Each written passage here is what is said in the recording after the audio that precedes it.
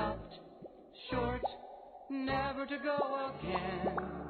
When the old man died. Hello. Hi, chat. Yeah, this is a bit of a different stream. So of course I have mentioned we are going to definitely be doing horror, but I've been doing nothing but nonstop writing for about a month between numerous projects, one after the other, after the other, after the other, and trying to find which one I want to prioritize. And over the last 2 days, I think I answered the question. I think I finally do. And it comes in the form of this. Of course, you're not going to be able to see or understand what's being written. That is intentional. Unfortunately, a lot of the stuff that I'm going to be writing is not going to be visible to you guys, nor do I want to make it visible to you guys, because unfortunately, even if I wanted to, like, say in the case of what I'm currently writing, it doesn't work in the context that it's going to be done, I still want to transform it into something more. Like, I have the original idea, and then I have the big idea, right? And so I'm trying to figure out how to go about which one into which one I want to do first. So yeah, it's gonna be, like I said, it's gonna be a process. So do forgive me if you're not seeing anything.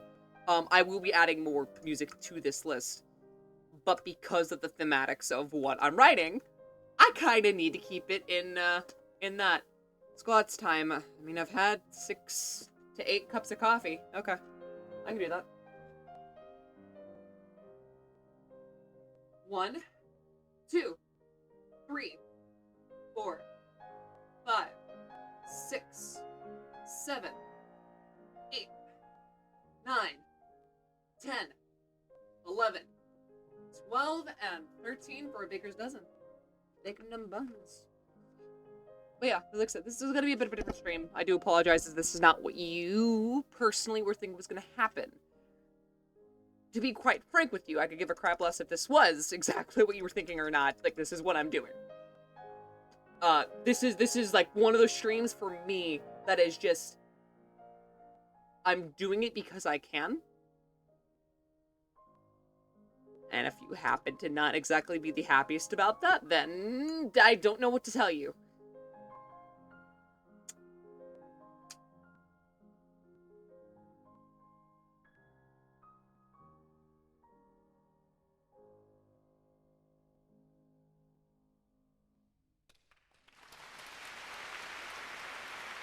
Squats are like coffee. They wake you and warm you, and then they make you tired. Yeah. Yeah, that tends to happen a lot. Tends to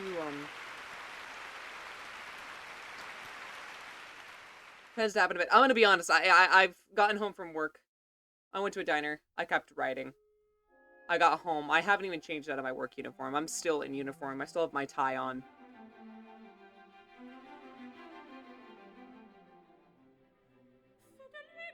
Yeah.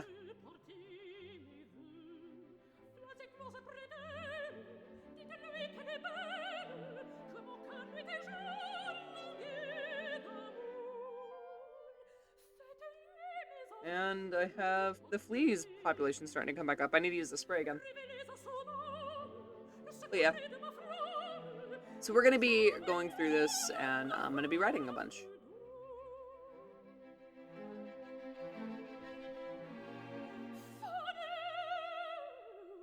I think I should use the other... Well, for a second, I close that. I think I should write on the other thing first. That version, except this is what it's intended to be, and then I can work from there. I think that's the plan of attack.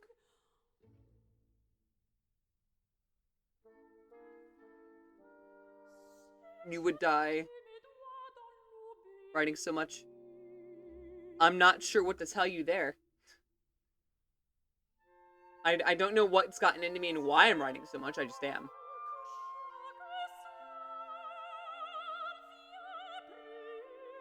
Also, I would like to see the viewer count through through this just so I don't have to have the one thing open.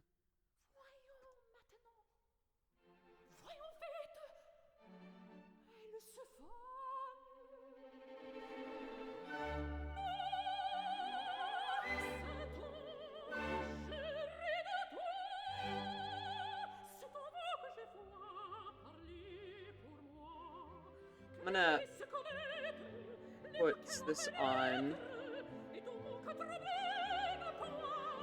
specifically. I would like to get some more variety.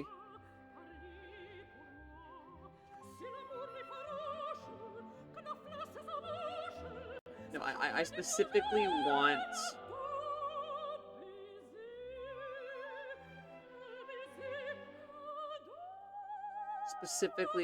like...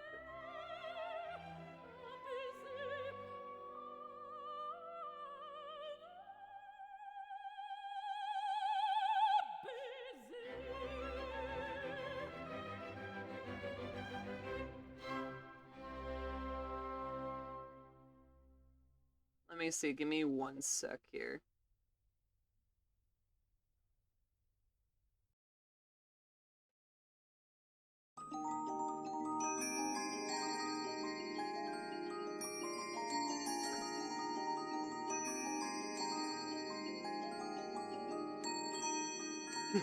Funky FNAF music to fill your big, dumb, empty head. That's funny. I understand that this is not what people are coming here for, normally. Like I said, I'm not someone who normally writes. I just want to work on this. I have to stay up until, like, 8 tonight. So I'm gonna do a bunch of shit that I don't normally do. Again, this is one of those situations where if you don't like it, then too bad. Like, it really fucking is. And I hate saying that because, like, it's just something I don't normally say. But, like, how else am I supposed to go about this?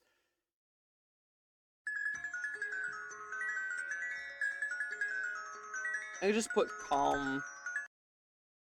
Because I really, that's what I want. I want, like, stuff I can write to. That is kind of the point of this entire thing.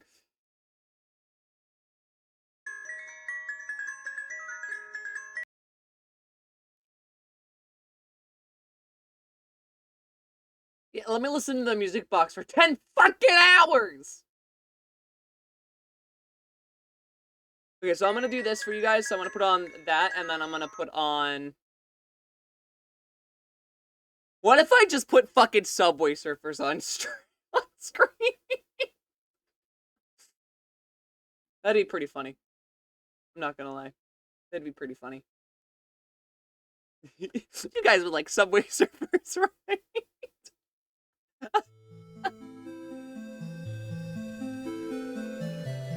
Just finished washing your car? That's nice.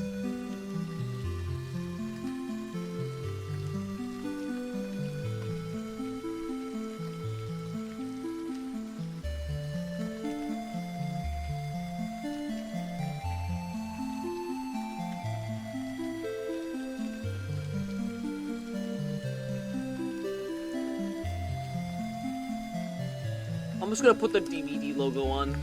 DVD logo. Fuck it. I got the DVD logo going. Here, chat. I got you. I got you. Fuck you. Fuck you. Push.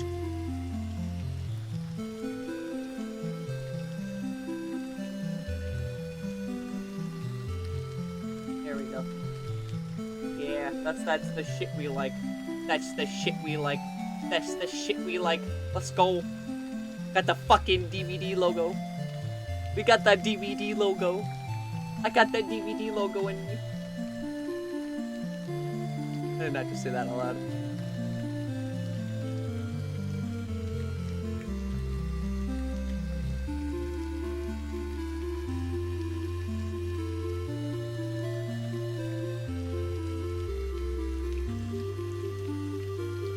Alright, let me God, 19, hold on. I've 19 pages of script?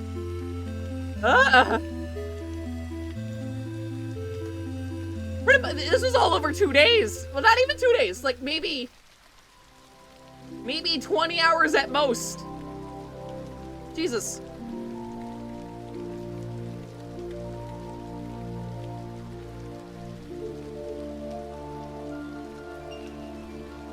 Party once that DVD logo hits the corner perfectly. And it'll happen eventually.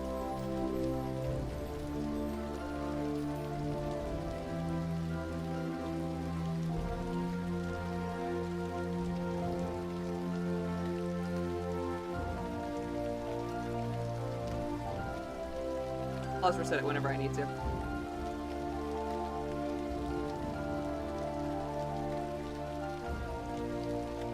I'm gonna go grab my cat real quick. You guys watch the— ah! Motherfucker! Something bit me and bit me fucking hard.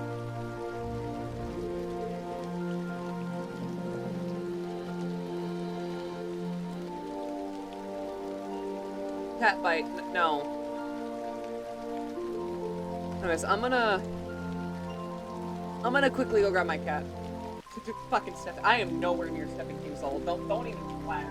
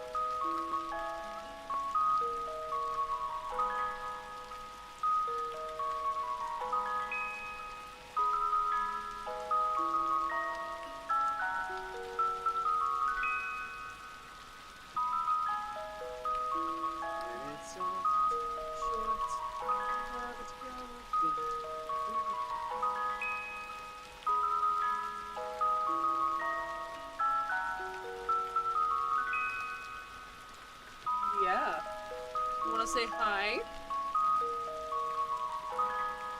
You wanna say hi? You wanna say hi? Say hi. Yeah. Biting roach? I don't know. Something bit me. I don't know what it was. What are we doing today? Today, we're doing some writing.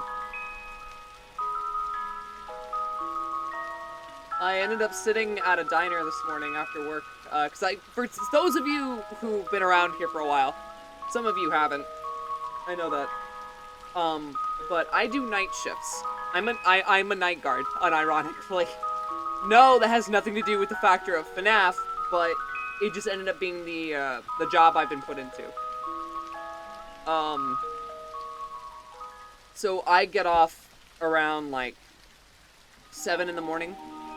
And so from, like, I want to say 7:40 until, like, 9 o'clock, I was just sitting in a diner drinking coffee, and writing. Like, that's literally all I did.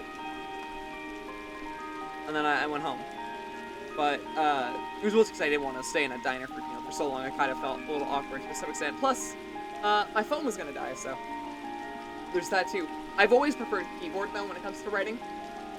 Or, like, typing things out, like, en masse. Like, within this alone, I have 19 pages of script. I have 19 pages, and I'm nowhere near done. Nowhere near done. So for this to be as in-depth as it is, I'm actually quite proud of myself.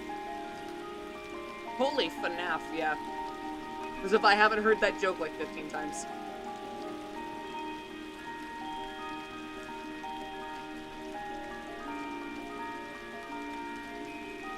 I love you. I love you so much, yes. You're a good cat. Good baby. Good baby. Good baby likes to go pee-pee everywhere, but good baby. I hate you and I love you all the same way.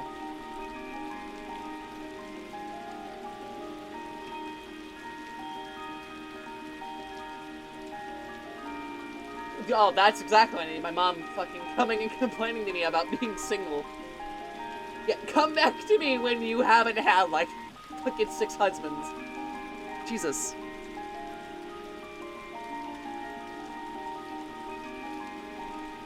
I love you. I love you. Yes, you my fluffy baby. You my fluffy baby. My little baby child. My little fluffy baby child. Hello.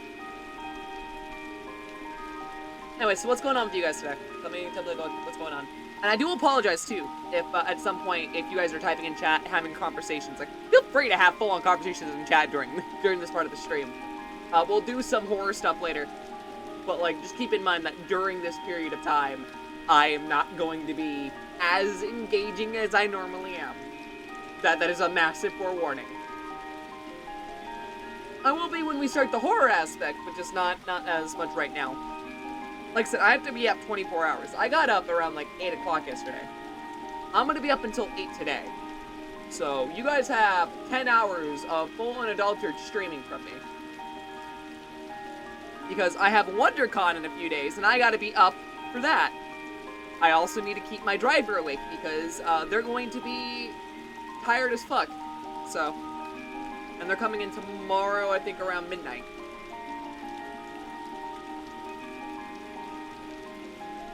So yeah. There might be times where I ask you guys for your opinions. I highly doubt that's gonna happen, because I like to keep my shit secretive. What's with the funny music? We have some FNAF-themed music going on. That is the one thing I will give you guys, because I kind of need to have the music thematically matching the things that I'm writing. Helps me keep in tune with the, you know, the nature of things. So, I'm writing something FNAF related. Congratulations. You get a little bit of details. But that is why you're hearing a bunch of, like, random funky little music things, because it's just a bunch of music from the FNAF series over the course of the last couple of years. Since its start. So, yeah. I have it playing in hopes that it will help me thematically get into the mindset, because, this has already gotten really demented. I mean, to be fair, it's FNAF, right? Like, you right into it, and you jump into FNAF, and you kinda gotta expect that it's gonna be demented to some extent. Like, the entire series is pretty fucking tragic. Yes, I love you. Hello. But, oh boy! I'm upping the ante slightly, which is either a good or bad thing, depending on how much you, like the horror, or not the horror aspect, but the tragedy aspect of FNAF. And by like it, I mean not that you're happy that it's happening, but, you know, just, you're interested by it, right? Like, that's just kind of my whole thing. I'll be writing more in a second. I'm just dealing with my cat. My cat's gonna fucking flee on it again.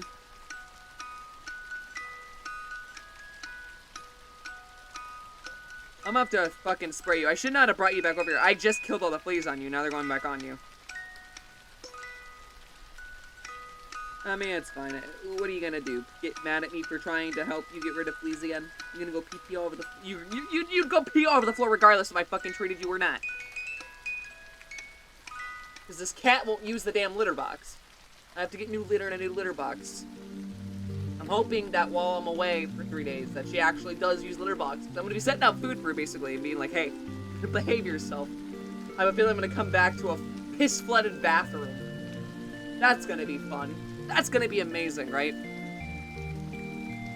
But yeah, no, feel free to literally have discussions. I see there's a couple of you in chat. I appreciate you being here for something a bit more experimental. But yeah, that is basically what's going on. That's the TLDR. I can answer some questions if you guys have any.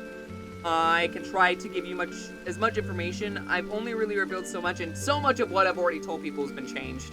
So it's just like, yeah.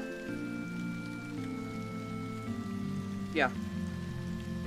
I love you. I love you so much. I love you. But yeah. So, yeah, I'm gonna get to work.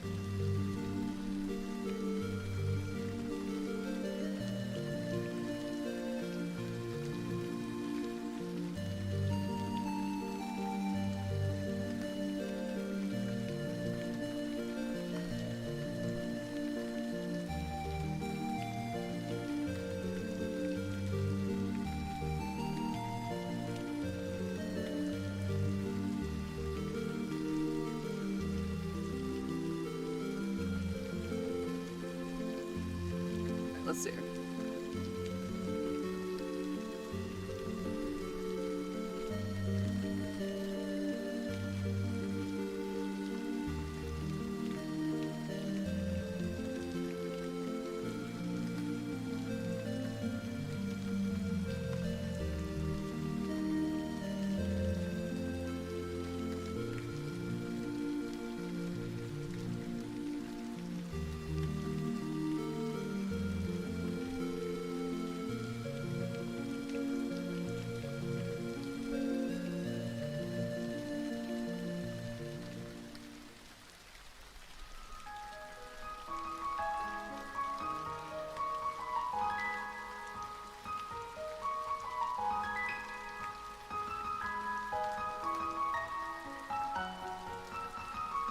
Love you, honey. I love you, you baby. You baby.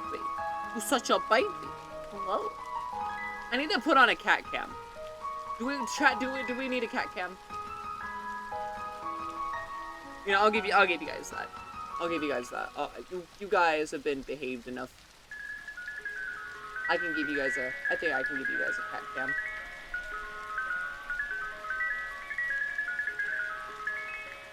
I think I can give you guys a cat cam. Hold on, let me see if I can actually do this. I can give you guys a cat cam. You guys are gonna also see my tie. But, like, more importantly, you're gonna see a cat. So, I think it's worth it.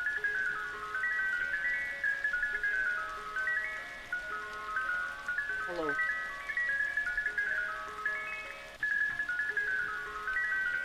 What's a fucking cat? Cat cam for you.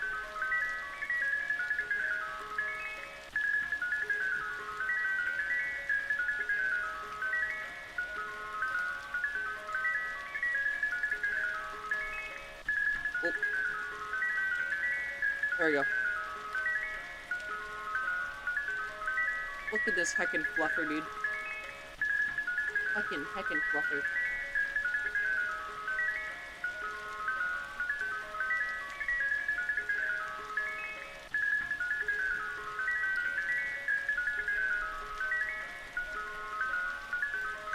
Yeah. I love you too. I love you too.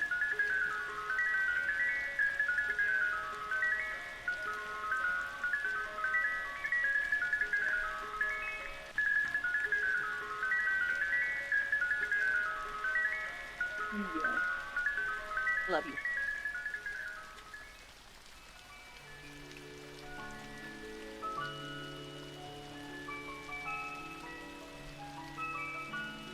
Do I turn on my light for the green screen to properly work? I could. Are you okay with me doing that? Okay. Here. Or maybe we could just have you sit on the desk.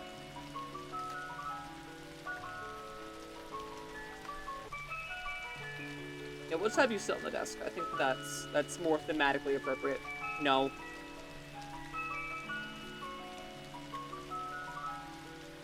You stay on desk. This is your home now. Yep, this is home. At least for right now. Give me a sec. Yeah, look at this baby. Look at this baby. Look at her.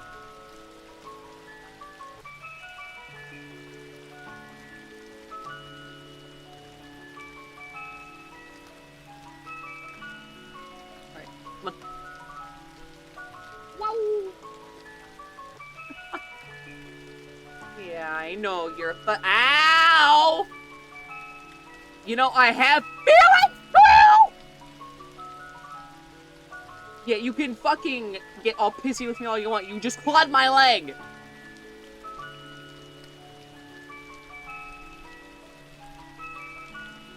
Look at this criminal. This dastardly criminal, man. Dastardly.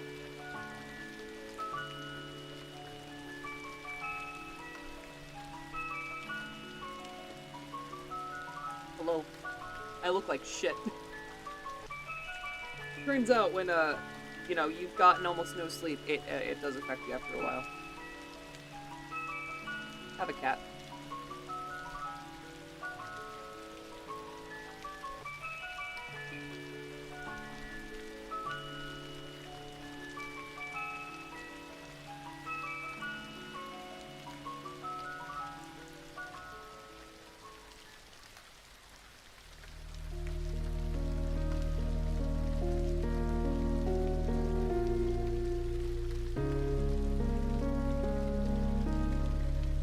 Where do I put cat? Put cat here. Yeah, cat fits there. Cat cam. Got the designated cat cam right here, dude. Let's go.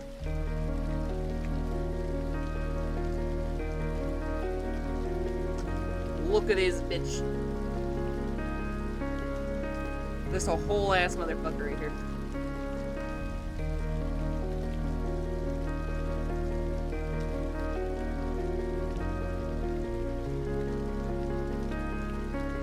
This Kit Kat. Look, look, baby, look, baby. Look. Okay.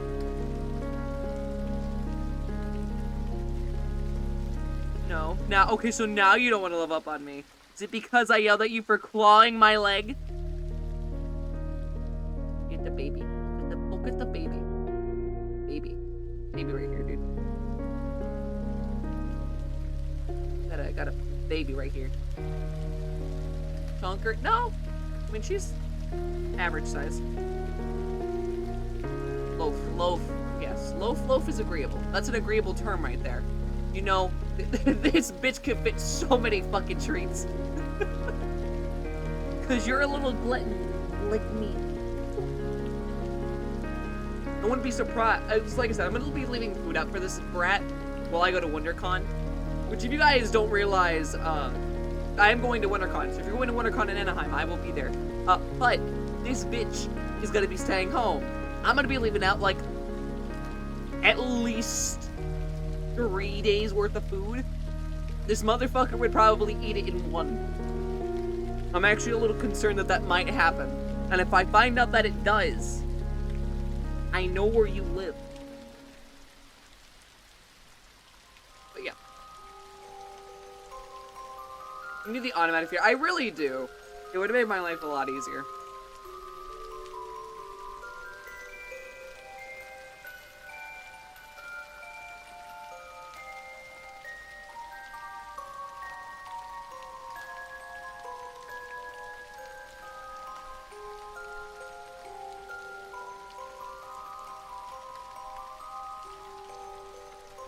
And they come running out of the shadows.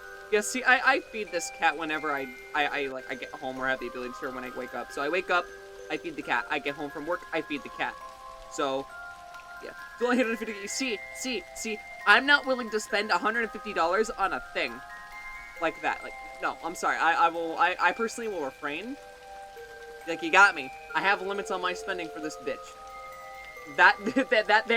There's a limit. I'm not spending $150 for an automatic feeder when I have 2 perfectly good hands. Also, this bitch would probably whine anyways if I did do that, because it wouldn't be enough food. Not enough. Huh. You know about let me know? Is it because I put you on camera? Is it because I yelled at you for clawing my leg? What? Yeah. Egg. Ow. But it's for the future. Does this look like someone who can control themselves? No. Absolutely not. Okay. Yeah, I love you too. Yeah, I love you too. Yeah. Okay.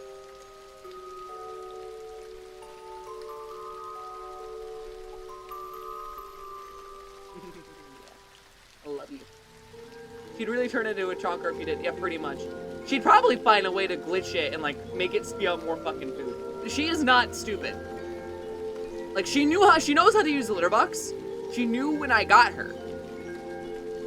She refuses to use it and constantly shits on my floor.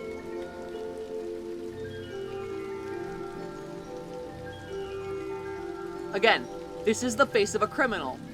Get very used to it. Criminal right here, man. Criminal. Disaster. You should be put in jail. Do a crime.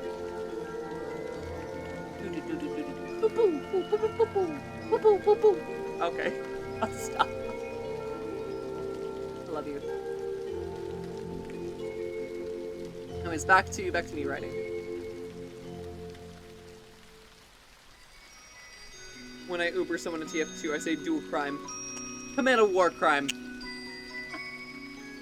That's great. I kind of want to change this line slightly.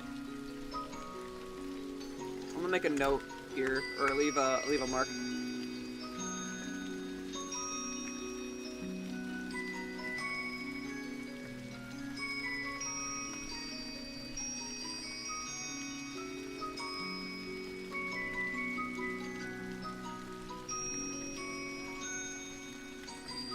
I could write this out as an actual, like, book, and I kind of want to. But I know that that is not wise. Like, if I make this project, I do all these things, and then afterwards I want to elaborate on it and, like, evolve it further, then I might. But I feel like I just need to start with the original concept, and if I like that, work my way up. I feel like that's the way to go. What do you think? What do you think? Yeah. Very insightful, thank you.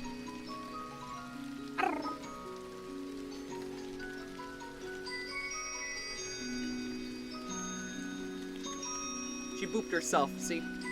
Stupid. You stupid.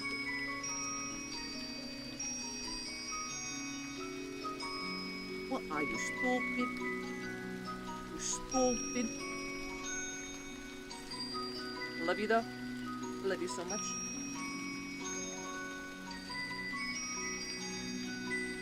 Discord. That's not how you do the command. There you go. Yeah, you should join the Discord if you're not in the Discord. We'd love to have you.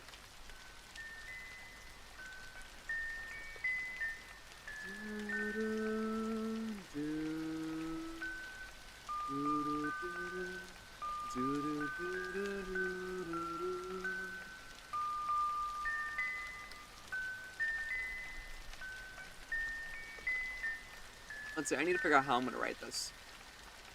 August 23rd, 1989. Okay. Damn mobile, yeah.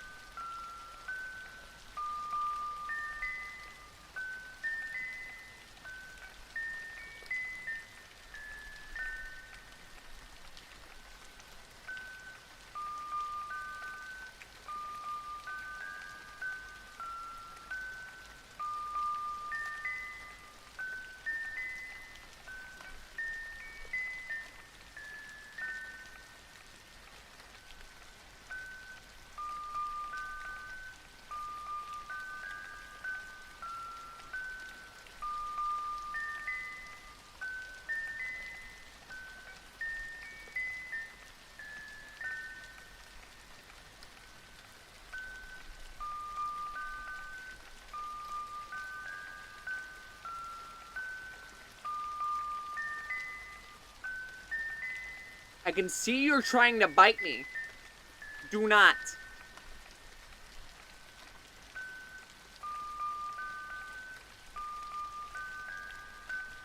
Stupid. I love you, though.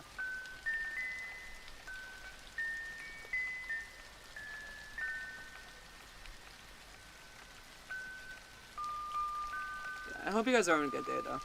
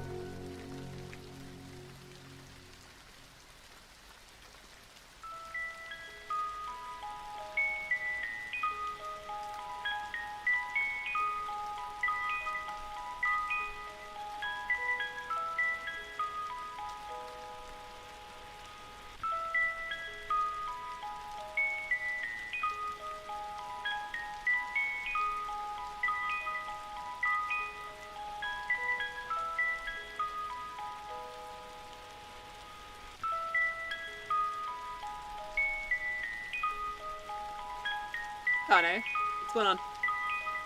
Look at this bitch. Boink, boink, boink, boink, boink, boink, boink, boink. What's going on? We're doing some writing.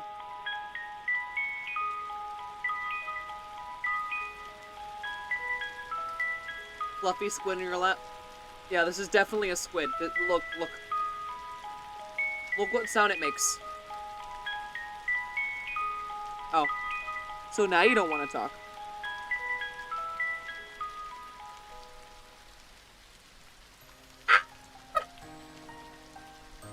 That was my fucking leg. Anyways, what's going on? Tell me the dates. I haven't seen you in a hot minute.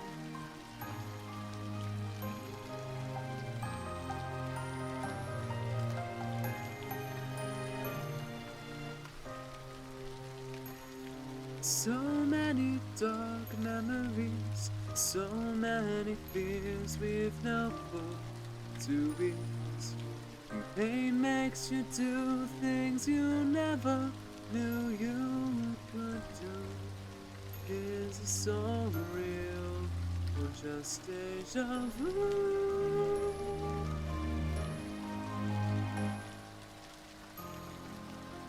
Now the it's over.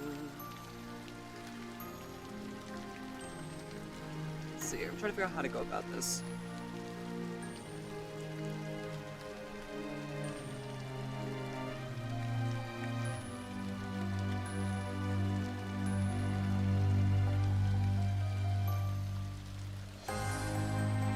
I'm trying to do, like, figure out how I want to go about this, doing, like, sound design and, like, dialogue and trying to make it seem natural.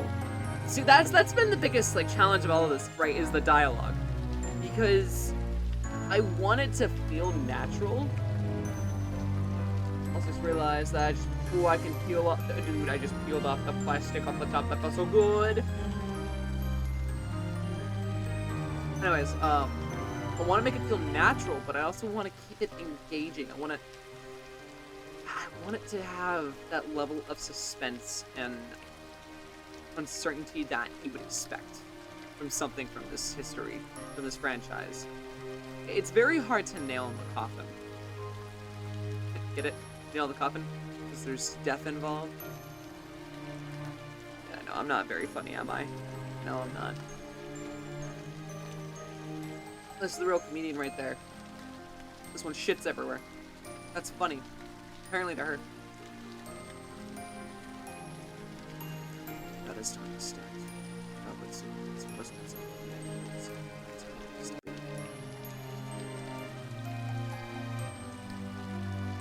I'm trying to figure out exactly how I want to go about doing this.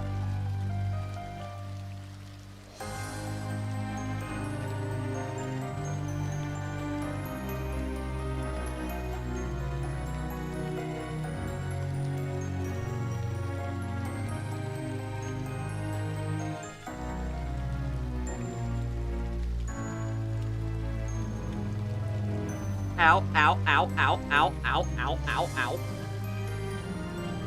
So let's just say 1982. So if she was written to be Shin, get the fuck out of the way.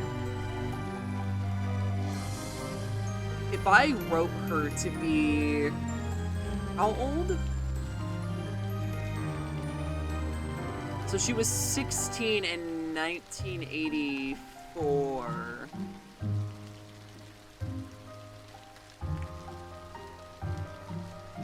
$1983 would have been the rebranding, meaning she would have been 15.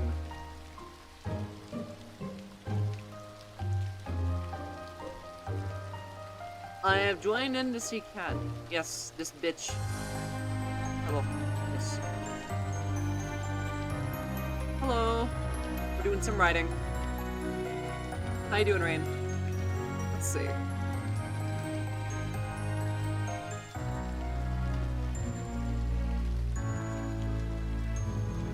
I need to look at the actual FNAF timeline real quick.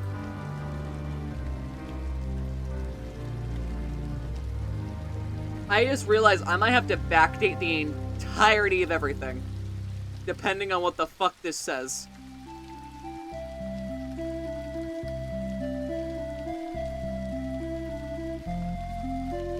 Mid to late 90s,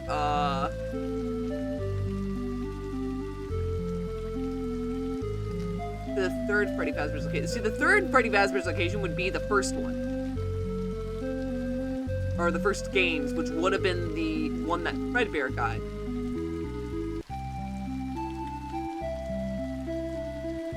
Okay, can I do a little, like, FNAF rant real quick? Because this is something I picked up on a while ago. Like, the thing is, FNAF, the restaurants, there wasn't only just, like, the one that we see in each of the games. It's a franchise, right? Like, it was a franchise of restaurants. However,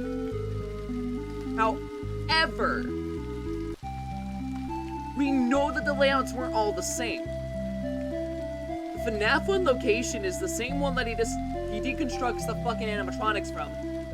And it's one of those things where, right, if that's the case, then the FNAF 1 situation for Afton had to have been one of the locations he previously worked at, which is very likely the original location that Fredbear was, and the original location that ended up being the rebranded location after Fredbear. If that's the case, it would explain why he knew where the fucking safe room was, it would explain why he knew where the suit was, it would explain a lot of things. Now, here's my thing. If that is the case, then the animatronics he deconstructs were the initial 5 children he killed in 1985. And if that were the case, did he actually kill people, or, like, children in 1987?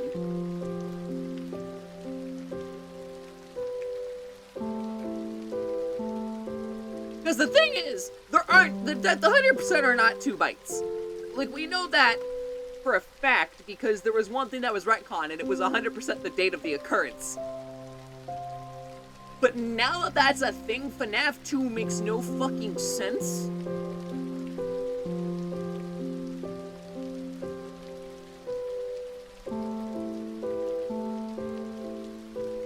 Well, it does, because the murder still happened. Because it's deliberately say that someone used a yellow suit in the, or a suit in the back, a yellow one. Someone used one of the suits, a yellow one. Someone used it. Now none of them are acting right. So it's implying that either one, he killed another 5 fucking children, or 2, the animatronics can possess new animatronics? Or the spirits can possess, like, animatronic to animatronic. I don't really know how this is gonna go.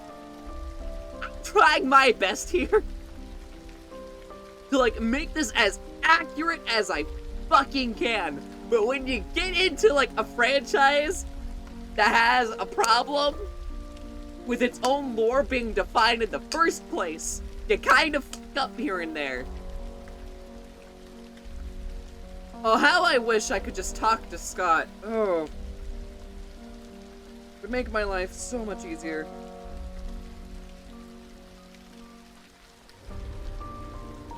Would never happen, but Scott, if you ever end up seeing this, I got some propositions for you. Been doing writing and concepts for this entire fucking franchise way longer than I should have.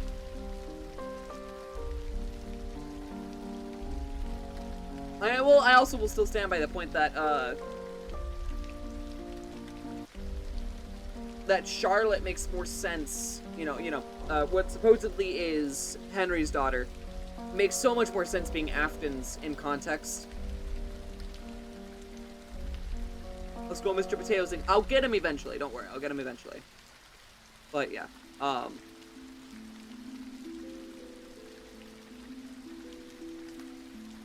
want her to be younger by the time the rebrand happens. Because by the time she would be cognitively and fully and completely aware about... Man, that begs the question, do I just set it in the movie's timeline? Because this is the other problem to that, right? Is that...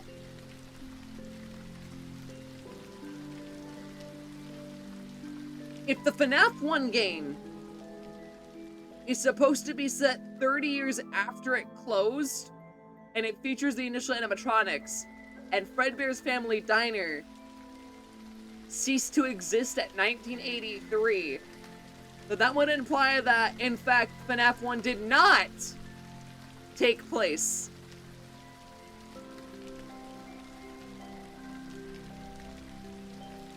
in the 90s. FNAF 1 has to take place in the 2010s. Do you know how fucking crazy of a statement that sounds? FNAF 1 would have to take place around 2012.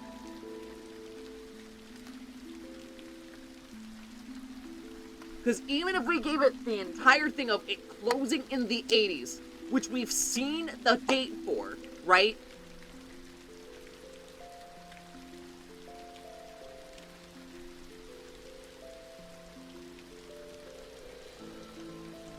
Which was 1987. How old is FNAF, or is Freddy's then? Because that's the problem. FNAF 1, it's supposed to be closed down. It is not an active fucking site anymore. But the last open location that actively had parties was in 1987. That is the last confirmed date we have. So how old is Freddy's? How old is Freddy's? Ugh. Scott, you don't make my life easy. You make my life very hard. Comfort squeezes, yes, comfort squeezes. Sorry, I love you, Piper. Anyways, rant over. Who's the human you're co-streaming with? Meow meow. Meow meow meow meow meow meow meow. Meow meow. Meow meow meow meow meow meow meow. Meow.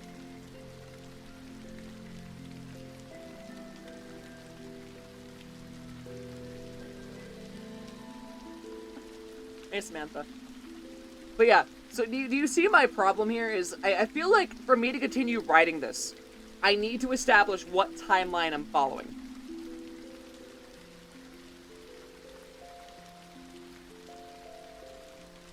Because the movies actually do take place in the 2000s. So I think the FNAF movie, if I'm not mistaken, it's supposed to be around Y2K. That is what they were saying, is it circles around Y2K. So it could be the 90s, or it could not. The other problem with that, right, is that it says the location's been closed for 30 years. Chuck E. Cheese was not opened in the goddamn 60s. Chuck E. Cheese was opened in the 70s. And I get it, that this series now is more science fiction than it is realistic. I get it. But even at a science fiction standpoint, that makes no goddamn sense. Well, that's the weirder part, right? Security breach doesn't happen until like the 2040s, 2035, 2040s. And supposedly Gregory kills people? Like...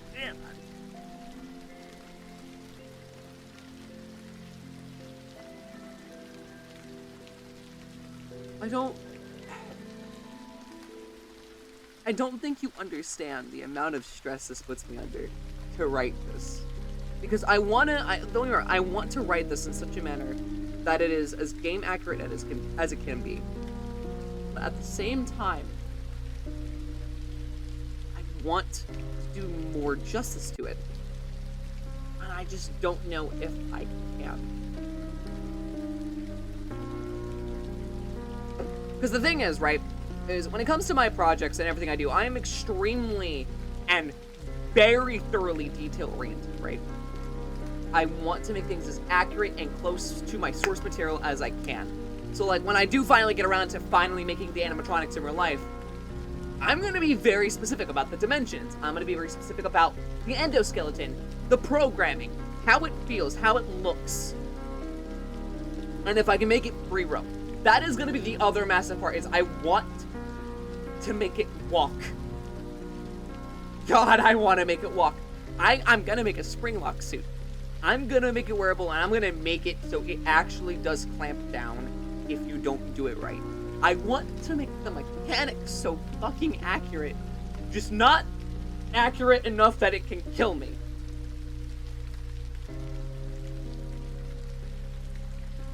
So it's just, how do I do this?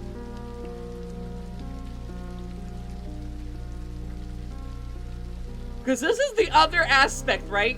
Is that I can't trust the wiki. Because the wiki itself... We're pulling out fucking Krita. Dude, we're pulling out Krita. We're gonna bring out the concept of theory that would make sense. Because the thing is, I've been wanting to do this also for a while, where I have to redefine what the fuck Scott intended. And I think I need to do this real quick to get to anywhere, using the core details and only the facts, with some minor assertions based on genuine things that support details enough, right? Like, for instance, the supporting details apparently of Elizabeth being Afton's daughter still doesn't make sense to me. Would make sense if Elizabeth and Charlotte switched places, but, you know, that's not my fucking story.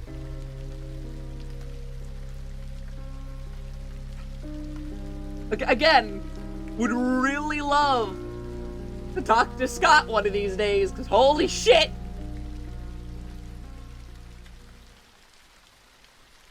Holy shit!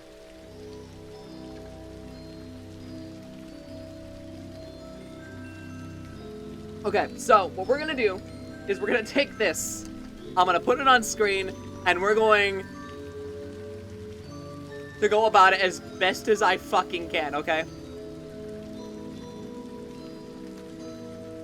Well, I don't even need to have this on screen. I just need to have chat. Chat, you're going on the other computer monitor. Congratulations, you've graduated to the larger one.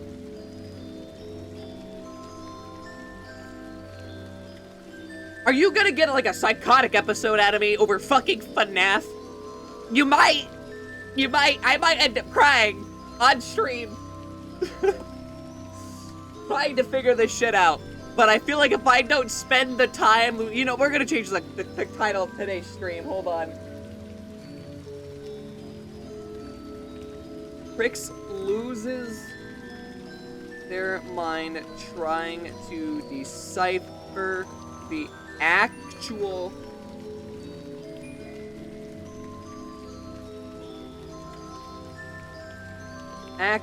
timeline of FNAF.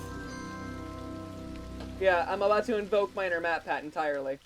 I'm also gonna put the tag No Wonder Five Nights at Freddy's because now we've actually reached a point where hands down I'm gonna need some fucking mental help, dude.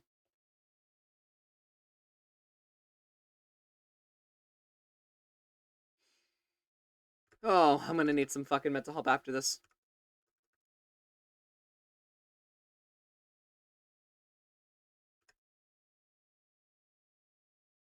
I'm still waiting for the DVD logo to hit the corner of my TV. The little baby's driving me loco.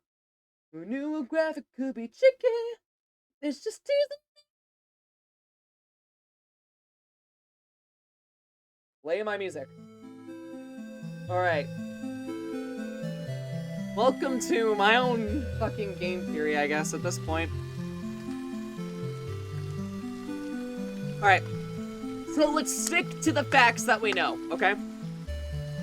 We know confirmed dates of everything and anything. So, this is what I need a glove. I need a glove. Hold on. Cat? Hey, cat. Hey, you. Yes, you. I'm speaking to you. Give me 1 sec, chat.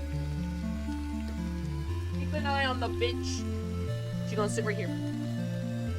We'll grab a... I'm actually gonna dress out of my fucking suit tie.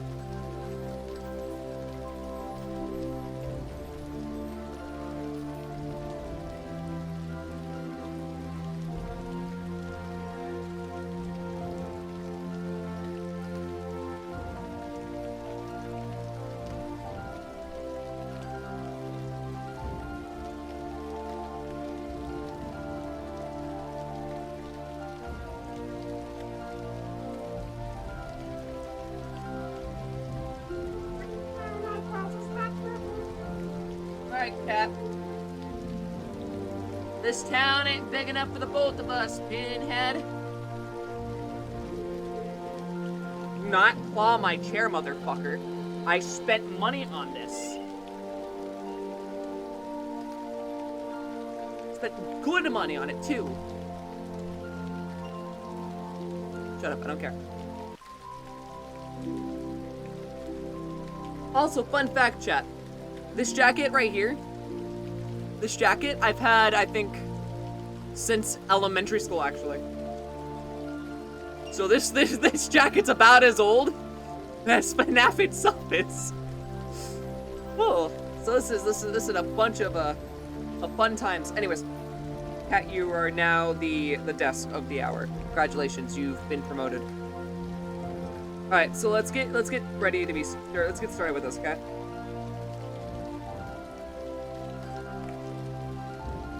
So.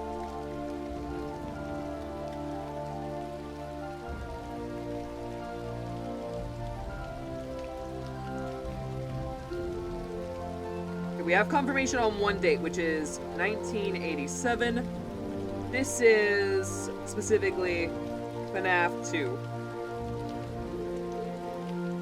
Okay, we have 1983, which is Fredbear's Family Diner. After this date, Fredbear's Family Diner does not exist. Are you tiny or were you a big child? For context, I'm 5'8". I've had this is like my comfort. I think this is my first dysphoria hoodie, if I really had to like define it as something, right? Like this jacket was about a synopsis with myself, as I think Matt Pat was with his red leather jacket. Like this was my thing. I've worn this for years, and like you can see, it's fraying. It's opening up, right? It's tearing. I don't care. I'm gonna wear it until I no longer can. Anyways, but so between this and this is Fredbear closing. Fredbear shuts down. Okay, we have that.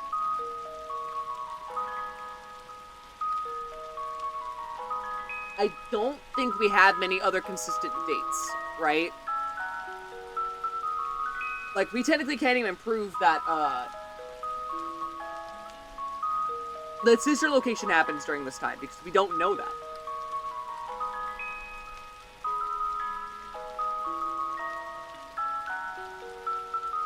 The only other thing that we know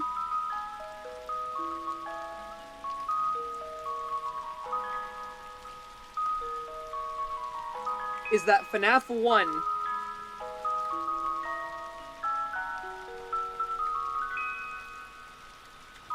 despite the given date that we've been given, right, has to happen between 1990 or no, actually no. That's actually alone a falsehood. Has to be between 1988 and 1999, because it is marked as 19XX. I know what the page says. I know what the page says. I know that was one of the first determined factors. But I'm telling you that this seriously is actually something that now needs to be up for debate.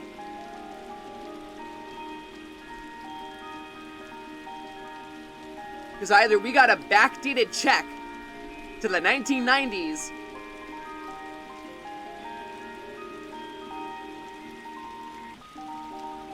or something. Because the thing is, FNAF 1 is supposed to take 30, or it's all supposed to be like 30 years into the future. It's supposed to be closed by the time FNAF 1 happens.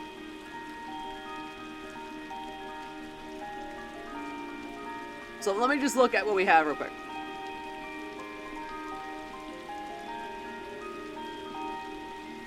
Because let me look at the film real quick. So, FNAF film time. Okay, timeline, I should put. Yeah, so the film is taking place in the early 2000s. I remember they saying Y2K. So the movie's timeline is different than the video game's timeline, but the game taking place 30 years after the pizzeria closed in 1990.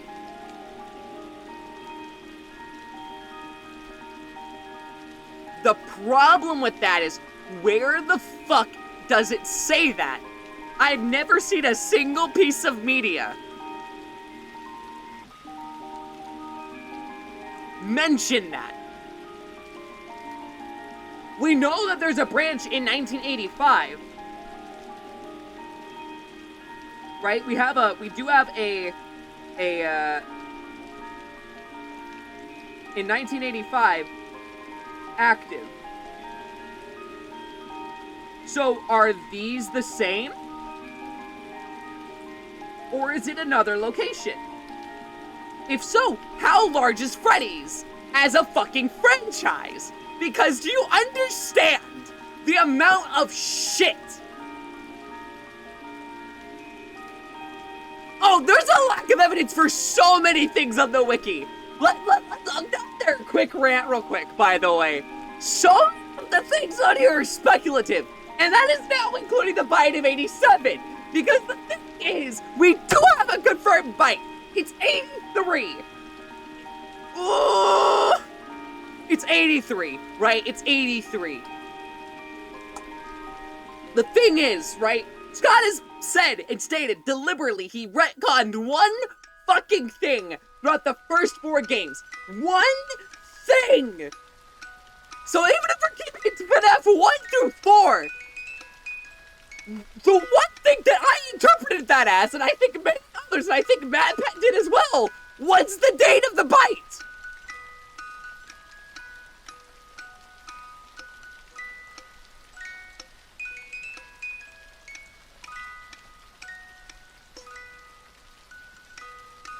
Right? Right?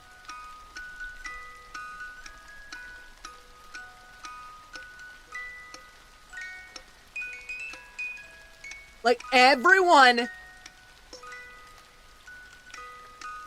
keeps mentioning that, oh, Jeremy must have been bit, but the thing is, we don't have a confirmed person, we don't have a confirmed victim, we don't actually know that someone even died in 87.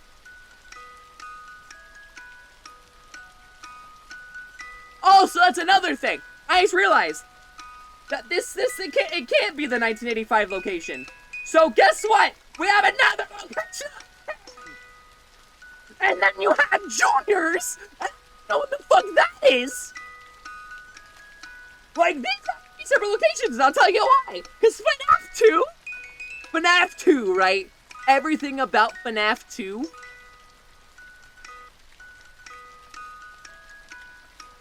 Everything about FNAF 2. You can peach me all you want. I will drink when I want to drink, goddammit. Excuse my language, but like, right now, I am...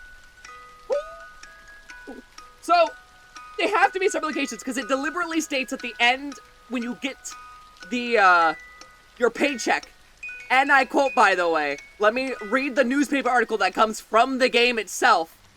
After being open only a few short weeks, Freddy Fazbear's Pizza is closing its doors. The new animatronics will be scrapped due to possible malfunctions. However, the original characters are being kept in hopes of a reorganization of the company. It's a minor setback. We're confident that we will reopen someday, even if it is with a much smaller budget. And reopen they did!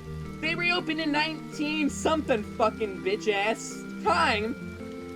Potentially 1993, right? Okay, cool, that's great, that's awesome. Like, it makes sense from a wage standpoint, so why isn't it confirmed?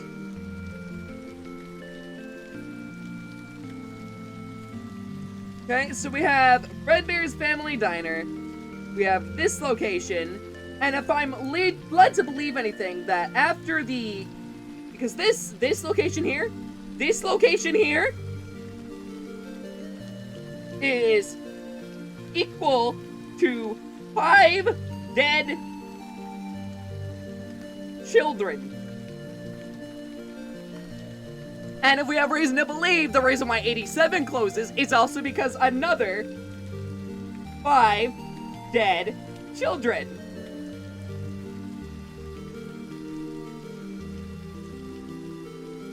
So that begs the question, why the fuck does 1993 close? Is it another 5 dead children?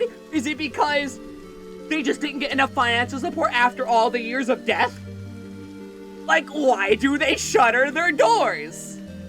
don't call me buddy. That's the one thing you don't call me. It's a very strict no-no around here. There are many rules that I do not enforce. That is one of them. So yeah. So, okay, we have 1983. We have 2 dead children. Okay? Two dead. We got 2 dead. And it's both Emily, or it's fucking Charlotte, and it's Evan, right? Because you have the bite of 83, and then you have the first dead child. We're just gonna put DC for short. First dead child. Okay? Which is the puppet and Fredbear. The 5 dead children here are Bonnie, Freddy, Chica, Foxy, and Golden Freddy.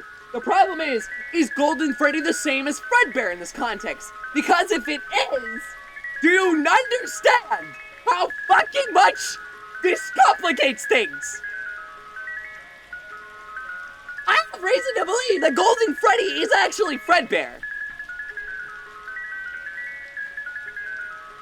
So in that case, they get 2 dead children inside a fucking Fredbear. I know, I sound crazy. You don't.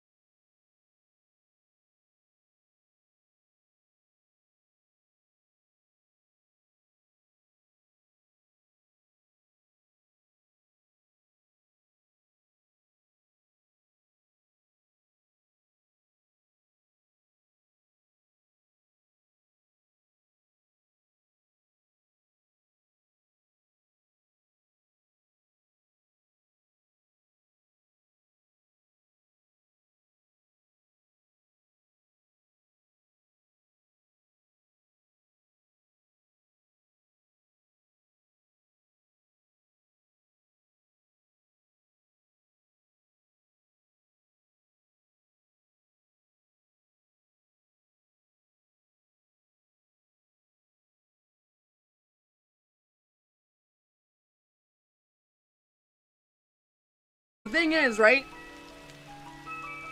Is Spring Bonnie exists. So I'm assuming that this has to be the case.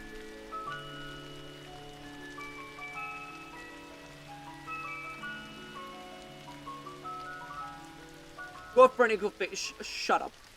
Shut up.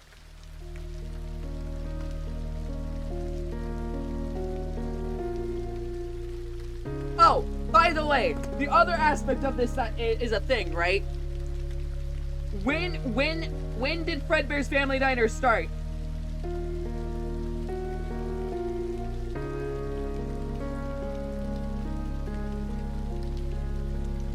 Why are you hiding?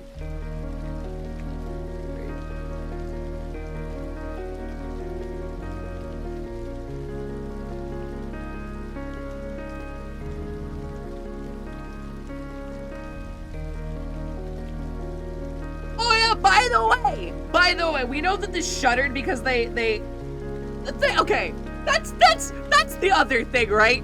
Did they actually find the bodies in the animatronics? Because if they did, is that why it shuttered, or did they just shutter due to health concerns?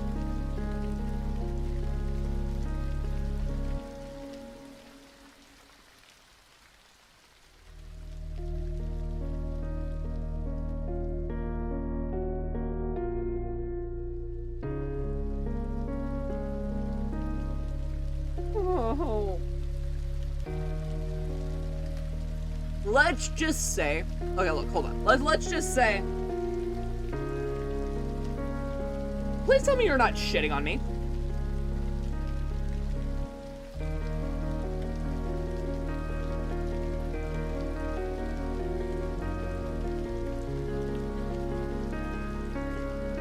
I don't really want to put anything in there that I know for a fact isn't a thing. I swear to God, if I fucking feel you shitting on me, you're going back in the bathroom.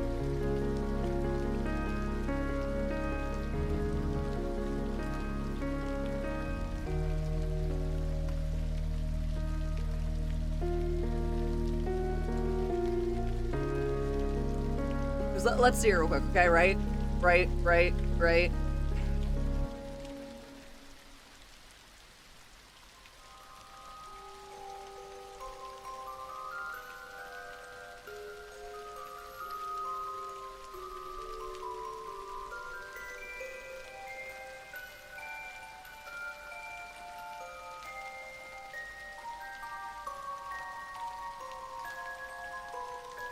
This is the thing, is the community has immediately taken Golden Freddy as Fredbear. So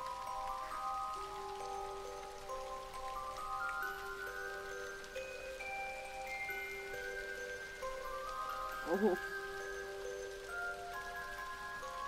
Chat. Oh, chat. Oh, chat. I don't think you guys understand the level of headache this is giving me already. Alright.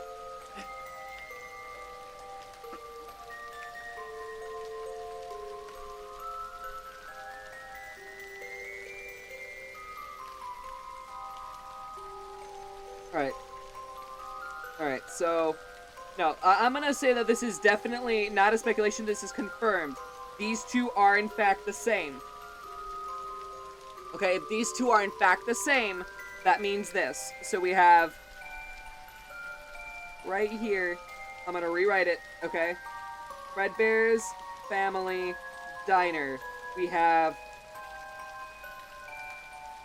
Evan Afton, who is in Fredbear /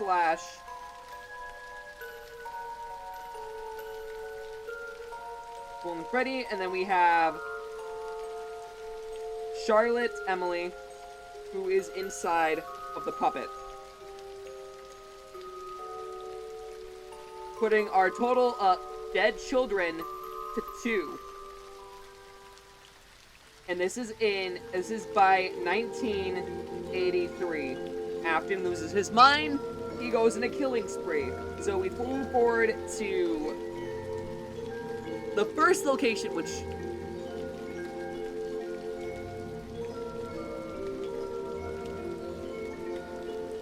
we move over to the first potential Freddy's location.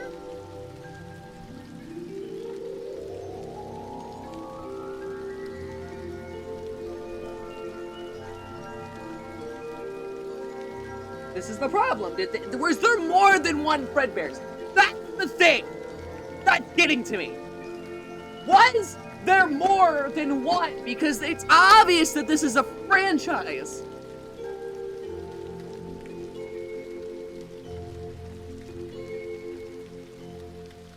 And the only reason we know that is because we have a site called Juniors.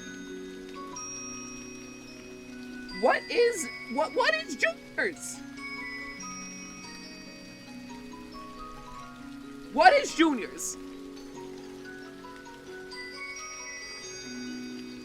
What is Juniors? What is it? I don't get it.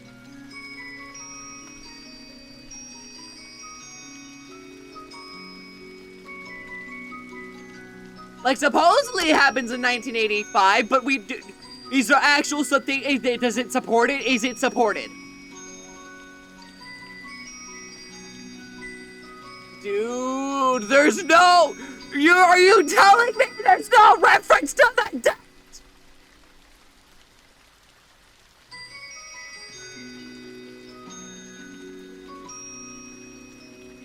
Is it actually 1985?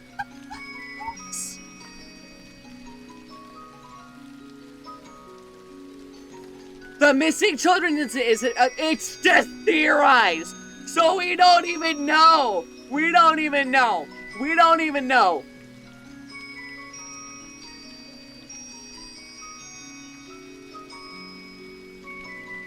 Oh, so I didn't know the month. I guess that right. Supposedly, the community said that happened in June of 1985. I put June.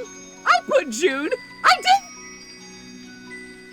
I don't even know that's the fucking determination we made, but okay.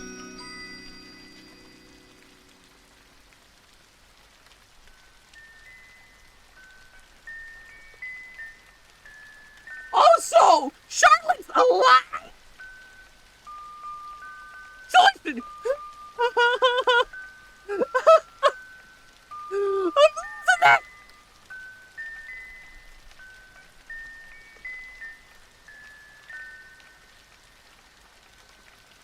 Now that begs the question! Hold on! Now that begs the question! Does FNAF 2 not happen in 87?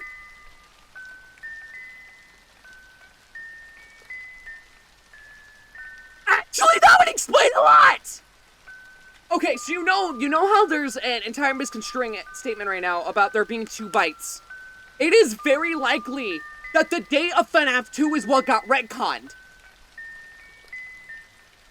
It wasn't the date of the byte. It was the date of FNAF 2, which means...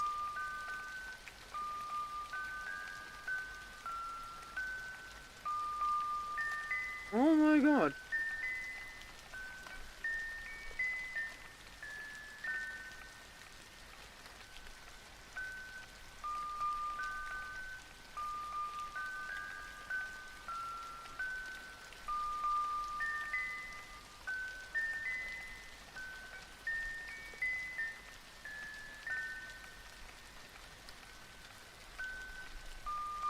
The thing is about MatPat's theory is right, is that unfortunately he's been the only one doing this for a long time. And I can't tell what's originally intended anymore. Because the lore is getting so muddied that so much of it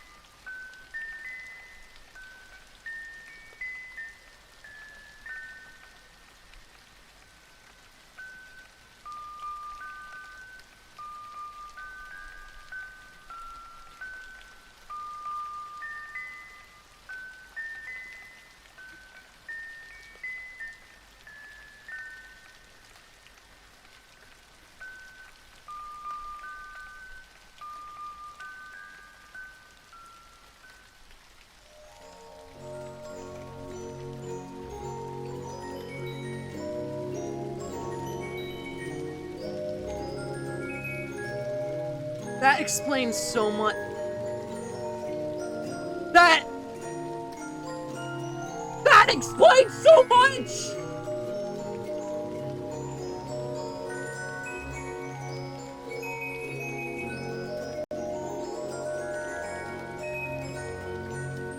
So the cartoon Fredbear and Friends does feature Bonnie, Chica, Foxy, and Bonnie. The thing is, if they were not coexisting, that entire situation could not have happened. So Fredbear's and Freddy's have to be a part of the same company, which would have been Fazbear Entertainment at the time of it occurring, and basically what would have happened is Fredbear would have shuttered the doors, with Freddy specifically taking the limelight, taking in the puppet animatronic, not as security, but as another main attraction. Oh my god.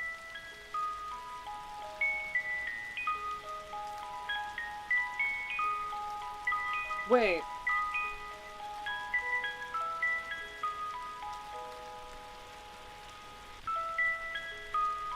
Oh my god, that makes so much sense. That makes so much sense.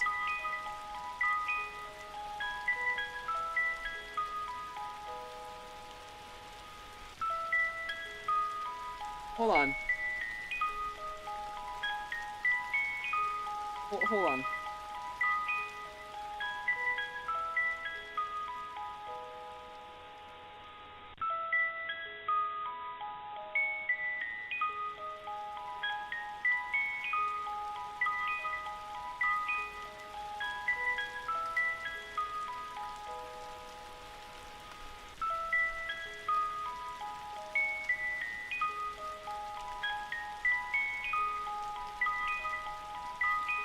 Refill your water. I'm gonna write something down for a sec.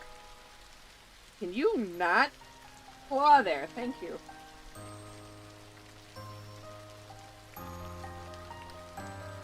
Oh my god. Do you understand how much this makes sense now?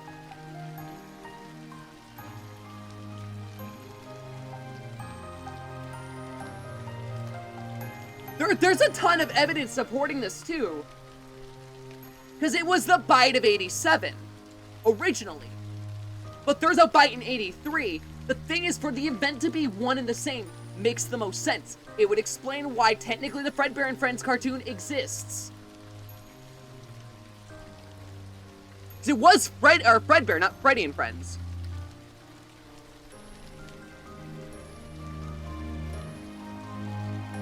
Yeah, it was Fredbear and Friends. Why does that take me?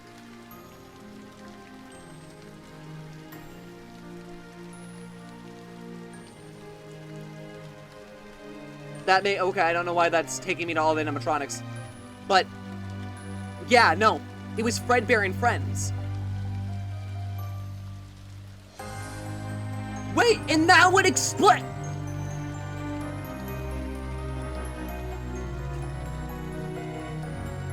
That explains the puppet!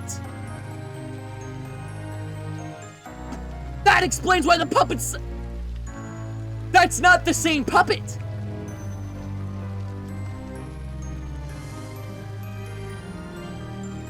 Oh! But it explains why that's a thematic... That's why it's a thematic similarity!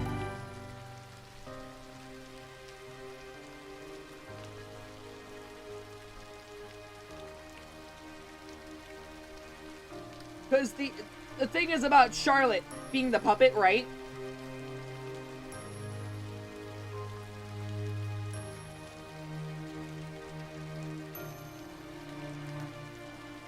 Well, it kind of does. Because if that's...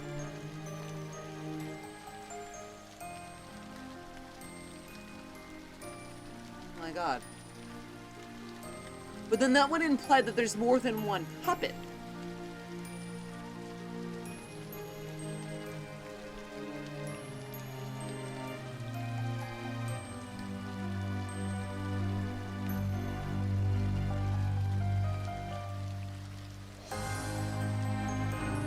Am I okay? I don't know.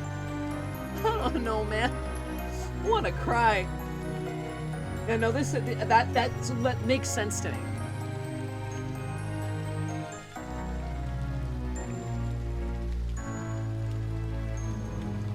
Because the thing is, right, is for that cartoon to still be featuring Fredbear,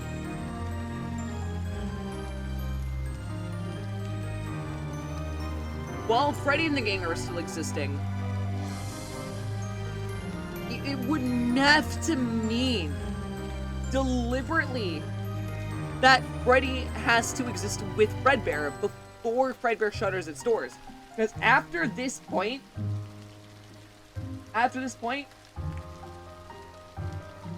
Fredbear does not exist.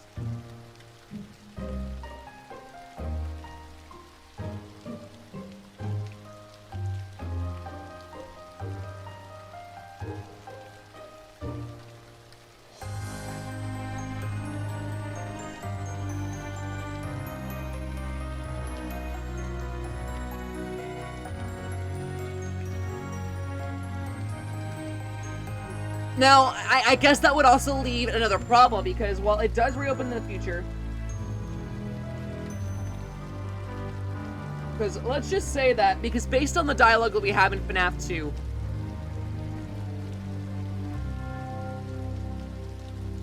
well, that would make so much sense! Because he wouldn't manifest over a while. If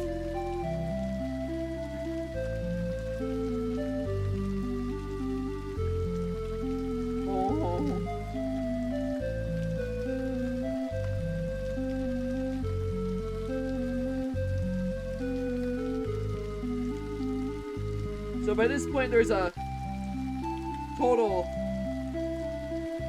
of 7.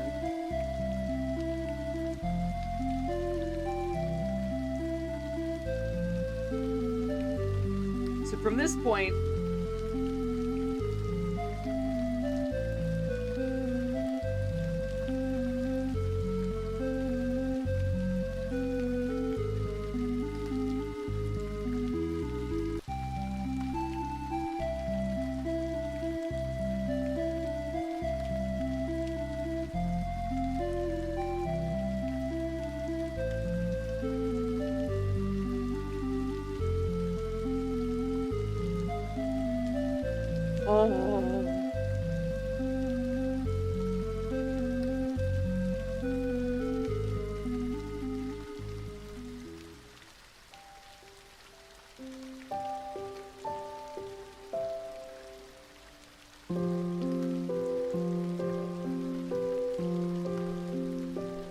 and we know that there's more than one Fredbear's location because we have information about there being a spring lock failure.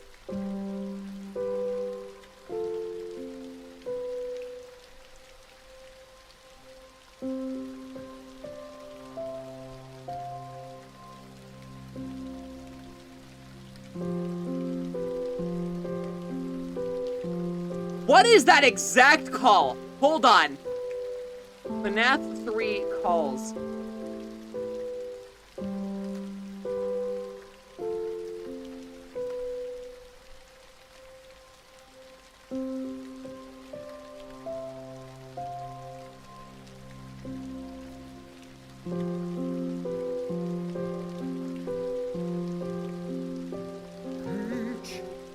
Peach, blah blah blah. Cool.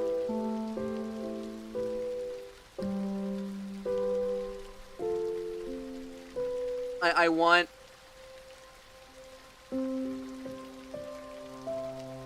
FNAF 3, please, FNAF 3. I just want FNAF. I want the calls. Give me the fucking calls.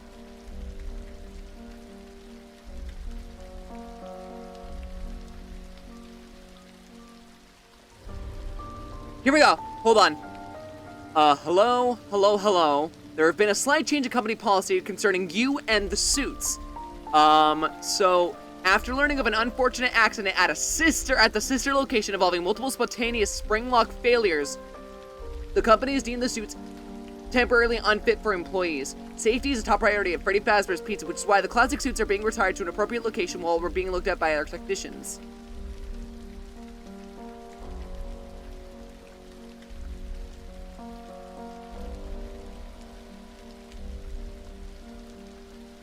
Yeah, that's not referencing it.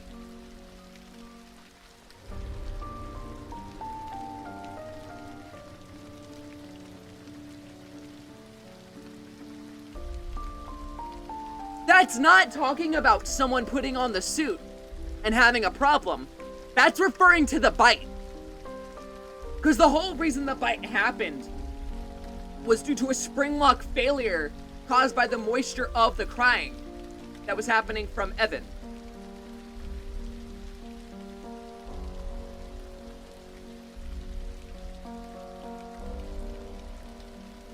Which then went into night 5.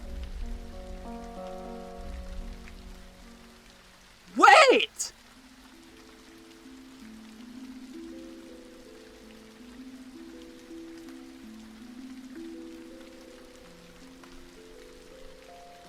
You know, fuck Critta. Fuck Critta. Who's fucking Critta? We're losing our shit in Microsoft fucking Word.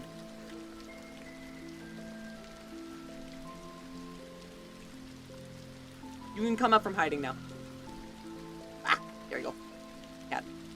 Look at this baby.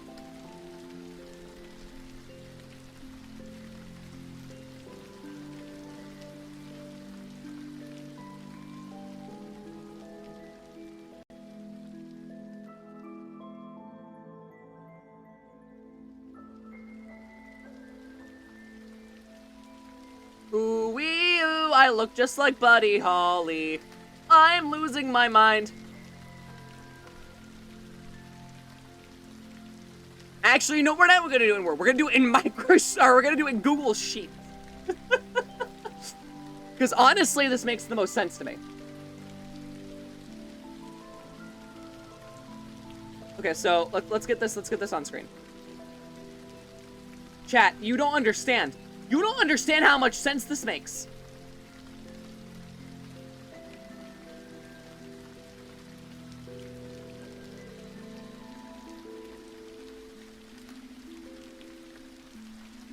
We're gonna use Comporta.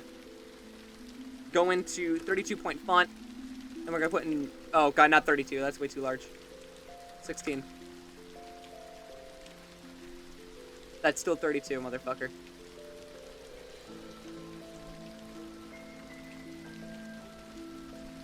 Okay, we have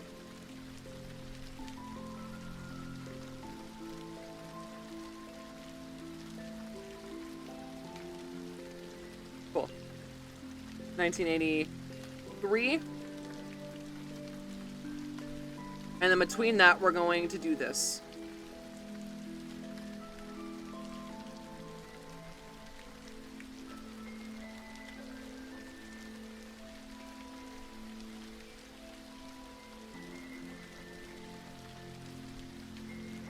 Okay.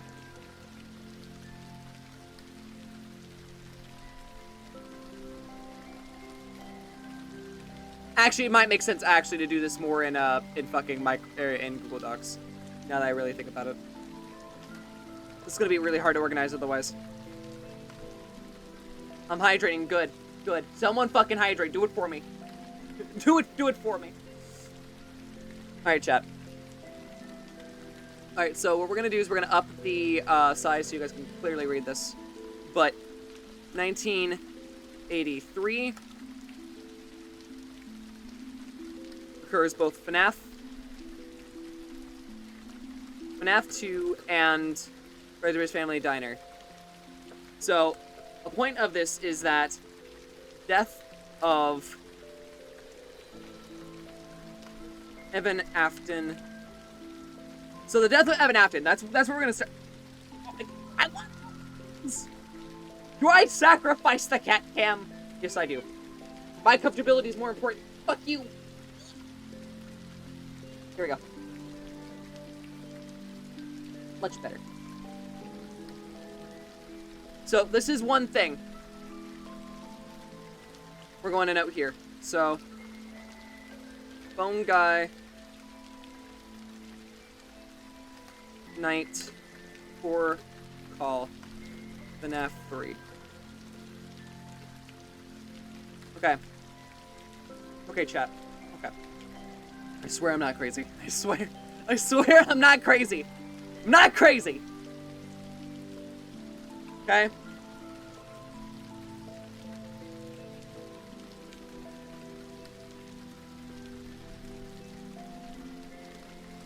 Okay? Quote.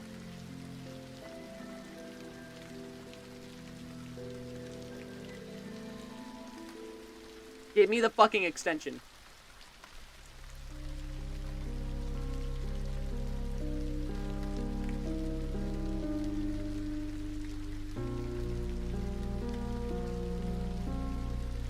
Okay.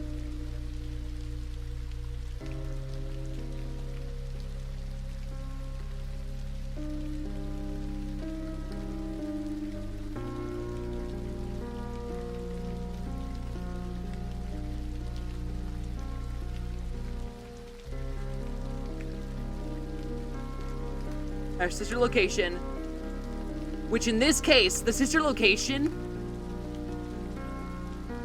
is Fred Bear's Family Diner.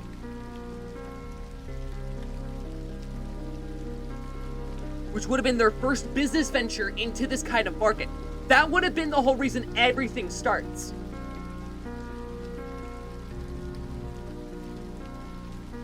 So this would have been referring to the bite of 83.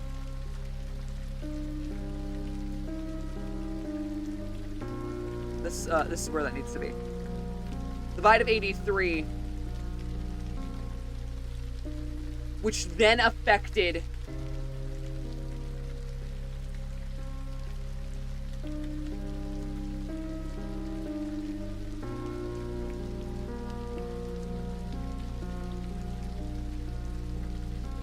I need to like back up the bullet list here. How do you put the bullet list back? Oh, that's how you do it. Okay. So this is Freddy Fazbear's Pizza stops using spring lock suits. Okay? Because Freddy Fazbear's Pizza at this point would have been using those animatronics entirely. So, basically, Spring Bonnie and Fred Bear, hold on, let me just do that real quick. No longer in use. Locked in safe room. I have reason to believe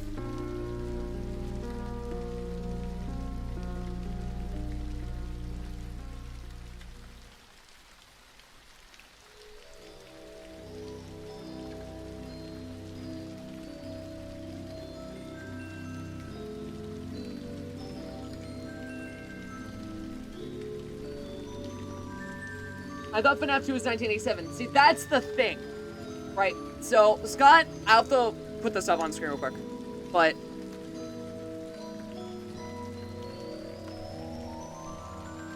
there's so many things I've got to explain to you, chat. Oh, there's so many things I got to explain. I'm gonna X that out real quick. So, Scott, let's go talk about Recon.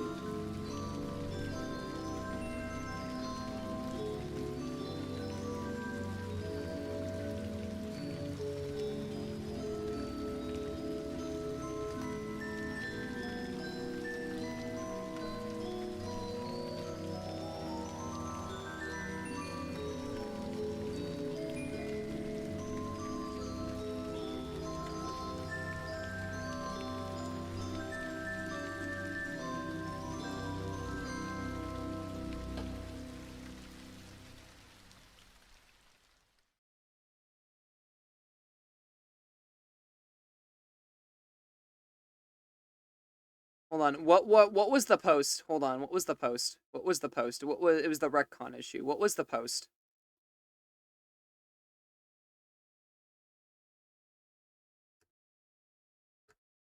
Hold on.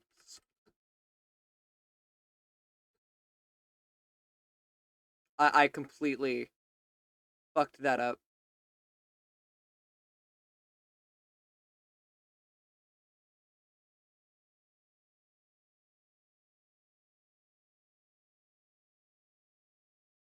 What is this? What is this? What is this? What is this? What the fuck? I should know better than to. Oh, that's literally fucking Dawko.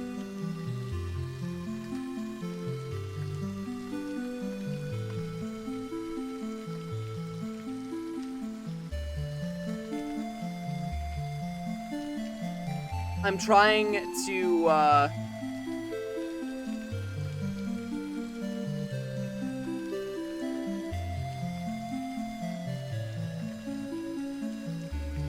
I'm trying to find, like, the actual one retcon.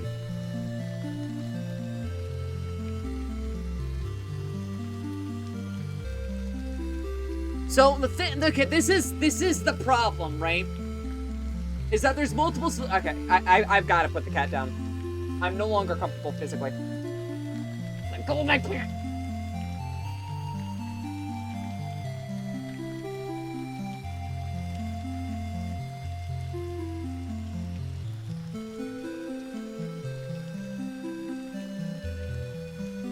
Bitch!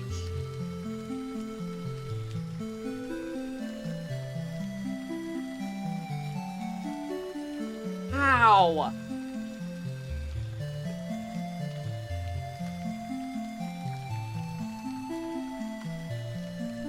Yeah, that's blood.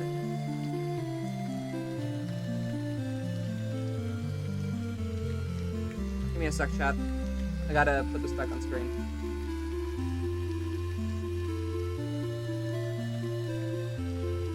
On top of that, I also gotta remove the webcam. Alright, so let's run through this. So there is one massive retcon. So there's, to me, there's 3 major things that could have been retconned. Okay, I want to preface this. To me, there are 3 points that could have been retconned. One is FNAF 2's date. Because that would have made more sense to happen in 83.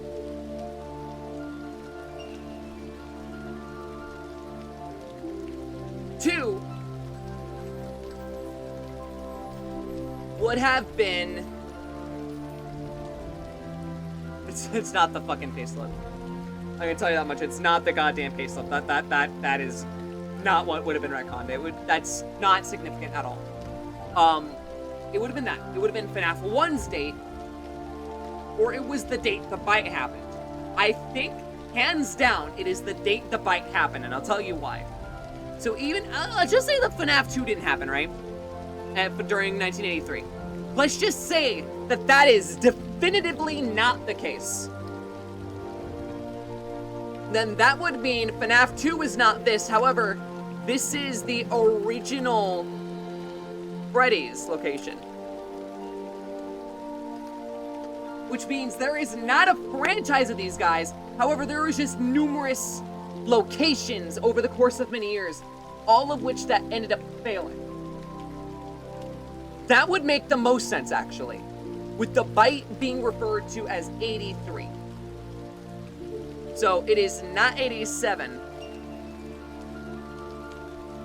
87, so we're gonna mark this note here. 87 was retconned by Scott. We're gonna say that. This is speculation. So we're gonna fit that into the timeline here. Let's just say that is the one thing that Scott fucking retconned. I'm just gonna go ahead and say that is what he retconned. Because it makes fucking sense. Think about it. Why the fuck would there be 2 bites? Why would, no, it does. Why would there have been 2 bites? Additionally, why the fuck would there have been a specific note on a specific Easter egg pointing out that both Freddy and the gang and Fredbear existed at one point? Why would it make sense for there to be a situation of a spring lock failure at a sister location, making the same animatronic suits that were featured in both locations have to be shuttered? Why is it that Afton would go out and commit a murder, a series of murders? Because you have to remember, the FNAF 1 location isn't the original location. That location either barely reopened and then shuttered its doors, or it's open or it's not open at all, and you're just guarding a place that ends up sitting vacant for years. Because in the movie, for instance, it sits idle for 30 years. It's not touched.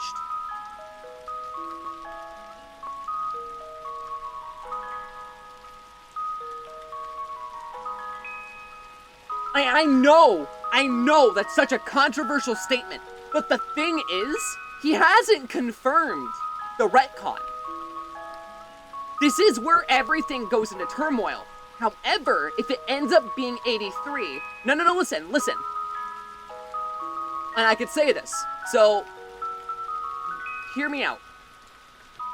Say that this ends up happening, right?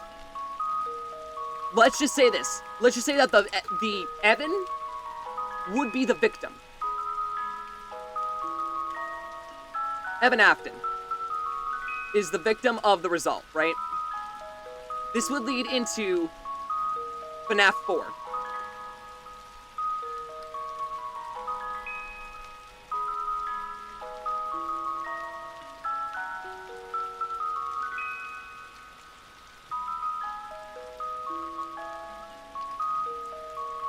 That will lead into FNAF 4. The thing is, though, we know that Evan isn't actually dead. Because we know that the bite victim, no matter what, ended up surviving. Evan is still alive. But we don't know to what capacity.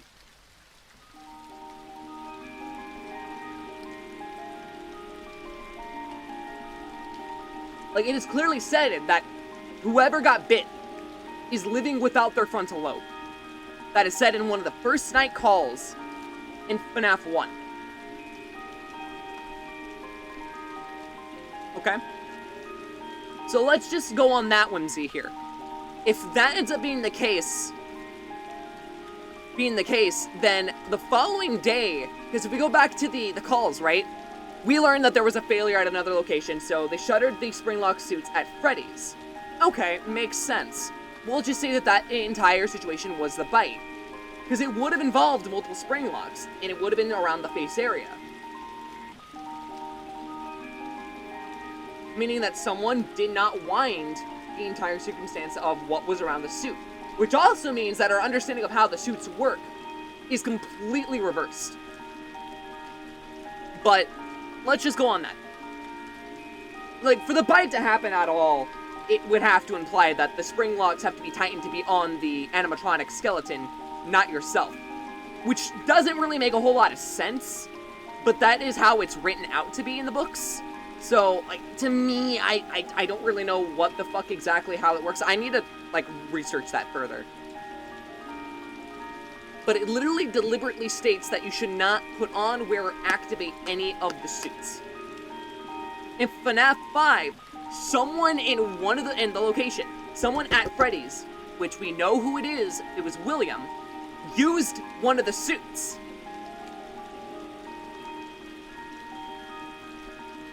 We know that Afton liked Spring Bonnie. We know that Afton constantly would use that. We know that Afton killed children using the suit.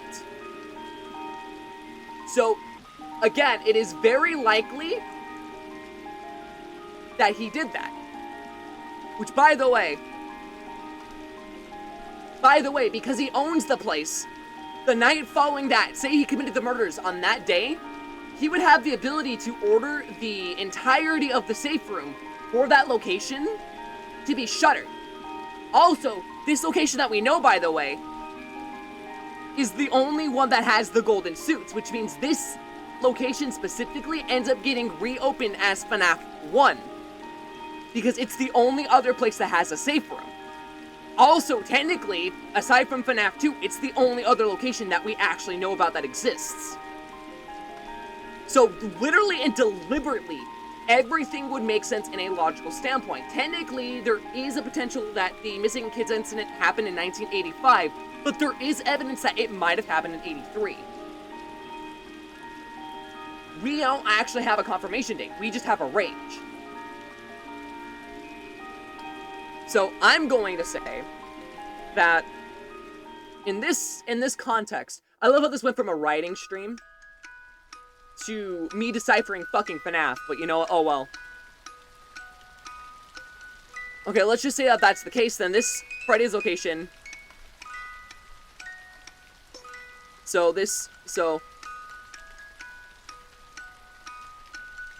what is it? We're actually, I like the 15-point font. We're gonna keep 15.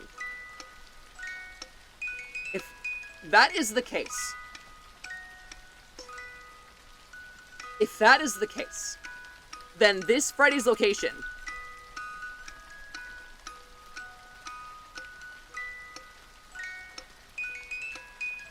in 1993 would later become the FNAF 1 game.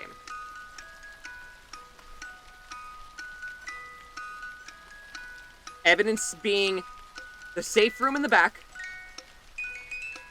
The safe in the back, it reuses the animatronics.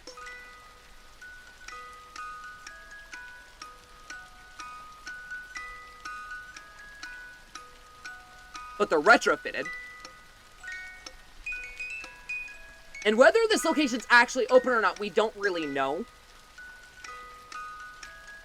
It's hard to say.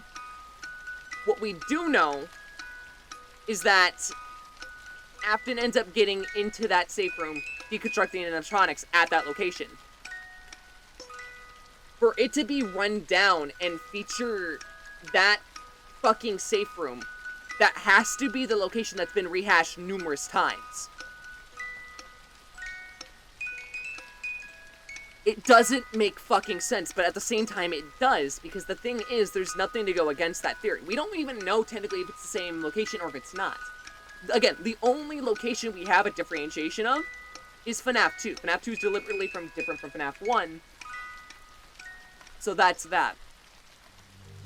So we'll put this down as 1980. We'll mark it down under 18-point font. So 1980. Well, that's...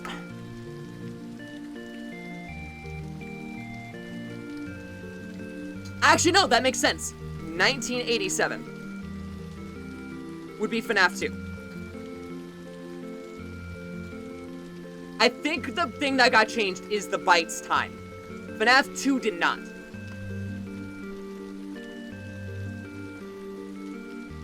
Why is the byte of 87 retcon? There's one detail in the entire franchise that got retconned that was notified to us following the release of 4. We know that there was only one detail, at least up to that point, that he had retconned. Or changed. Well, specifically, he changed it. He didn't necessarily retcon it entirely. Like, it still is a thing, but it has the details around it haven't changed. So, I'm saying that it is the byte of 87. Because the thing is, again, it doesn't fucking make sense for there to be 2 bytes. It just doesn't. You're telling me that a company that has already had a series of 7 deaths under its fucking belt, well, almost 7, 6 deaths in an entire fucking frontal lobe incident, which, by the way, the owner nearly lost his child over, would have another fucking bite incident?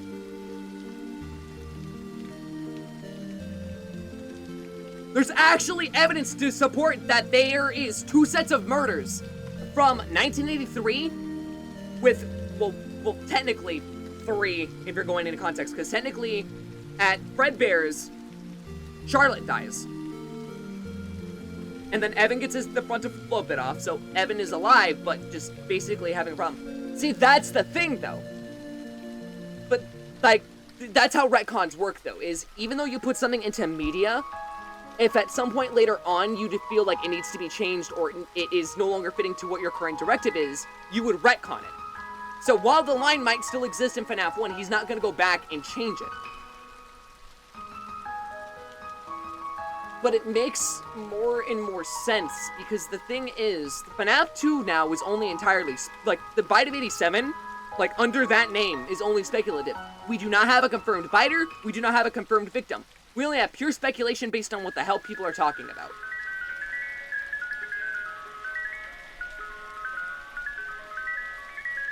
We don't have anything. There's actually no basis, aside from that phone call, to prove that the 87 byte ever happened. Meanwhile, 83, not only have we deliberately seen it, we have actual evidence proving the time that it happened. So, 87 just didn't happen. Outside of that call, I can't find any evidence. I can't. I've tried, and I've tried, and I've tried, and I know so many people are so dead set on there having to be 2 bytes. disprove the call. The call, again, that's how retcons work. If he said he, like, deliberately stated, like, for instance, if he went out his way and stated that he retconned, it would, I'm sorry, it would just make sense. Again, why would there be 2 bites? If he went back and retconned that, the date would then make sense. Why the date no longer applies. There's also very likely that, too, if you're going back on, and one of the reasons why it might not have it, or may not have been changed, is due to certain events. Because, again, at pretty much every massive Fazbear location, there have been murders. There's been a death. It just, for me, it makes sense. And I'm gonna stand by this.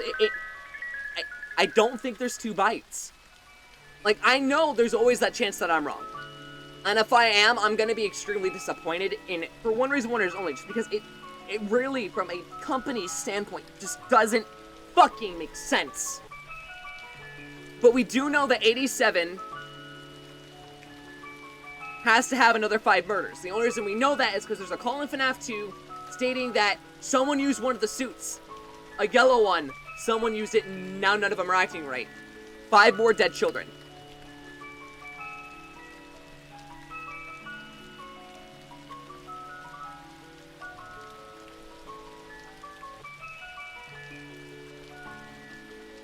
I'm sorry, I'm just pointing out, like, the inferred information that we're getting. Because, again, there's a lot of evidence to support this. Like, even if we're going back into this entirely, right? What's that, death?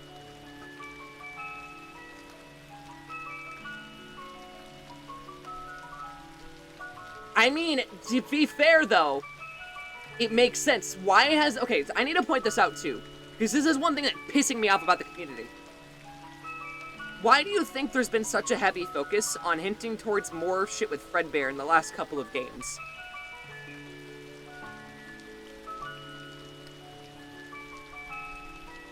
Four was massively all over it. 5 deliberately, completely continued to go back and reference 4 in numerous points, including its secret fucking night, where you played a classic style version of what it would, was FNAF. Security Breach has references numerous times to, well, not numerous times, but implied references to it, including an entire cardboard cutout of Fredbear. Posters.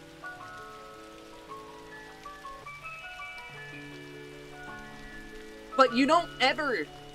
We have not seen anything. To put, like, I'm gonna say this.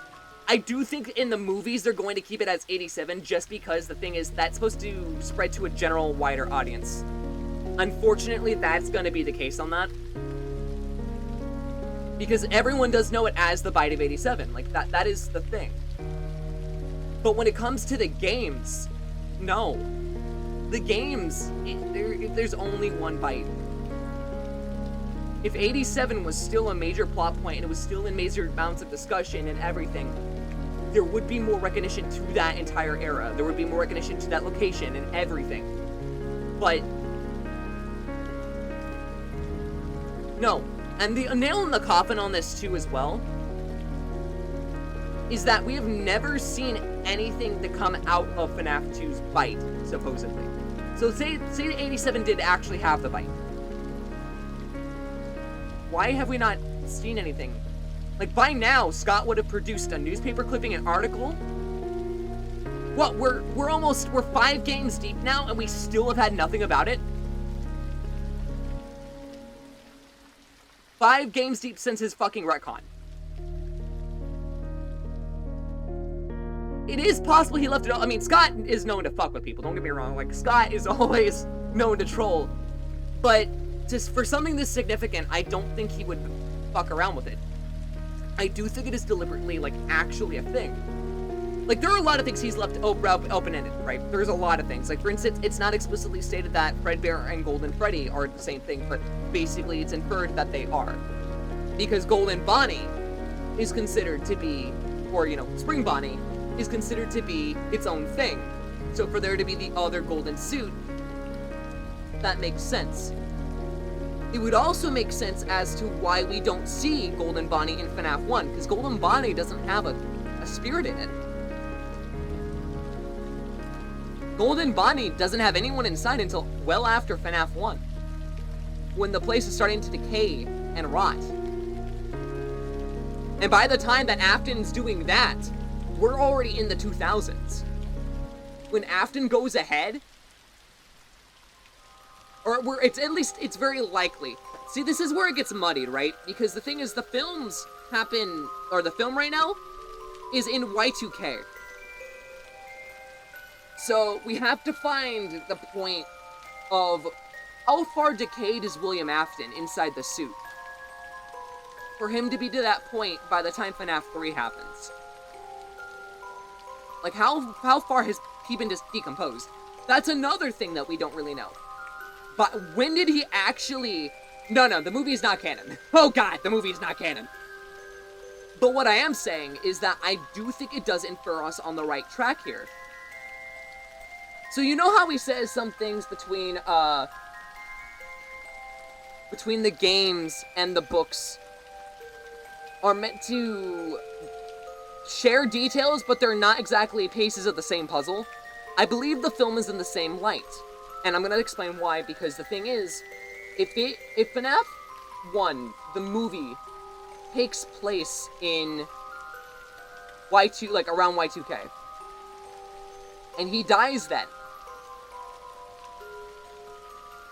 FNAF 3 happens 30 years into the future after FNAF 1 location closes.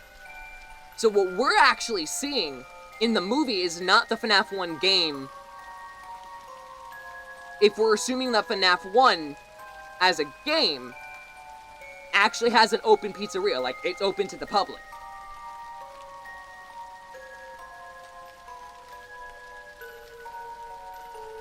Because the game-wise, if FNAF 1 is 1993, like we're thinking, FNAF 3 is 2023.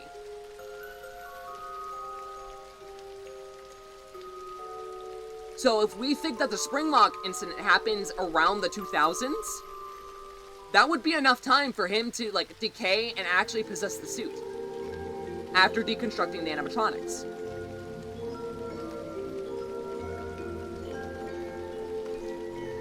Because you have to remember, the films are not going to follow the story strictly, but it's going to be using a lot of the details similarly, because it has to be, you know, easily accessible to a wide audience without them knowing exactly what's going on.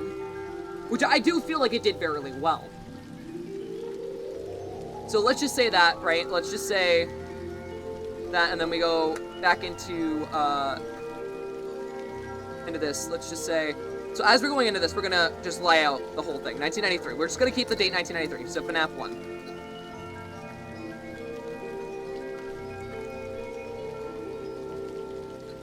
This is when Michael Afton actually comes into the play again.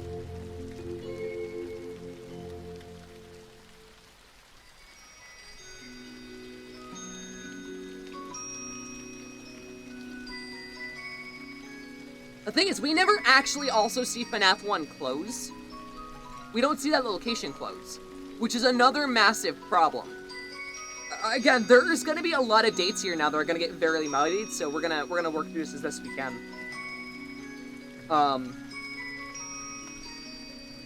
So one note I want to make is the location actually in operation?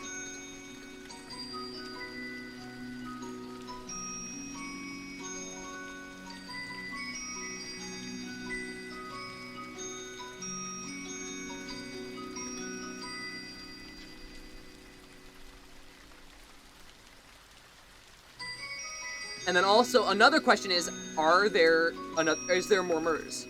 Or did another murder happen?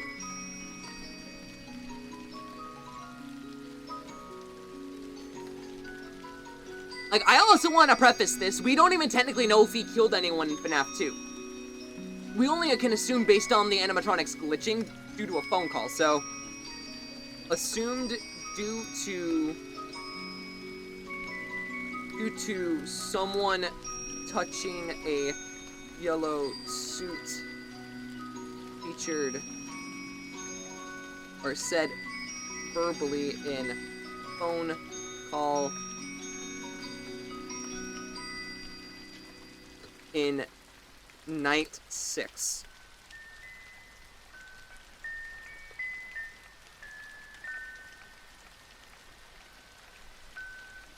And then what happens is, if that's the case, then that would explain why Jeremy gets blamed for tampering with them and getting fired.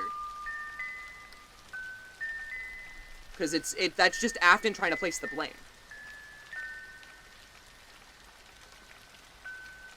Jeremy gets blamed for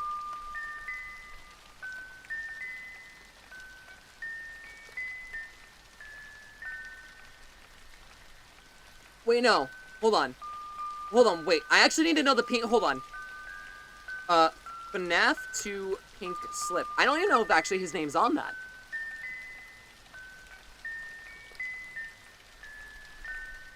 No, that's Fritz Smith.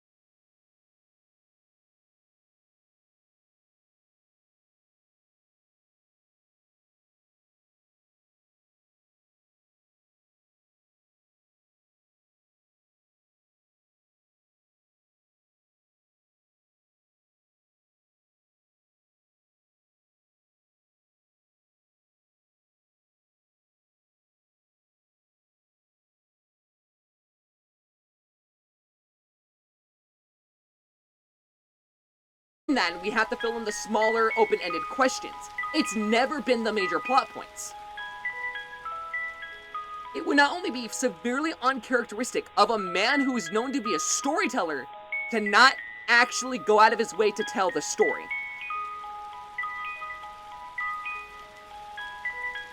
Because that was the whole reason that the entire franchise shifted away from being realistic with, like, its current style. No. But the entire series is a mystery. That doesn't make sense, again, to leave a massive plot point when every other massive plot point in the books, so far in the films, have been deliberately shown to us on display. And especially in the games, he's done the same thing about people getting scooped. Like the deaths of children. Again, the bite that happened in 83. It just does not make sense for him to have retconned anything else. Yes, but we still saw it. And then it was elaborated on. Yes, we did. But it was still a major plot point, was it not? Again, if he wanted us to see something, he would show us.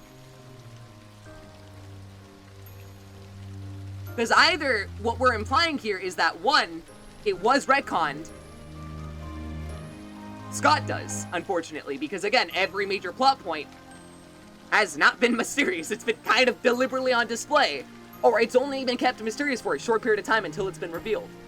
Again, what we're saying here is that, one, the 87 bite isn't a major plot point enough for it to be deliberately said. Or two, Scott just doesn't have that as a thing. Like, there's not much here that we can work with. Because I very much want to preface even what the community has put together for this, right? The community has it laid down to literally like 2 paragraphs, and it's just not even directly mentioned.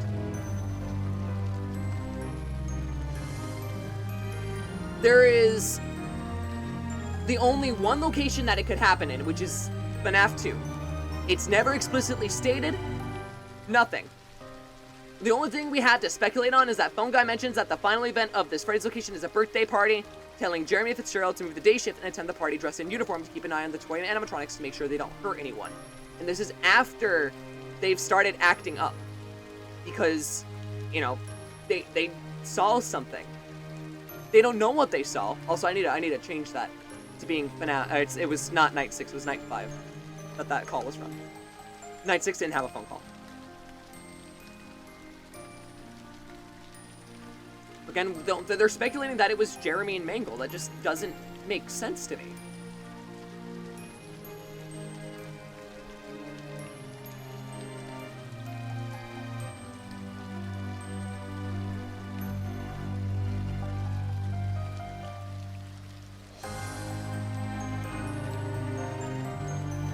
Like, we just don't know what about it.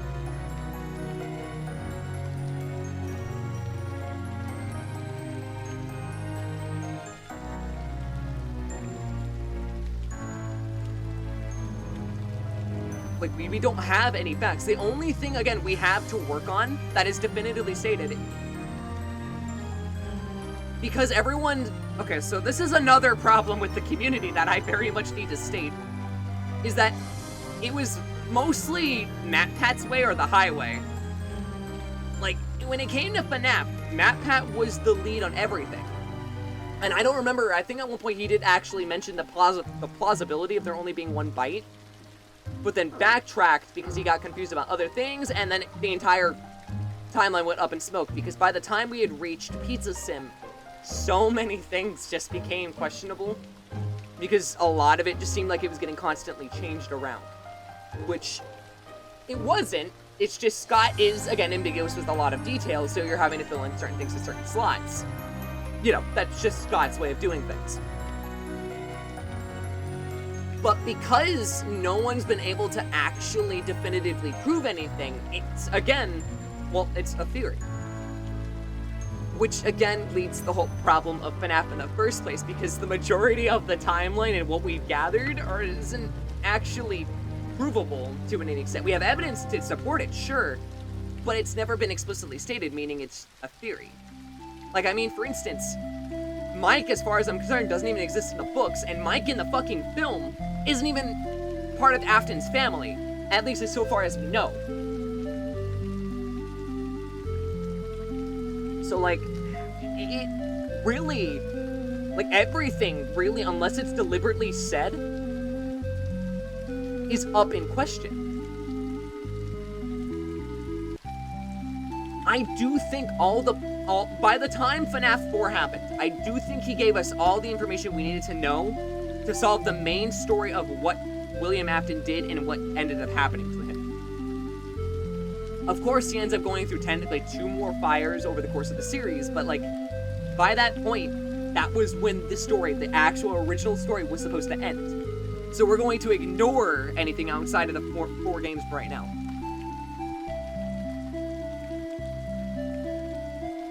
At least unless it deliberately pertains to, like, this time between, I think, 1983 up until 2023.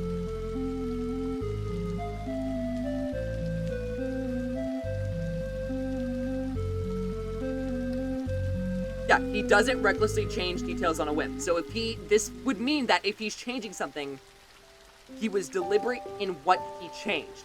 He gave it massive amounts of thought. If it was a small detail, I don't think he would have made such a big deal about it. It would have been like, something small I retcon, but it's not gonna be a big thing. The way he worded it was just like, hey, I'm gonna be honest, like, I don't change things on a whim, but there is one thing I changed. He presented it within a manner that it makes it seem that it had to be, they do, but this isn't gonna be a tiny retcon, because the thing is, when you're building a story, right, and one that's barely being on this, well, it wouldn't make sense to be anything, because let's just say, like, it was the puppet, because I know people have speculated it's the puppet. That doesn't make sense.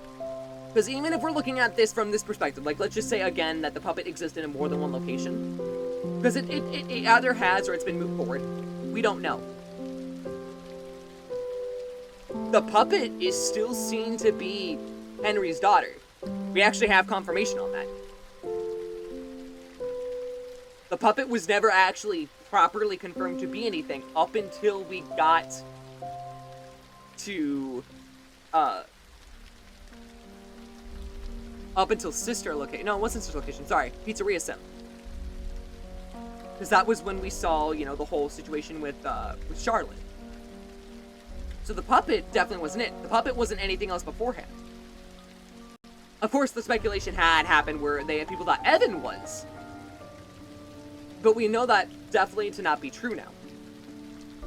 Now, Golden Freddy, on the other hand, 100% could have been the retcon. But the thing was, Golden Freddy was the name given to it by the community. So at the time when writing it, would have been that. So we know that Fredbear equals Golden Freddy. That wouldn't need to be retconned. It's just that, we know that the name is not the same. Like, that was already well and established. So there was no retcon to be done there. And I'm gonna play devil's advocate. Let's just say that it was FNAF 1 that, like, state location-wise, that would be changed, right? That would mean that FNAF 3 is now backdated even further, which doesn't make sense with the rest of the timeline. So it couldn't have been FNAF 1 state. It couldn't have been anything dealing with Fredbears because we didn't have any information to go on to begin with. And the only reason we know about it happened in Fredbears was because of FNAF 4, so why would he retcon something he just released? Especially when he released the statement alongside the game. Like, that doesn't make sense. Also, hi, Legion. I'm doing alright. Okay, so then that leaves FNAF 1 and 2. Sure. What else could have been done? Well, there's not any other major details in FNAF 1 that could have been retconned or anything. Okay, so, well, we have the Bite of 87 mentioned, but, like, there's not much more to go off of there. So, we'll switch our gears to FNAF 2. Another Devil's Advocate situation. The Fritz Smith wasn't Fritz Smith. It was just Jeremy under a pseudonym. Or some shit like that. But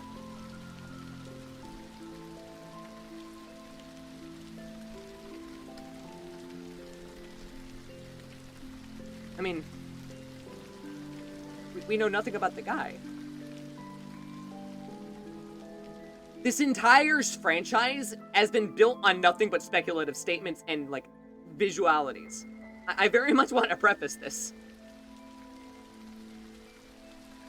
There is no evidence going against that this could 100% be the thing. Because, again, if we're stating that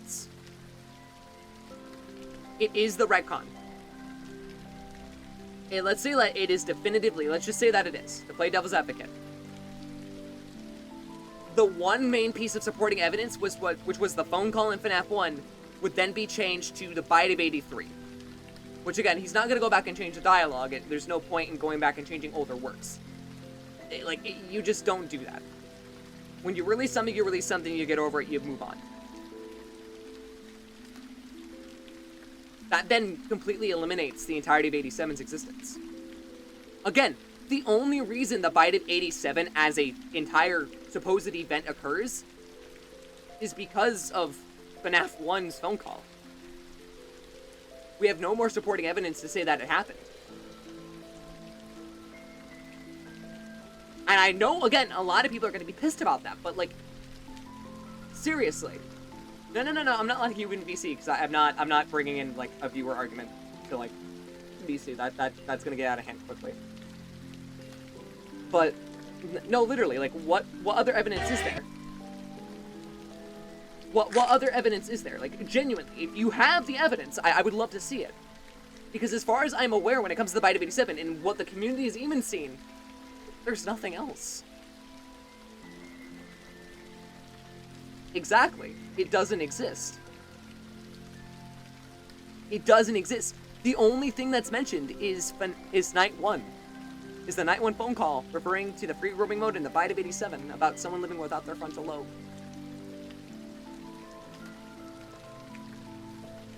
It doesn't, there's no evidence, it doesn't, well, okay. There's also no evidence to say that it does. Again, the only thing we have is the phone call. You think, again, that there would be more to it, but again, if it's the one thing he retcons, then the entire existence of it doesn't exist.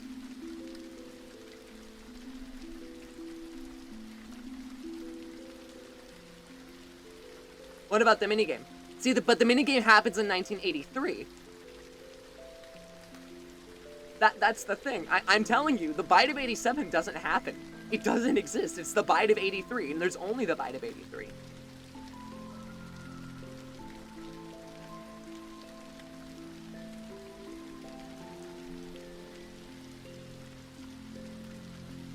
Because if you eliminate that phone call, you retcon that phone call, and backdate the entire amount, there is no supporting evidence. There has been nothing we've been given over the course of, what, 9, 10 games now, to support that it's actually happened. You would think that despite everything, even after the first game, why the hell have we not even had a bit within the books, within the 27 books, the 27 books, the one film, and this is including the survival guide that was released to support everything. Why is there still nothing? Why? That is literally what drives me crazy at night. Is that 87 can't happen because there's literally nothing to support it anymore.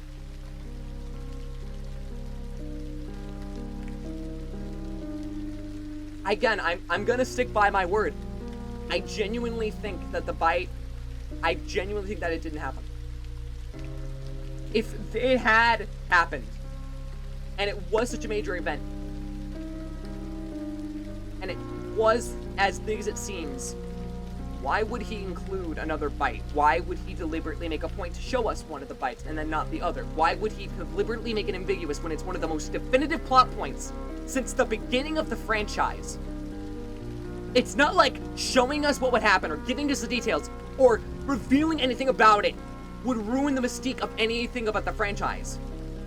There's greater, far greater mysteries in this franchise than who the fuck the victim of the Bite of 87 was. Because the thing was, we don't know. Even if it was, like, let's just say the victim was Jeremy, then what does it amount to? Also, thank you for the 3 subs. My voice is getting, like, really fucked.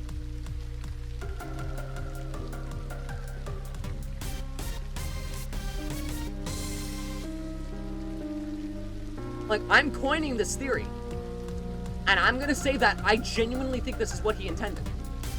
I 100% do. I have nothing but complete conviction. I've been wrong about one thing before. I've gotten the majority of the things right when it came to theorizing about most things. And why the FNAF 2 closed down? So if we go back to the thing right here, it says, after being open only a few short weeks, Freddy Fazbear's Pizza is closing its doors. The new animatronics will be scrapped due to possible malfunctions. I want to preface, it says possible malfunctions, not that they did. However, the original characters being kept in hopes of a possible reorganization of the company.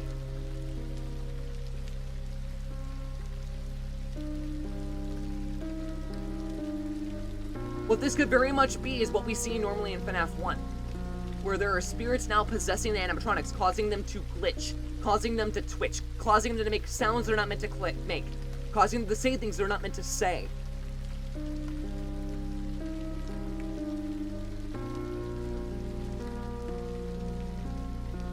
Because we know Afton didn't stop with the murders. We know that for a fact. He never stopped. The only thing we don't know is if FNAF 1 was actually an open location. That actually now is something that's severely ambiguous. Because the thing is about the FNAF 1 tapes is that they're not recorded to current day. A restaurant ending event, well, so was a series of 5 murders. And again, we know that that was definitely the case. Because he used a suit in the back. Someone used one of the suits, a yellow one. Now none of them are acting right. That was the quote. Yeah, that's the thing though, it is. Let me show you why. So, FNAF 2 phone calls.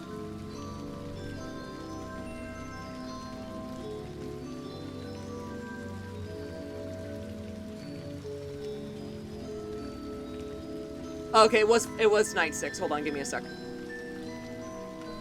So I was right the first time about that. So it's just, hello? Hello, what on earth are you doing there? Didn't you get the memo? The place is closed down, at least for a while. Someone used one of the suits. We had a spare in the back, a yellow one. Someone used it. Now none of them are acting right. Which means they're malfunctioning before everything. They're already malfunctioning. They're already malfunctioning. You are working there while they are malfunctioning. And it was after someone used one of the suits. Which deliberately means that the fucking malfunctions cannot be a bite. Because they are already malfunctioning. Which is leading to people feeling it's a health hazard, which means they're going to fulfill the last request that they were given to do a birthday party in the morning, which is why Jeremy was moved to day shift.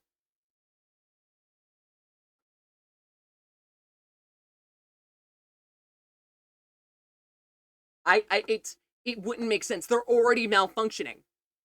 They're already malfunctioning. We have one more event scheduled for tomorrow. They were already closing. They already realized that something had happened and they weren't going to be able to cover it up. Unless they closed the doors completely.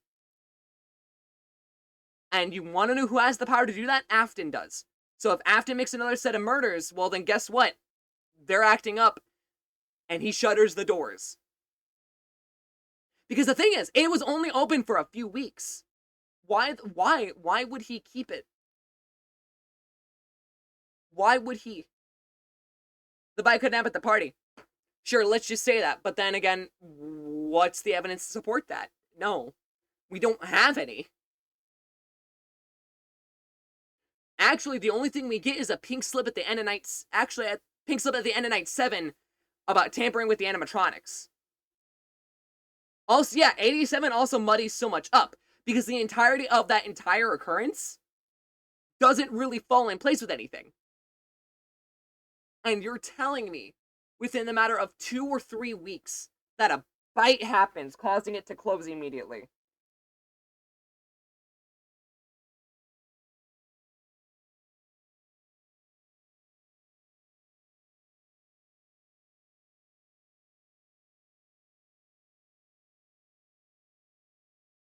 Like, it doesn't make sense. I mean, of course, yeah, after the fact, they have that.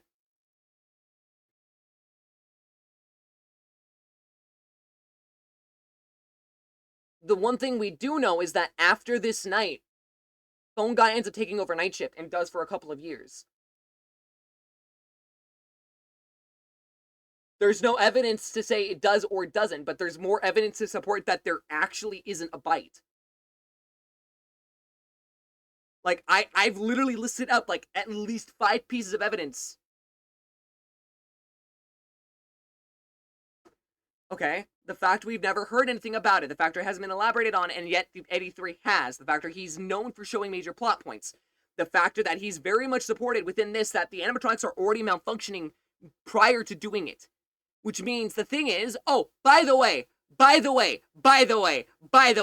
wanted to preface one more thing that's a nail in the coffin on this entire theory. Is, you know that newspaper clipping? You get that at the end of night 5.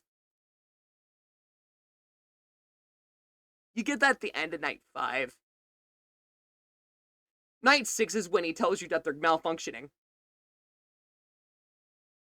And he also mentions that someone used one of the suits. Night 5 tells you they're malfunctioning, and then you get Night 6, which is done by Jeremy, by the way. Jeremy's the one who actually does it. Gets an extra bonus paycheck. Actually, no. Hold on. That's a lie. Hold on. No. You get it at the end of Night 6. I'm lying. My bad. Hold on. But even then, that still doesn't make any sense, because then why would they hire another employee? That's another thing I don't get. This one actually doesn't really support or, like, disprove anything, but they hired another employee under the name Fritz Smith?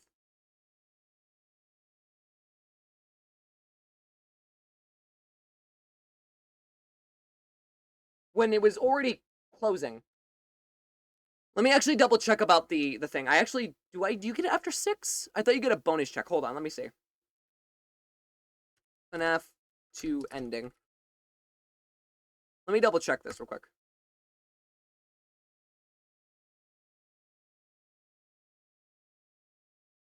Yeah, normal ending is this. 6 is this. Okay, so yeah, okay. So Jeremy gets an additional 2010 for overtime. That is on the end of night 6. I need to restart my music because it stopped playing. And then, custom night, Fritz Smith receives a pink slip complaining about an odor. Tampering the animatronics and having an odor.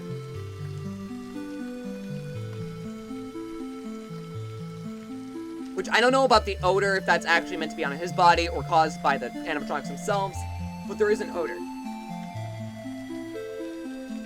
There is no normal ending. Yeah, I don't know why it mentions normal ending. Like, this entire, like, all of this is... I think what it's trying to state is that there is, like, this is, like, if you don't do anything else, this is what you normally see. I think that's what it's trying to get at. But, yeah. Long story short, I'm gonna be honest. I don't see it happening. There's nothing... It just... I don't know. World record to touch the friend maker button. I appreciate the follow. Welcome on in. We're going over this. But yeah, no, I'm sorry that by all intents and purposes, with how the story has developed and how the timeline has grown and how it's actually formulated, it makes more sense by the end of FNAF 4 for 87 to not have happened. I've thought this for years. And it never gets brought up in discussions. And I don't know why. But there's literally, it just makes sense, because if someone used one of the suits on night 5, actually that still makes sense. Because if someone used one of the suits and you get that notified in the call-in night 6, that's still before the newspaper clippings happens, which means they're already malfunctioning.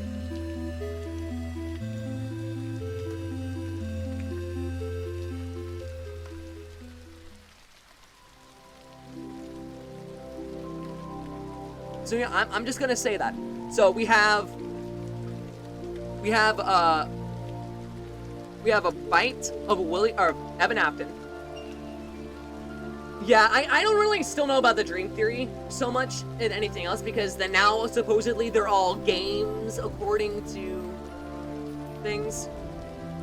Again, I want to preface that the entirety of FNAF is based on speculation. The only reason we've gotten to the point we have now is due to speculation. Like, everything is speculation. We don't even know what the retcon definitively is, but this would explain a lot of things involving the retcon. It really, really would. Yeah, I really don't know what the whole deal with that is.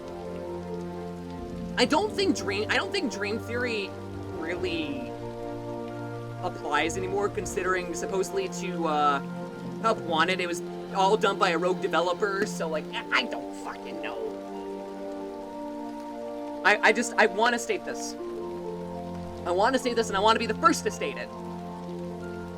The 87 just didn't happen. And if it ever comes out to say, oh, no one likes Dream Theory, that's why everyone was pissed at Scott. Alright, what are we on? It was confirmed by Start. There was only ever one retcon. Yeah, there was only ever one retcon. What would doing it change? It would simplify the story.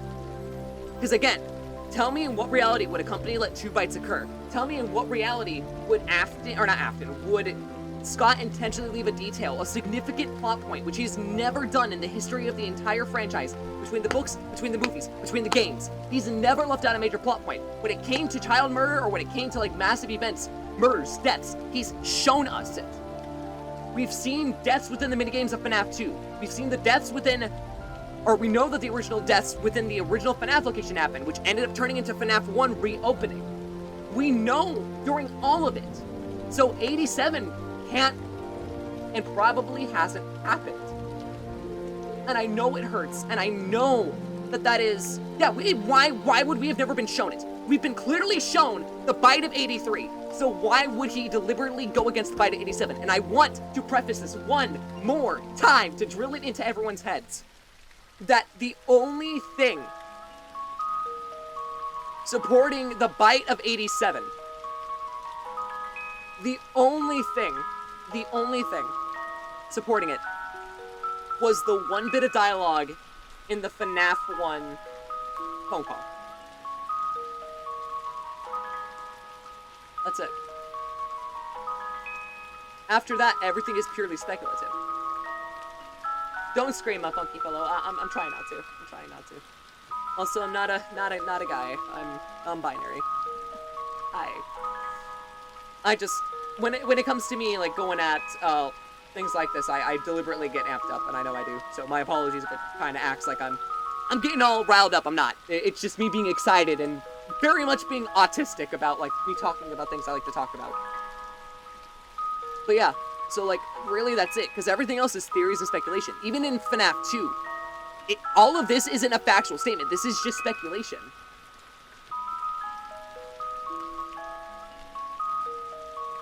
We have no other evidence. And like I said, we've had 10 games now. Technically 11 if you want to include Ruins DLC as an entire separate experience. And none of them give any details to the Bite of 87.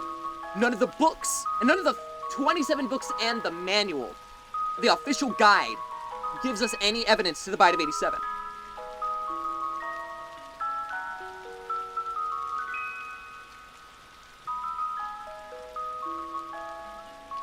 If he wanted to show us that the Bite of 87 still happened, he would have. That is why I'm firmly under the belief that the Bite of 87 is not the Bite of 87, and it is actually the Bite of 83. That is definitively what he retconned.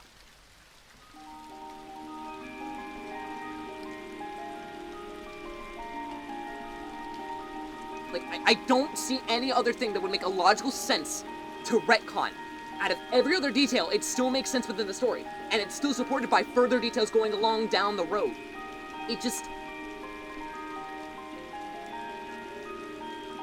I don't know. I feel like I should make a YouTube video on this, because I genuinely do, and I have done the research. This has been something I've thought since, I think, like, 2019.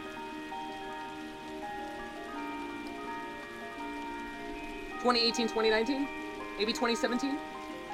It's been years. And no one discusses the point. Yeah, Scott also didn't plan his... Yeah, exactly.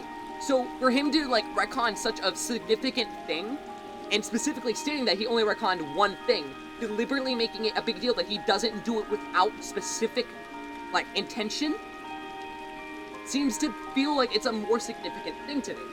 Like, to me, it makes sense. I appreciate it, B.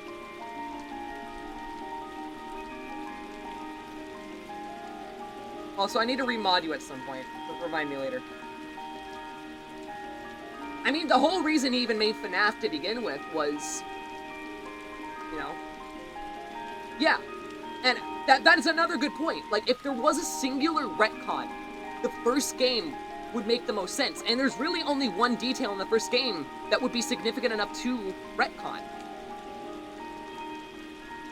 No, the retcon is not very well known. You have some people believing it's the puppy, you have some people believing it's Golden Freddy. I say it's the bite. But like, I just, it's gotta be 87.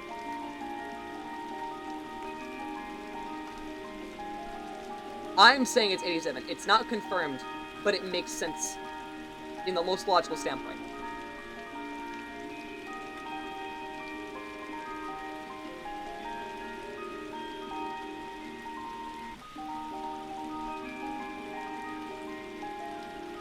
So, if that's the case, Evan's still alive, but he's basically disabled entirely.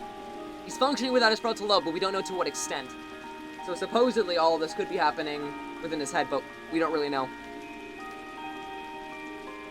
So, in this case, because there's two locations open, so the original Freddy's location would later turn into FNAF 1.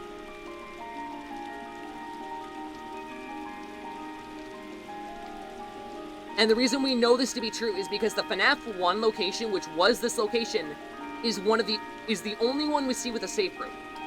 We don't see any other locations outside of FNAF 1 and 2 that are actually Freddy's locations, and only one is mentioned to have a safe room, and it is the one that goes alongside Fredbear's Family Diner.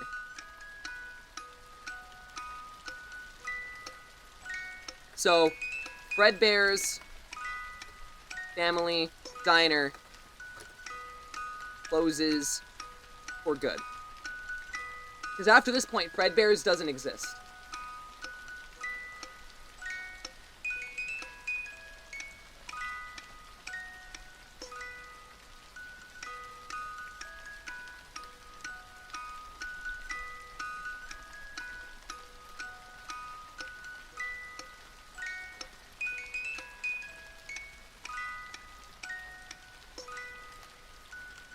That's fucking annoying. I'll deal with that later. Yeah, it's more of a special interest at this point. Because the thing is, for me to be able to, like, write this out and actually definitively, like, put down everything, it makes sense. So, but yeah, we have support evidence saying about this with Fredbear's Family Diner at an unfortunate incident at a sister location being the bite itself. Quote, unfortunate incident would be the bite of 83. Evan would be the victim, still alive, that. So, this would also cause Afton to lose it. Or Afton loses it. Afton would lose it, and then there would be, after this, by the way, I want to point out that because Freddy Fazbear's stopped using the suits, they were put into the safe rooms, right? Someone touched one of the suits. Uses one of the suits in the Freddy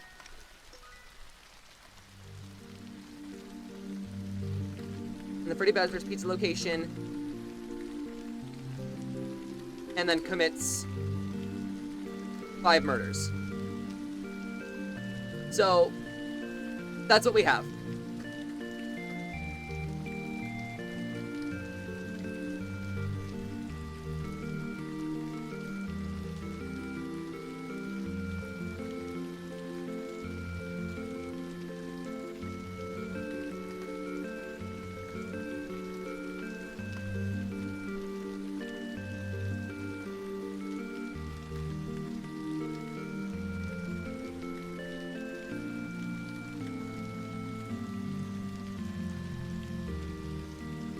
35 bears.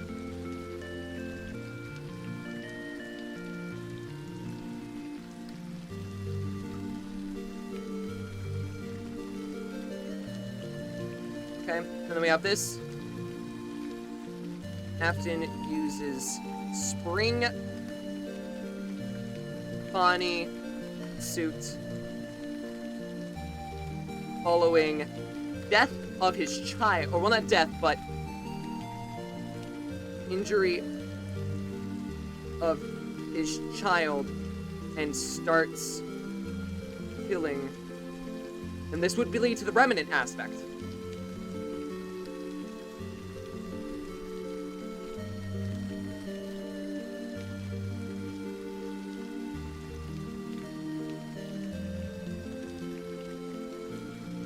Do you think Fredbear's had an animatronic problem at night too? I don't know. Do we have confirmation that Fredbear's had free roam? I'm assuming yes, because if Spring Bonnie, which would later become Springtrap, has the ability to move around, then I would say probably yes. But I don't think it was to the extent that we see in the games, where they're actively trying to harm us. Because FNAF 2, the only reason they try to attack us in the first place is because the old suits are possessed and the new ones are actively set to free roam mode. And then they're trying to actively scan people and find them, but there's something wrong with the retinal scanners, assuming that every adult is a threat. So, which is why they're attacking you. The only one I don't have an answer to as to why it does that is the puppet, but if we're assuming that the puppet is also possessed by a child, which would make sense, it would be Charlotte, then that would explain the entire crew away. I mean, Shadow Bonnie and Shadow Freddy aren't really explained. I don't really know how that would go about everything, but it's, you know how that goes. No, it's not. Though it wouldn't surprise me if Molten Files also uses this, because FNAF uses this as a thing.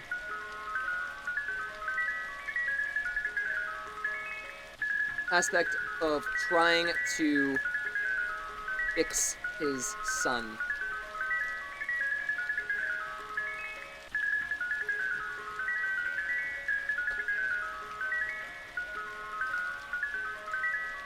This location would later be reused as FNAF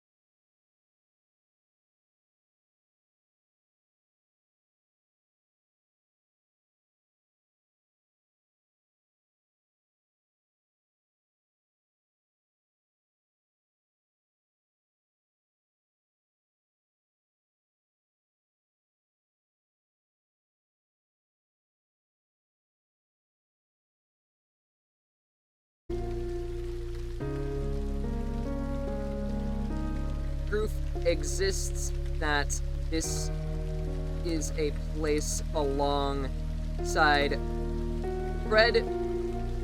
Fredbear's due to the Fredbear and Friends TV show.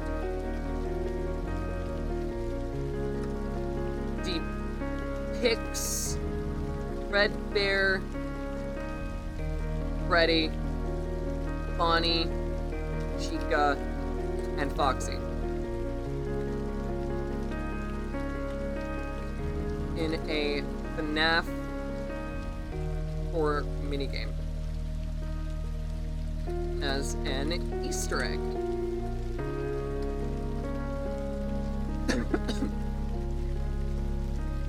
Hold on.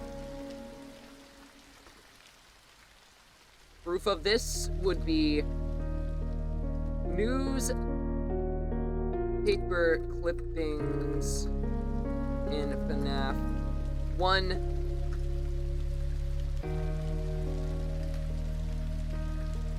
And then also on top of that would be FNAF 2's phone call.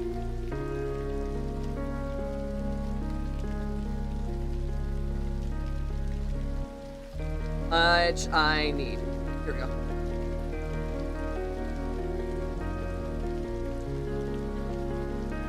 Here we go. Okay, here we go.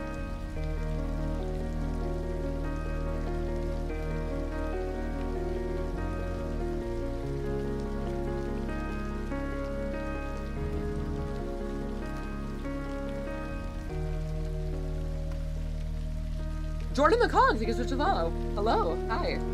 Hello. Glad you enjoyed the stream. Thank you for following. Hope you have a great day. Hope you're staying. So yeah, newspaper articles. So then also proof is FNAF 2 phone call night 6 quote.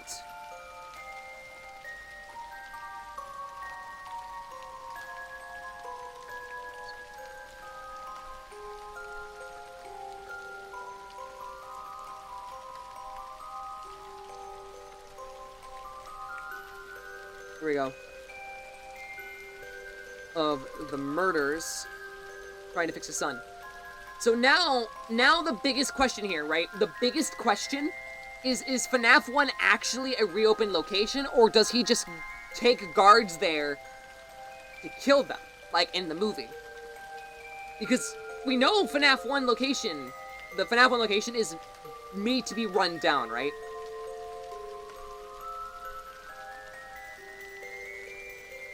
So, which is it? Because we have all these details that definitely help and support each other and go and boom, boom, boom, boom, boom. They wouldn't pay him if it wasn't, yeah. That's definitely true.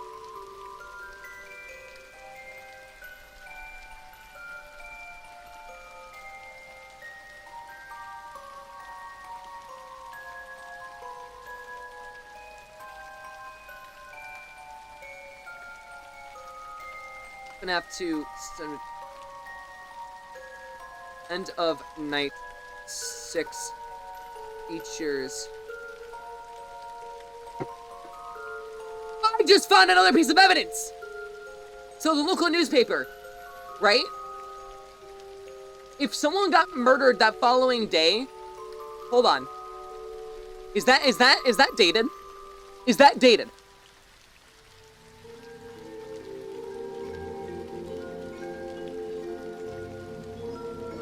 The 13th, hold on. The 13th and this. The 12th and this. So for this article to exist, considering the paycheck, it would have had to have been released before the paycheck. Because the original paycheck you get after night 5 is dated the 12th of November, 1987. The one you get after that is dated the 13th of November, 1987, right?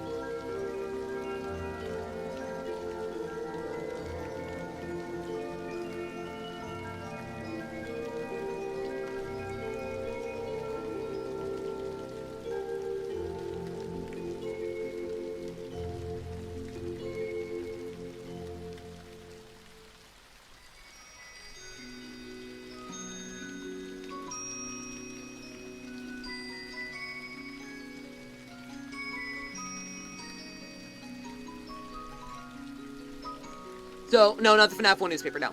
So the newspaper you see in this,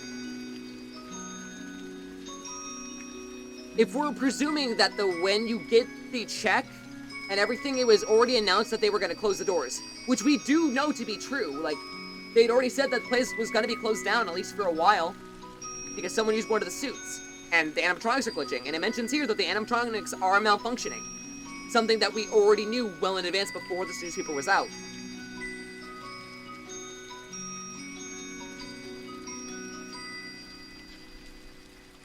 And they wouldn't be able to release this immediately unless they had it in advance, which means that the oldest that this newspaper could be would be the 14th. This would have had to been released the morning of the 13th for this to make sense.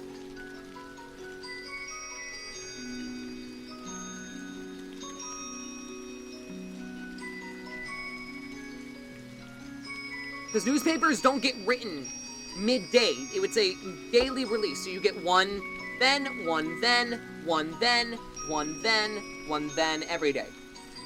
And then Sundays it would be free. That is what this would have been. That is the case of this.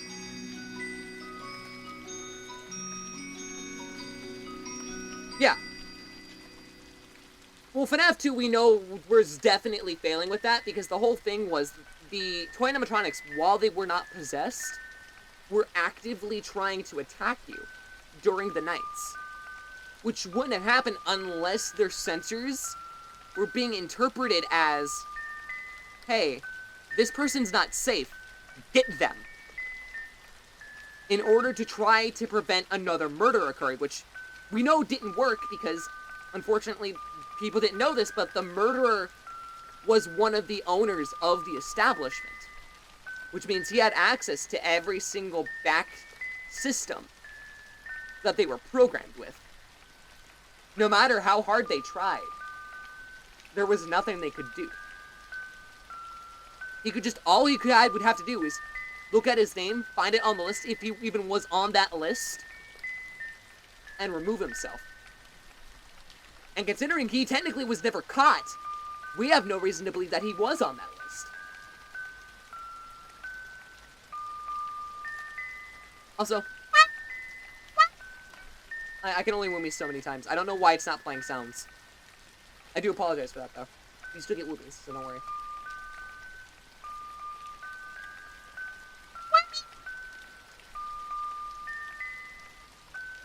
Features... So, FNAF 6 features a newspaper clipping saying... No, I don't. I don't actually have anything to drink. I'll probably grab something in a second just so I can, like, try to calm my throat a little bit. I'm gonna take a 2-hour nap. Go take a nap. Leave the stream open. Help us on. Saying that, quote, what was the exact quote? The new animatronics will be scrapped due to possible malfunctions.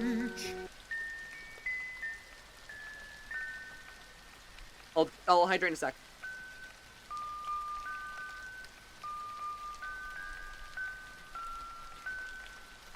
Which means they don't even know what the source of the malfunctions. The thing is, that's another thing that needs to be stated, is it's possible malfunctions. They don't know what's causing the malfunctions. So again, if it was the bite itself,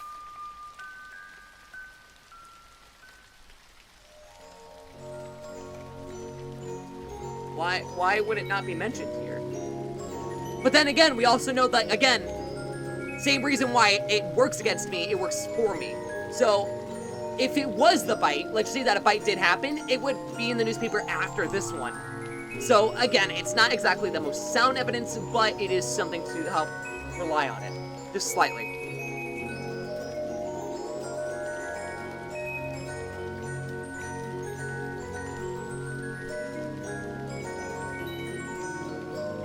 Written the morning of... Written for release. It's the morning of November 14th, 1987.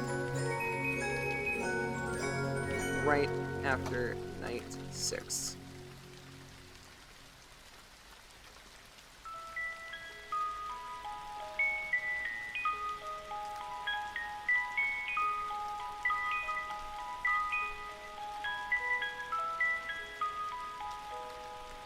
Actually, let me do this. This implies that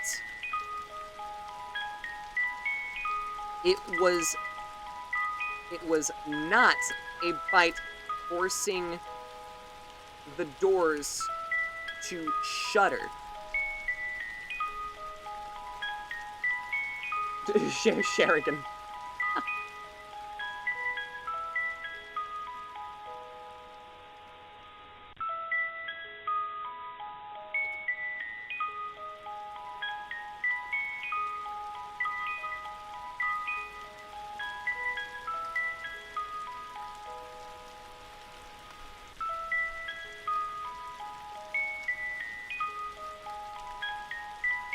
The possession caused by the 5 more murders at this location are being blamed on a new employee.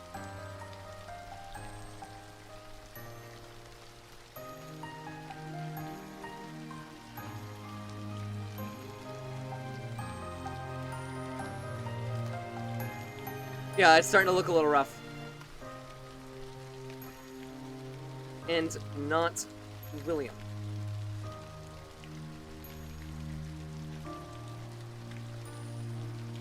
This leads to William being able to go on to kill more people. I don't think we're missing any evidence here. I think that this is technically what's happened. I'm gonna go grab something to drink. You guys stay still. I'll be right back.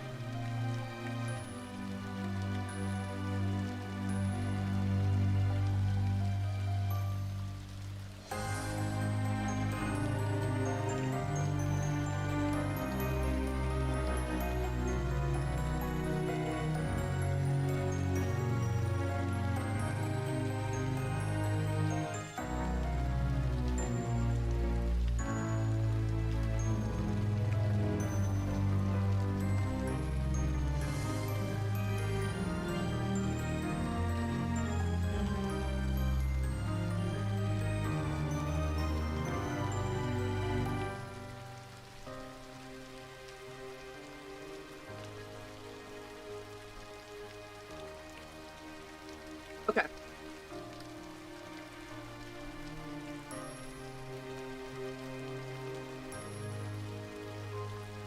So FNAF 1. Right, so this, oh fuck, let me change the size. So this location is the 1983 location reused and repurposed.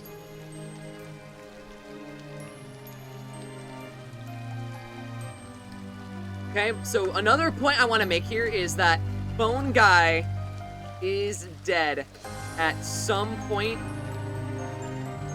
between 1987 to 1993. Will this document be available? Or are you going to make that YouTube video? I'm probably actually going to make a video on this at some point. I genuinely do think that this needs to be kind of stated, just so the idea gets put out there, because even if it's not immediately accepted, I would like to be able to put the thought out there of, hey, this might be a thing. But the document will not be available. No.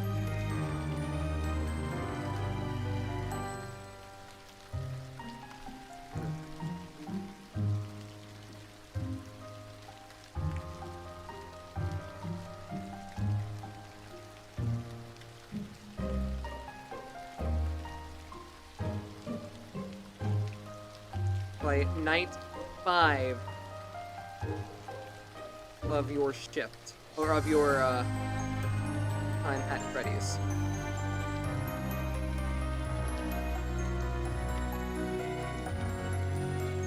Okay, so and then he's the night guard under the name Mike Schmidt. I'm Crick Stout chat. Yeah, I am trying to release more and more stuff with YouTube, and I feel like I'm not one for doing too many things about theories or like stuff. I have always wanted to do more theory-based content, but I just never really like found an excuse to do it, I guess. This would allow me to do at least something. And I think that it would be interesting to write out as a script and to kind of like go through being like, hey, this is the actual timeline. Or the timeline that people missed. Is it actually an operation, or is it being used like we see in the film? We actually, that's the main thing I don't really understand, right? So let me look at the FNAF 1 phone calls.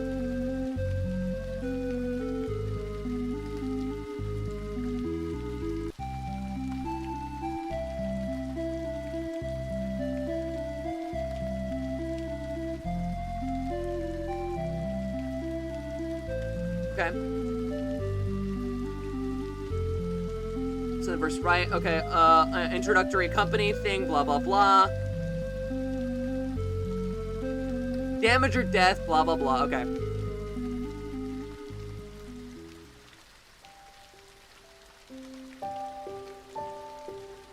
This is another thing, right? This is another thing. Is we know that the animatronics in this location are retrofitted.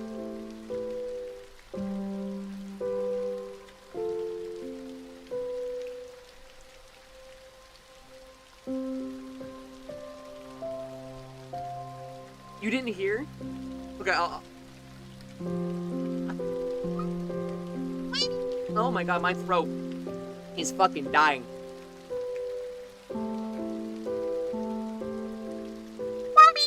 There you go. No more, oh my god. Stop.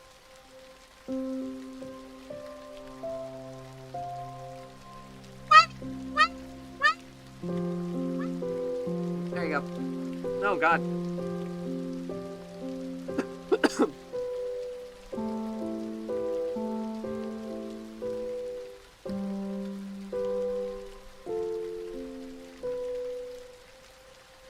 Oh, that's another thing that I want to preface, by the way.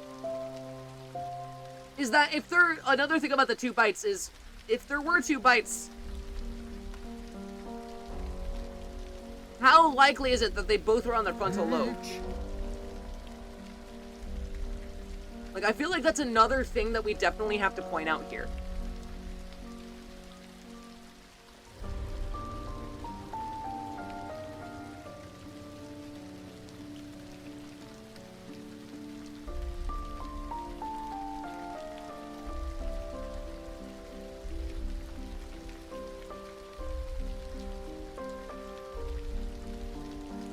I'm trying to figure out if there's anything mentioning this place being open.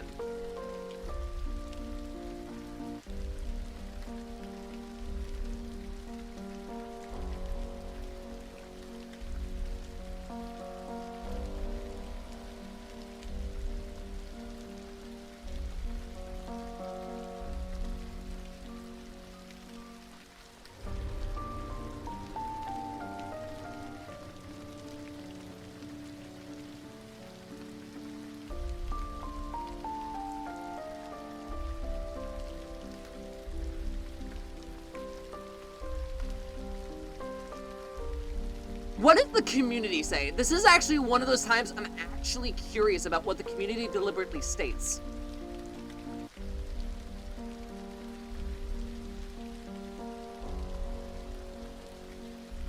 Normally, when it comes to the community, I don't like using their frame of reference because, again, I have a good feeling that what we have known as established canon is wrong to some extent. I don't know exactly to what the full extent. I just know that the Bite of 87 is part of it. In early November, I have reason to believe that the Freddy Fazbear location in 1987 wasn't early November, it might have been the last week of October, so I'm gonna give or take.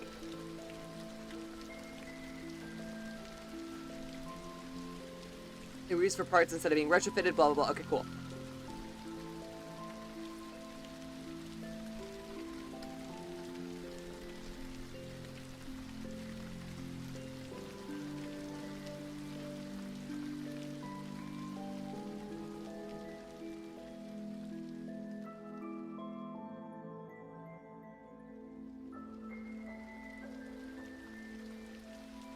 Hold on. Ah, see? That's a problem. That's a problem. So, they're referencing this game. So, I need to deliberately state this really quickly. AR is not canon. All of the fast facts in that game are not canon. The community is using that as canon. Guys. Guys. Guys.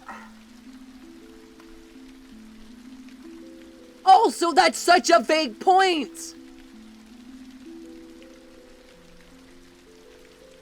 From 1988 to 1993.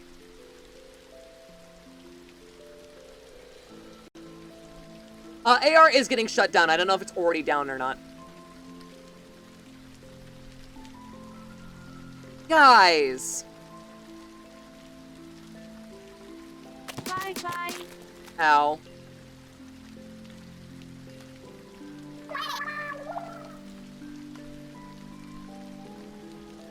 This is the FNAF wiki.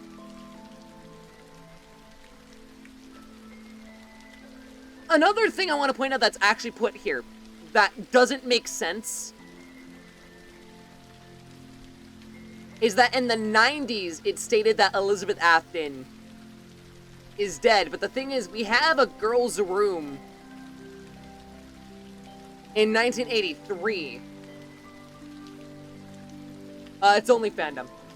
Which I want to preface could still happen, and I can tell you why. Because supposedly Gregory and Vanessa are supposed to be part of the Afton family. So if that's the case, then you have Gregory, Vanessa, Elizabeth, the wife, William, and then, who fucking else? And Michael. I'm probably not. I'm gonna be honest, I'm probably not. I just want to set the record straight. I want this franchise to finally have closure, and I think that when it comes down to it, I'm on the right track. I don't know, apparently, well, Vanessa is an Afton, which, the only reason we definitely have proof of that is, or at least that it's been deliberately stated, was because of the movie. Also, I don't really know, that's really all we have.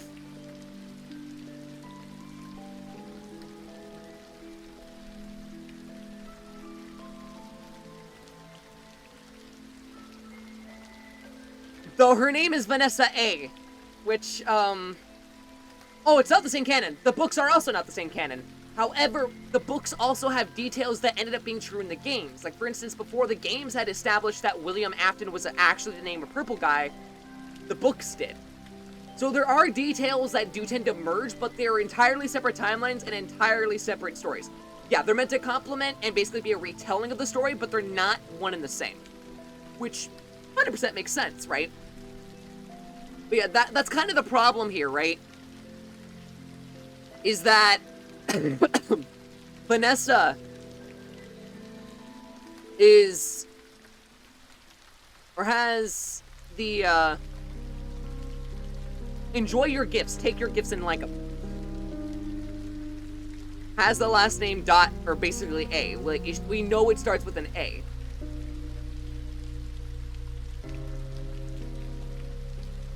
Or at least that's what this says. I don't know if it's actually backed up.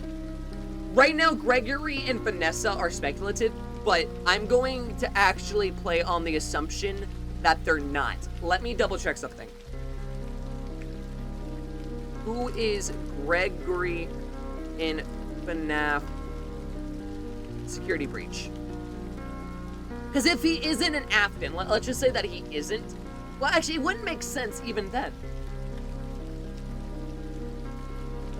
Because if they were Aftons, then why the fuck is Vanessa hunting down Gregory?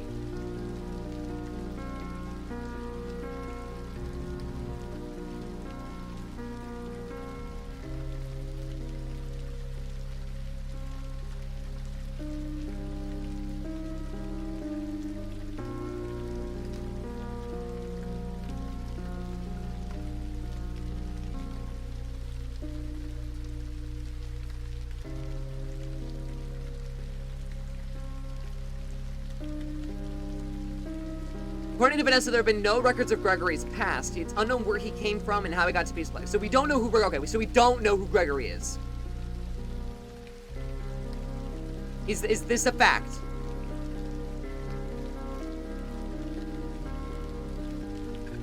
Yeah, we don't know. Okay, so we don't know who Gregory is.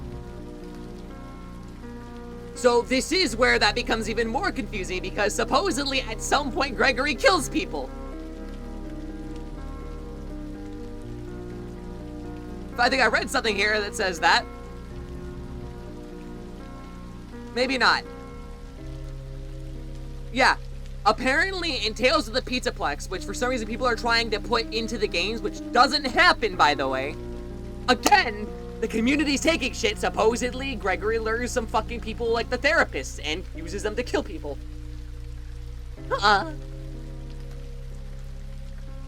In Ruin, he's the bad guy, yeah, but he... Well, first off, Cassidy's not confirmed dead, but second off, everything in between.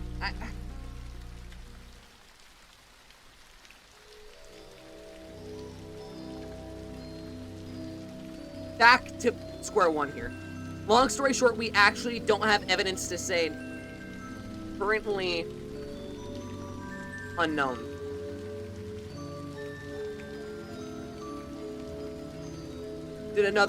Did we have any other murders happening here?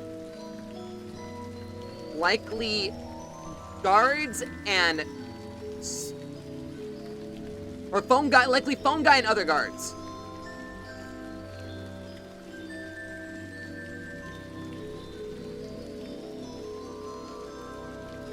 Stop, we're not bringing up the fucking hinges on the teeth.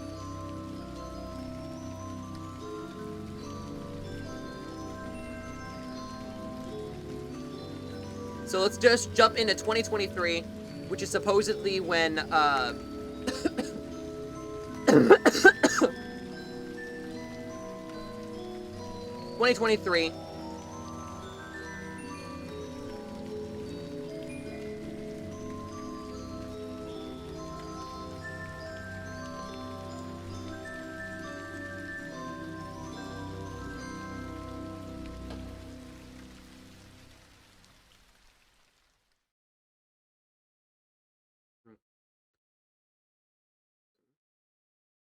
Fazbear Frights.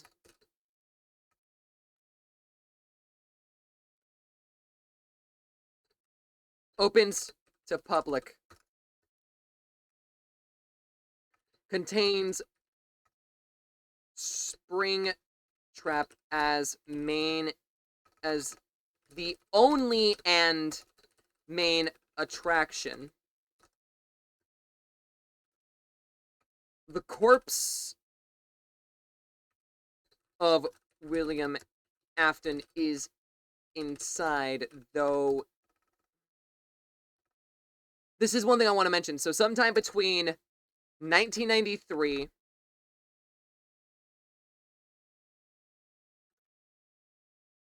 and I'm going to say 2013,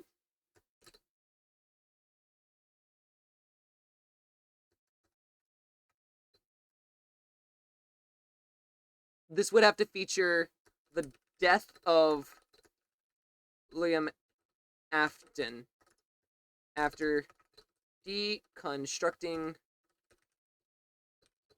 the suits. I hated, I'm gonna be honest, I did hate Security Breach. I don't like Security Breach. I wish it never existed, but unfortunately, it does. Not much we can do there. Security Breach wasn't scary, it wasn't fun, it was a glitchy mess, it's just, I didn't like it. I didn't like it, I didn't like Ruin. And that's the only reason I haven't played Help 1 and 2, aside from the factor I have currently no base stations for my VR because they both died. Which is fun.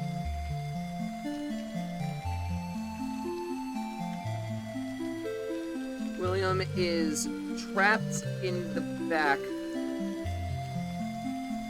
by the spirits he released from the suits. This leads him to hide in the same suit he murdered them with, leading to a fatal spring lock failure. Okay, so this is another problem here. Spring trap secret.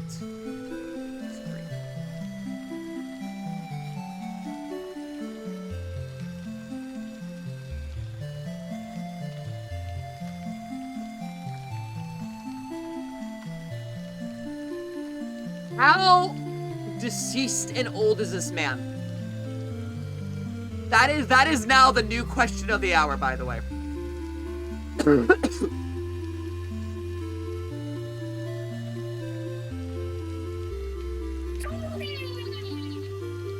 Yo, Shark, hello. We are redeciphering the entirety of the FNAF lore, which, by the way, I would like to point out, I'm pretty sure I'm onto something. I'm including every single detail, and I haven't missed much so far, so we're doing really good. How was stream? Tell me the deets, what's going on? Also, let me quickly just do a proper shout-out, because Abby did only the one.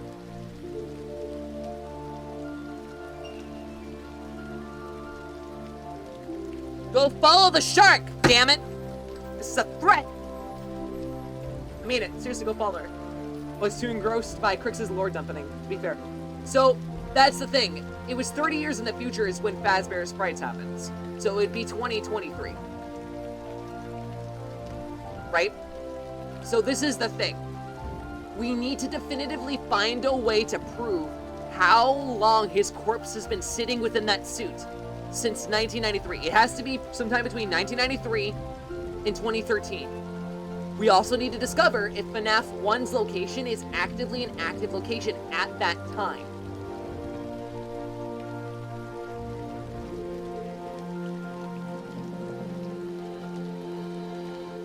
The start of the FNAF 3 newspaper. Oh no, that we know the date. We know the date of this. We know the date of this. Like, that's figured out. We need to figure out this.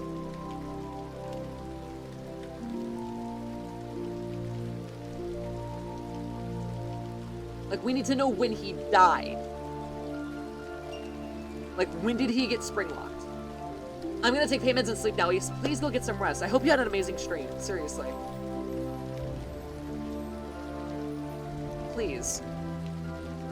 I really do hope your stream went well. And like I said, follow Shark! It's a threat! Mean it. But...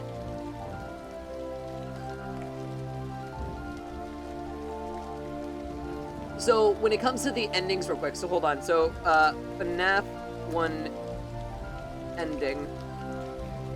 Hold on, I need to look at this again. So, what date do we have exactly? So, by November 11th.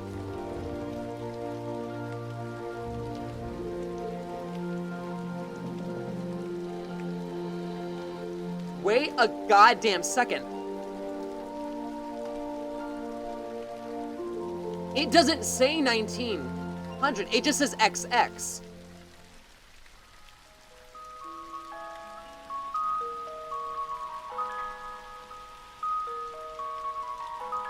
trying to get out of my leg is fucked.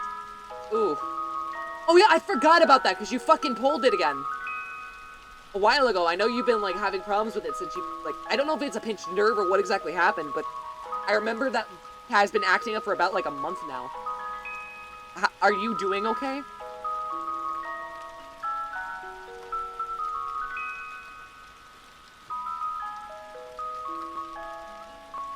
Well, yeah, that's the thing. By the time that Afton deconstructs, yeah, see, XX. Well, we don't know, but the thing is, this is what we know about the FNAF 1 location, at least based on the movies.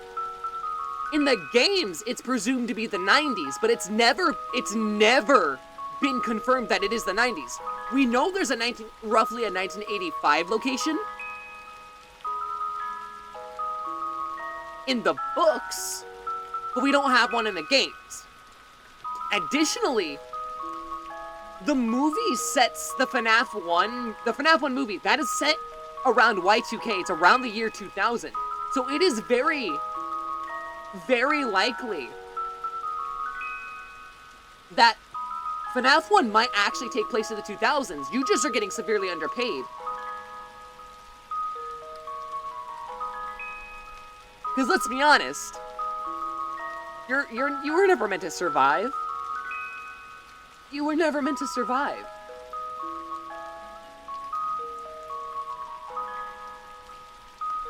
If the same premise is to be followed by the movie standards, where he's bringing in guards to kill them to get their energy, essentially, you were not meant to survive. If we're taking the premise of what Afton does in the films and applying it to the games, like, let's say that is one of the details that actually does correspond to other aspects of things, that would explain a little bit, actually. Also, let me read through this. Sorry, I'm hyperfixating while doing a bunch of other stuff, too. I mean, it was my knee dislocating, which is an issue, like, in general for me. Hypermobile... Ugh! Yes, the movie isn't canon, but just like the books aren't canon, details from the books do apply to the games. Like, for instance, William Afton's name was mentioned in the books before it was in the games, and it is true in the games. There were details about certain things, including the mimic that was mentioned in the books, which then later ended up being in the games. So it wouldn't be a far-fetched stretch to say that a retelling again, but in film form, may have details or parts that are in fact meant to apply to the games still.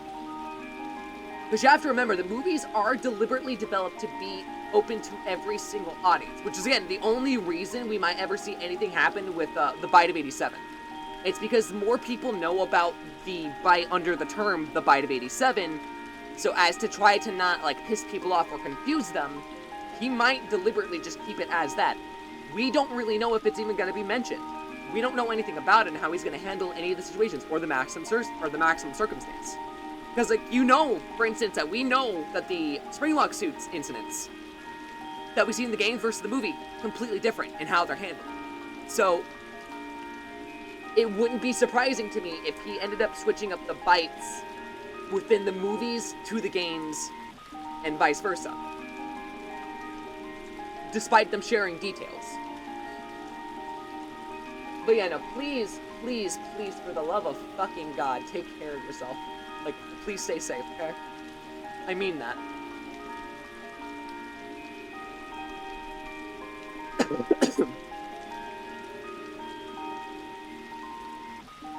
Anyways, not the point, right?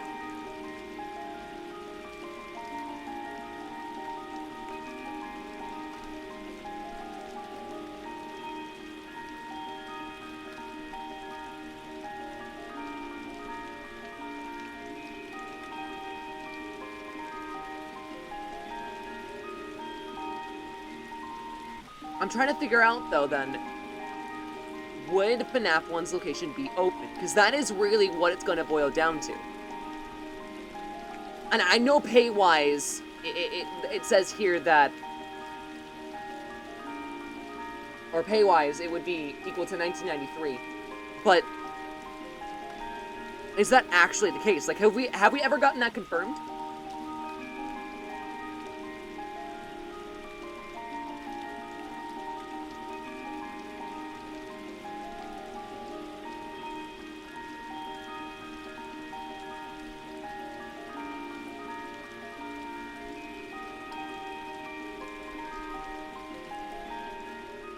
Which FNAF music is this from?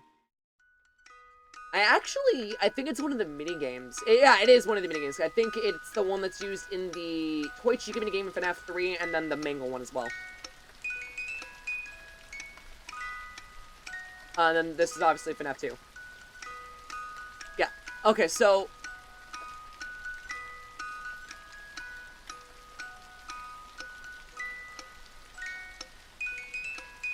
This is something I didn't want to look up, but how long does it take for the human body to decompose? And now I'm on a watch list. Hi, FBI. Hi. Putrefaction of decomposition of...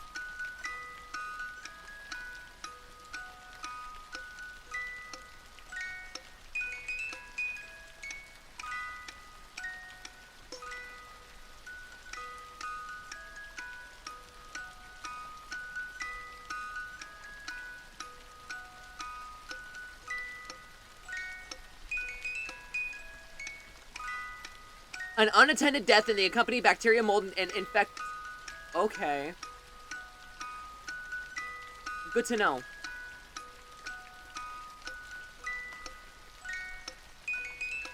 The body starts to liquefy. Hold on.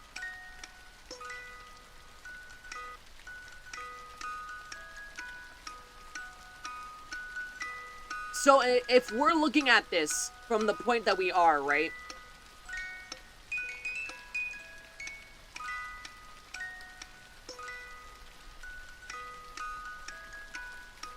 Then there would have to be as little as 1 month.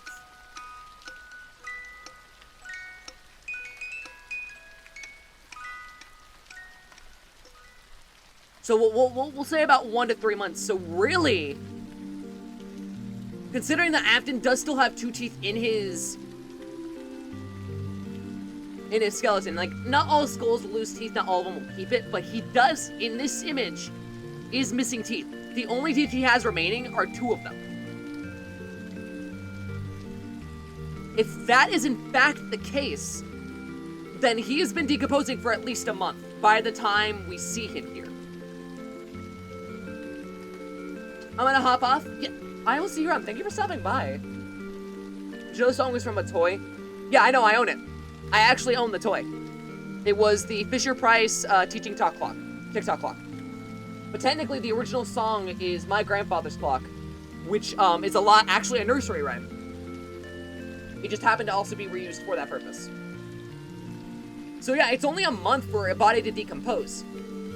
So really, the skeletonization of it, he's already into that stage.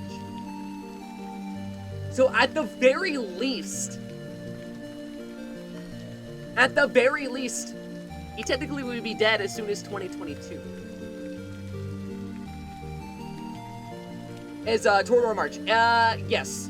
The entire song is from, I think, is Les Toreadores. Or Toreadors. Or Los Toreadors. One of the two. But yeah, no, like, when does FNAF 3 take place exactly? Like, do we have, like, a month? No, we don't, because the thing was, it was just 30 years after...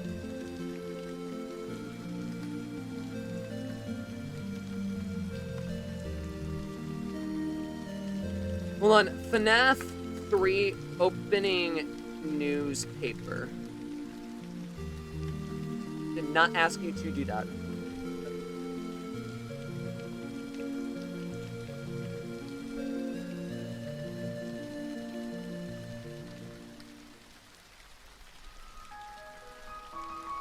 Yeah, it doesn't deliberately state.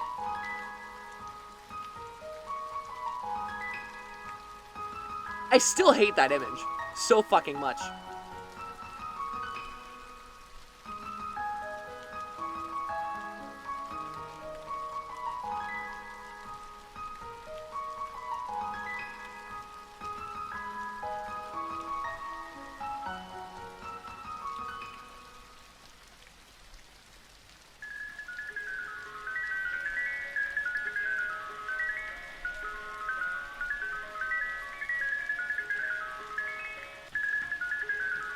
Okay, so if that's the case...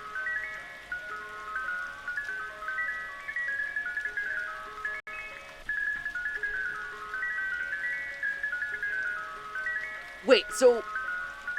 Hold on.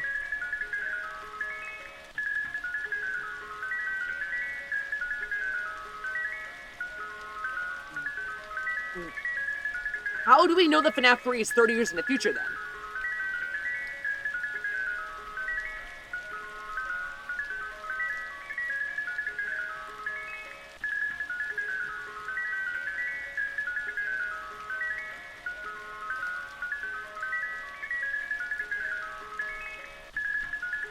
The FNAF video game doesn't release its full day, only the day and month. However, the refused significant stop is learned. The paycheck amount, byte of 87, blah, blah, blah, blah, blah, blah, blah.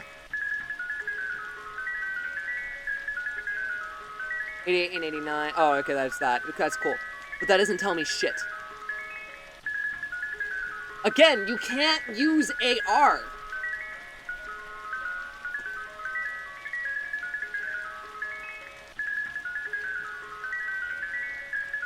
AR is not canon. The details from that game are not canon.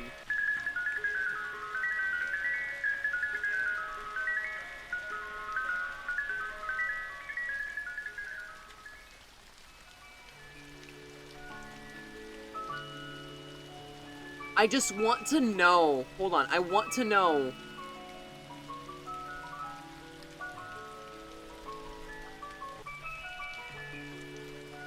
In the Steam description. Okay, so that's where it states it. Hold on.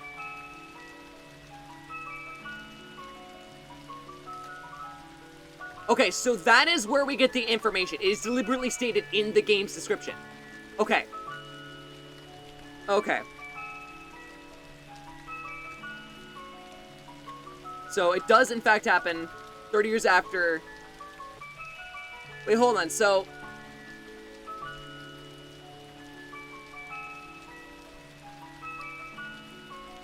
hold on, I gotta fucking do something again.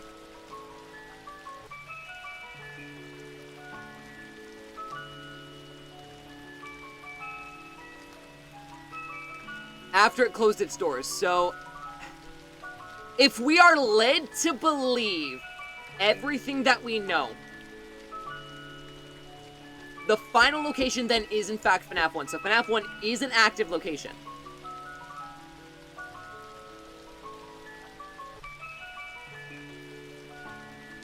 Active.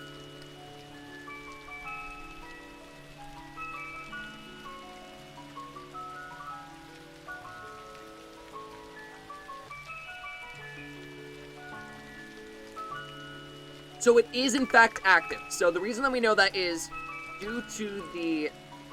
Okay, so I'm trying to gather like all the evidence to support each and every fucking detail as much as I can.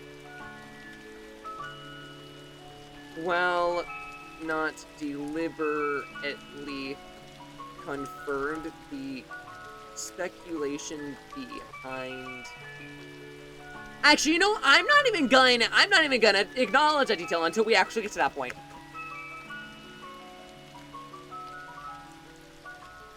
I'm not even gonna acknowledge that detail.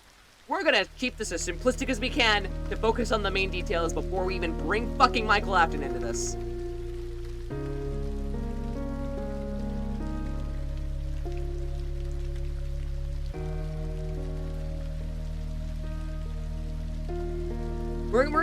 I really want to take this in stride and break it down from a stand-by-stand, or like a big case-by-case standpoint. Starting from the details that we knew up until now. And I'm only doing it right now with the first 4 games. That is what I need to do. Due to the Steam page description mentioning that FNAF 3 takes place 30 years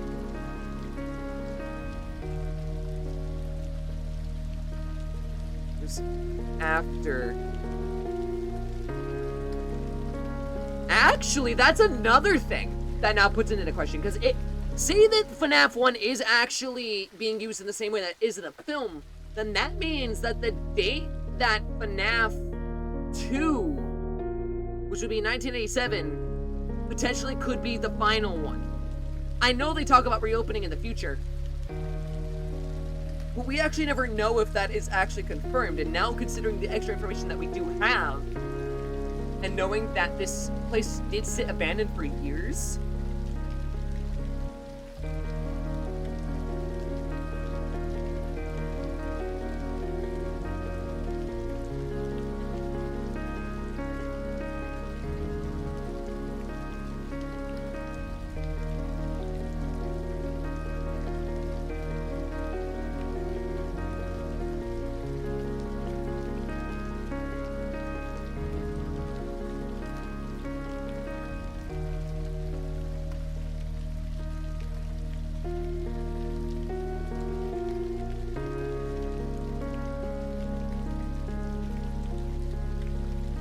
I'm trying to actually figure this out now.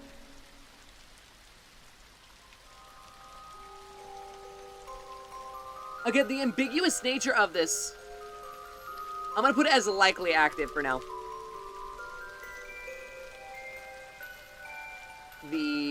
After Freddy Fazbear's Pizza closes its doors.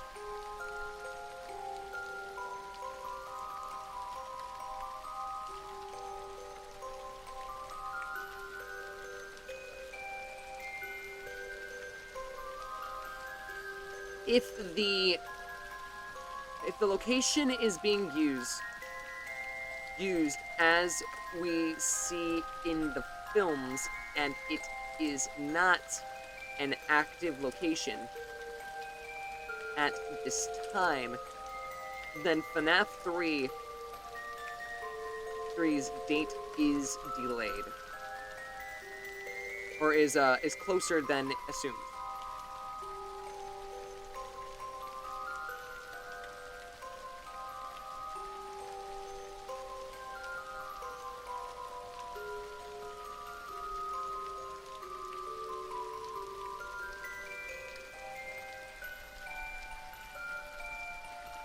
This makes things so complicated.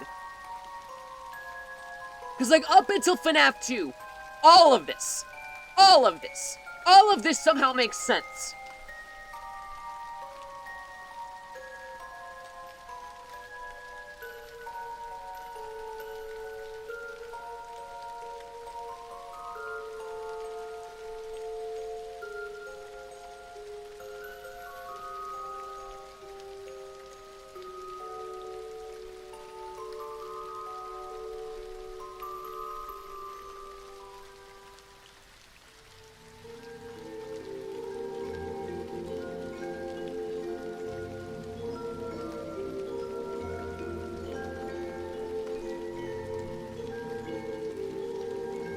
Oh, this gives me a headache. The end of Night 6, yeah.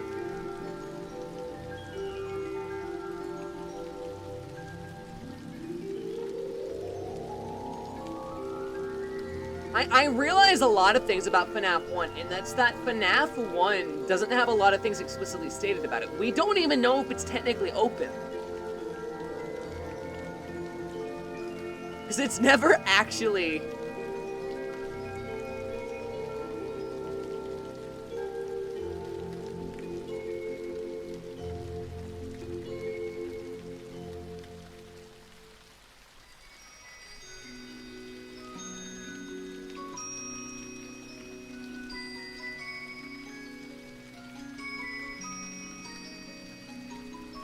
So, hold on. Fuck, that scared the shit out of me. You can tell I'm getting sleep deprived if I clicked on a thing and it fucking scared me. The 12th. So November 12th, 1993. Let's put November 12th.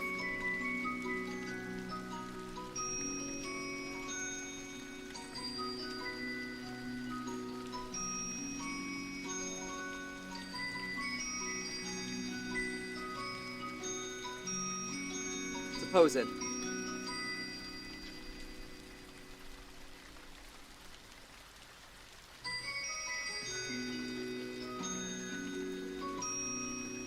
I feel like up to 1987, I have like all the details relatively correct. I do think that this is, or at least, no, I feel like this here is correct. FNAF 2 might be open to interpretation, and it's primarily due to the 5 more dead children.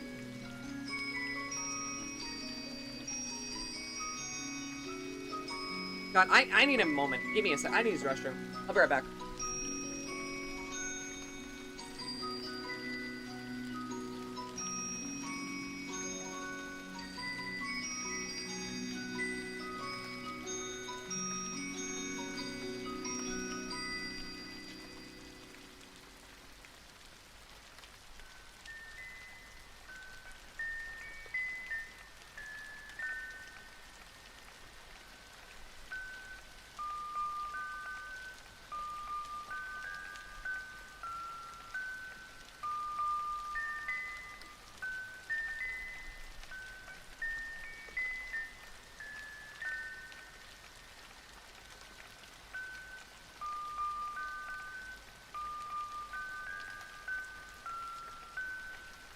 Give me a sec, chat. My cat just pissed on my fucking floor.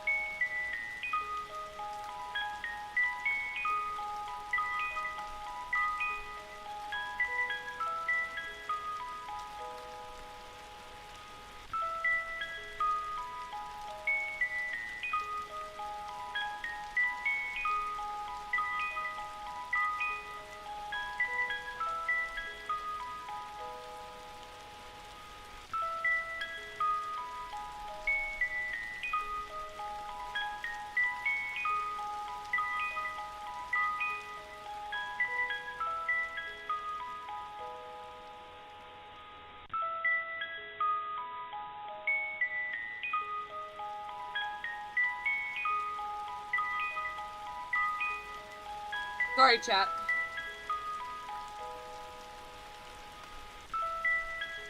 My cat pissed all over the floor, so I had to deal with that. Okay. So, here's what we have so far. Just to recap so we can start, like, going through other details that we've maybe missed. Yeah, Fetties. Fetties. Hello. Hello, Drago. How you doing? Cat moment. Yeah, it really fucking is. She won't use her litter box. She knows how to use it, but she won't. Just on my fork. Alright, so we know in 1983, at least, sometime between then and 1983. So 1983, Evan Afton gets bit. We know it's the child of Phone Guy, pretty much at this point, though it is speculated that it actually is the case. Again, it is speculated that that is definitely Phone Guy, or not Phone Guy, fucking William Afton's son. The evidence we have supporting that is in FNAF 3, we hear about a incident involving spring lock failures, deeming it unfit for employees, because in the case that happened to an employee, it's a lawsuit. The unfortunate incident is likely the Bite of 83, and we've determined that the retcon that Scott was talking about is likely the Bite of 87. It's instead the Bite of 83, which would make sense for a number of reasons. Home row user spotted. Yes, home. Look, I try, okay? The only reason we have confirmation on this is because since it has been spoken about, which, by the way, the only evidence we have of 87 happening is the first game, and has not been elaborated on since through the 10 games we've had, the 20, I think it was 27 books? 23 or 27, how many?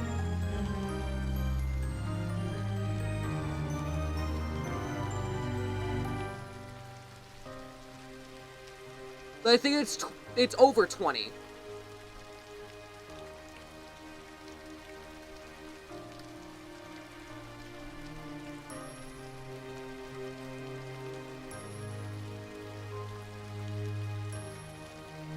Three, 12, 15.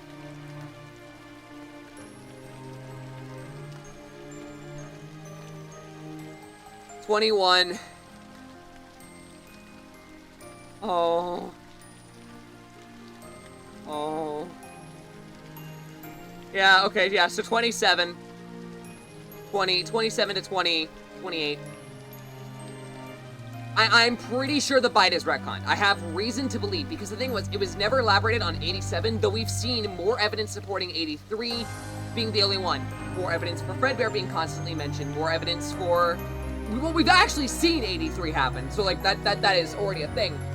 But it wouldn't make sense for there to be two bites. It's never been elaborated on, and considering how significant of a plot point it's been, for it to only be mentioned in the first game, and third to be a retcon point, and then not be mentioned when there's 10 games, like 27, 29 books, and a movie, and it hasn't even had a single bit of reference, it doesn't seem to make sense to me. Additionally, when it comes down to it, like, just why would they let two bites happen? Why would a company let it happen? Why? Why? No, it doesn't. But at the same time, it is considered some of this massive plot point. But, like, what point is it? If it exists, what difference does it make if it doesn't? Like, it has no significance to the plot point anymore, but the Bite of 83 does. Basically, the Bite of 83 is what became of the Bite of 87. Like, it was basically the massive, overarching plot point that everyone made a big deal about, because it is a big deal. Like, 87 just, it has to be. It has to be the one retcon he made. Exactly. And that was the one thing that was also, like, trying to trouble people for the longest time, is, like, what the fuck happened with 87? Why would it have occurred? Who the fuck did it? Who was the victim? Like, literally nothing made sense. So I think I'm going to say 100%, again, this stream, I've been saying this since, like, 2017. The Bite of 87 did not happen. Or not 2017, like 2018, 2019. Roughly around the time that FNAF 4 to Sister Location came out. But I've been saying this for years, that there's no fucking way that there's 2 bites. We know that Evan was the victim. He is still alive, but he's missing his frontal lobe. We know that he survived. That is one thing that is definitively mentioned within the FNAF 1 phone calls. So we're going to go on that and say that that is. But as a result of Afton basically essentially losing his child in full, supposedly to a coma, we don't even know if Evan's technically dead. We're going to presume that he is. Potentially dead after hospice care. We know that Afton ends up losing it and then uses one of the suits to kill 5 children. That does happen. It happens in the books, it mirrors here, makes sense. Okay, 1983 to 1985. He commits a series of murders. So we have 6 dead children. Because we know that there's also a Freddy Fazbear's location alongside Fredbear's Family Diner. Also, I need to put this in words a bit. Hold on.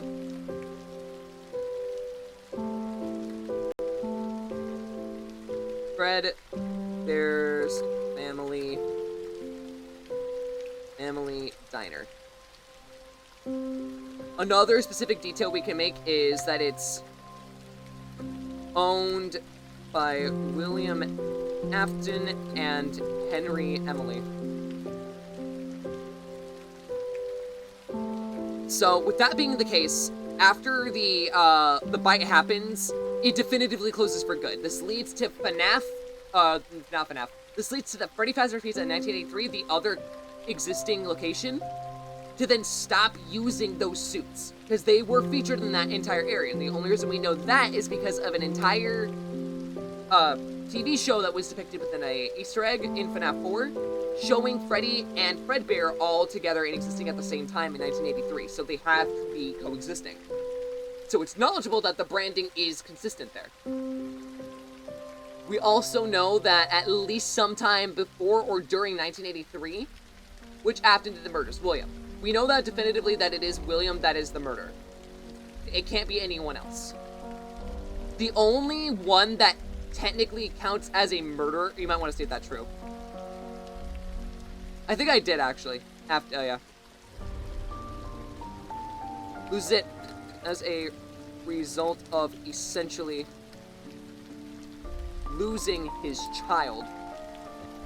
I'm super tired, so no, you have a good point there. Like, I definitely need to specify that. If I'm trying to do this in thorough, from square one, from scratch, re-piecing this together, I need to be as definitive and, like, as specific as possible. So no, you are 100% in the right here. Okay, another thing I need to mention is at some time between... So, the death of fucking Charlotte Emily.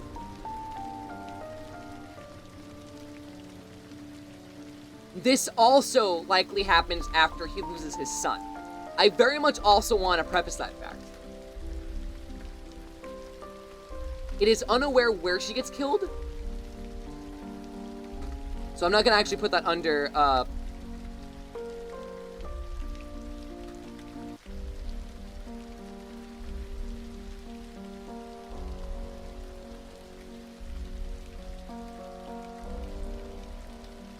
It is unstated where she is definitively murdered.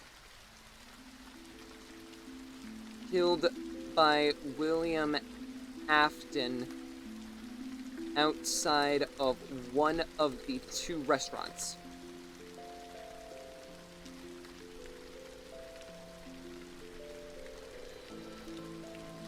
At some point between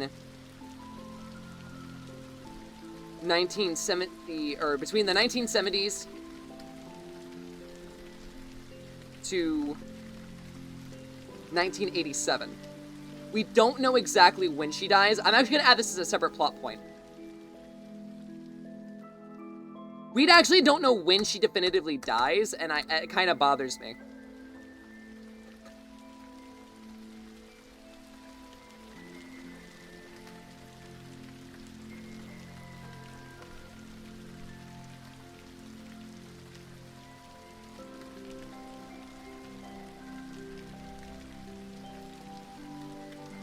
So, again, I'm only trying to piece together right now definitively what we do have as factual statements.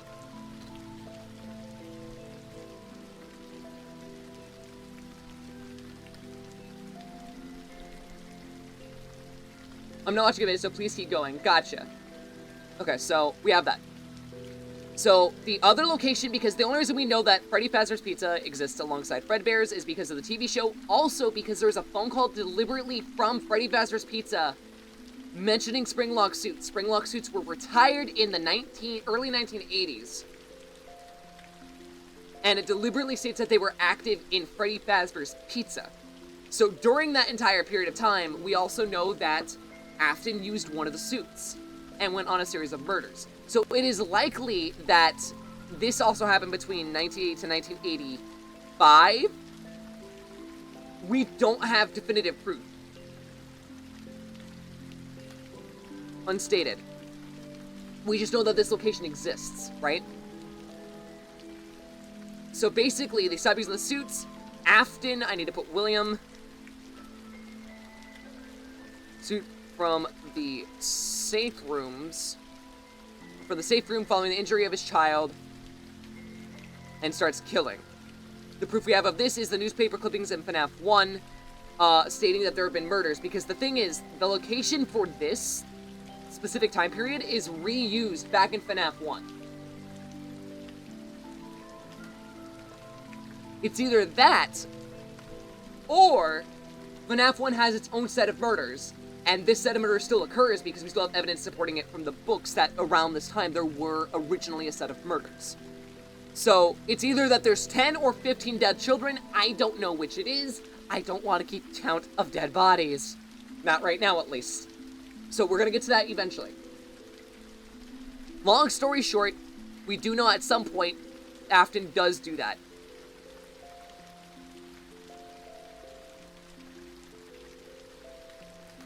But there is at least in 1983, at the very least, there is a Freddy Fazbear's Pizza and a Fredbear's Family Diner. We can at least definitively state that to be true.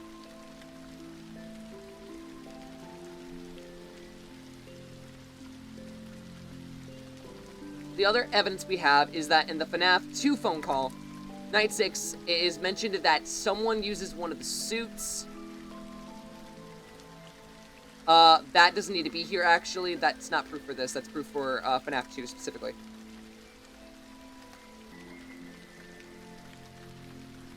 Don't know why that put that there. I must have misplaced that. There we go.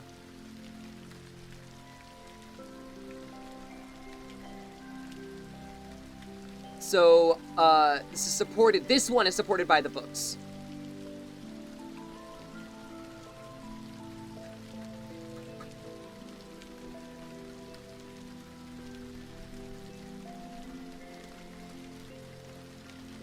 The details from the books, more specifically,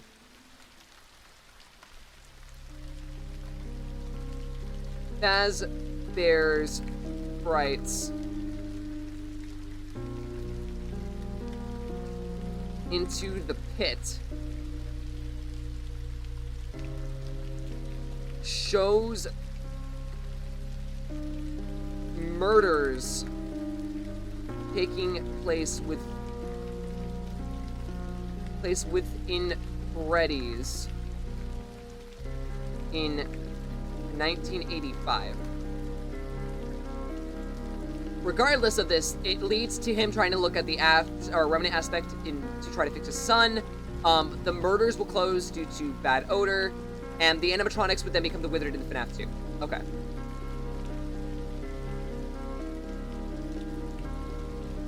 This is so much to break down, and I don't like it.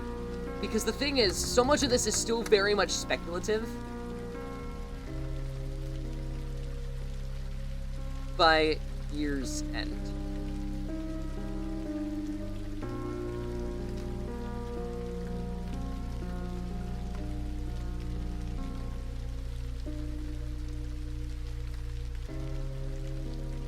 Okay.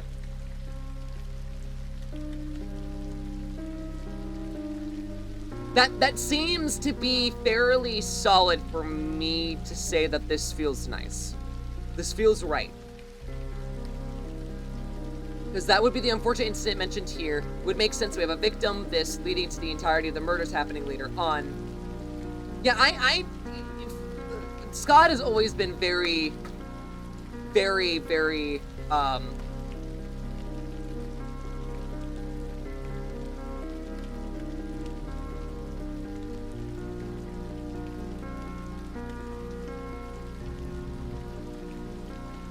this location is referenced not only in the films, but the books as well. This would lead us to believe that the place, well, not stated, not shown in the games, is actually what we are being hinted at throughout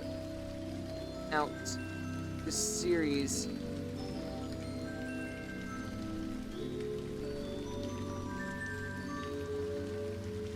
Give me 1 second, someone's at my door.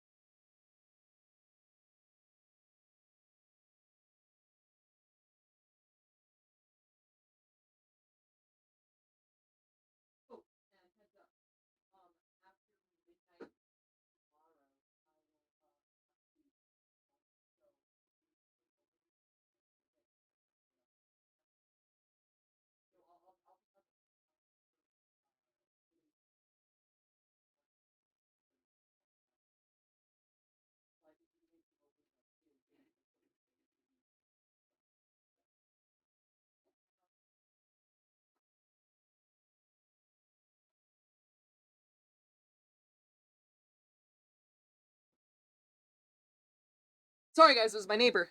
He needed me to open up some food for him. I know I've mentioned this before, but I constantly help out my neighbor with cooking or like with opening up food. Okay.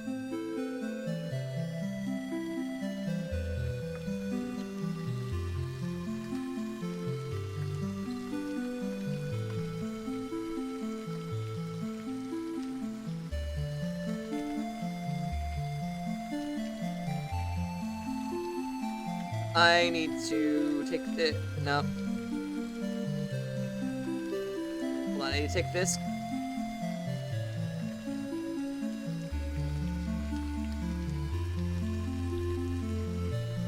So we have that, right?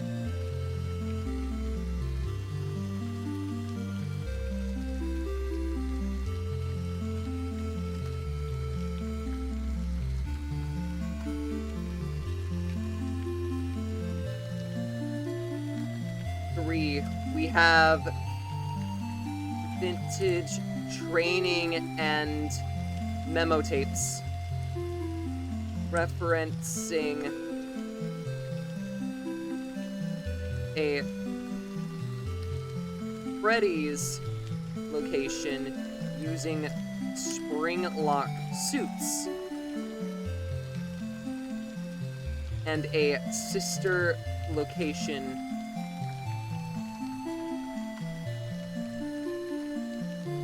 It is very likely that the sister location is Fred Bear's family diner.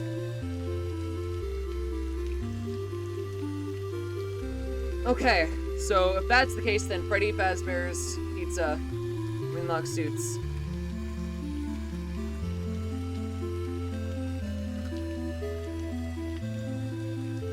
I have to now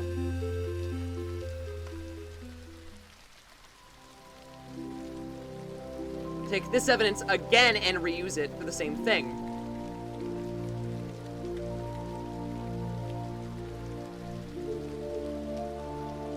Spring Bonnie and Freddy Bear are no longer in use, and they're put in a safe room. Afton uses Spring Bonnie from the safe room. Blah, blah, blah, starts killing. Newspaper clippings at FNAF 1.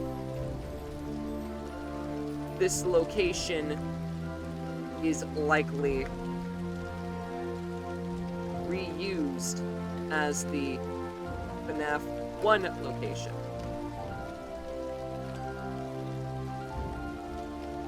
And this also makes more sense. Here, this leads to this. The suits are known to exist here. This would mirror what, so in this location specifically.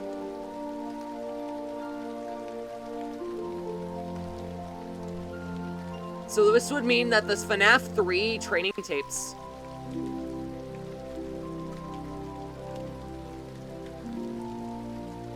while not explicitly stated,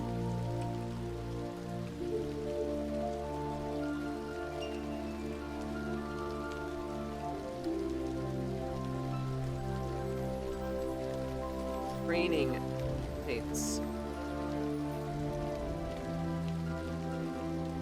are meant for this location.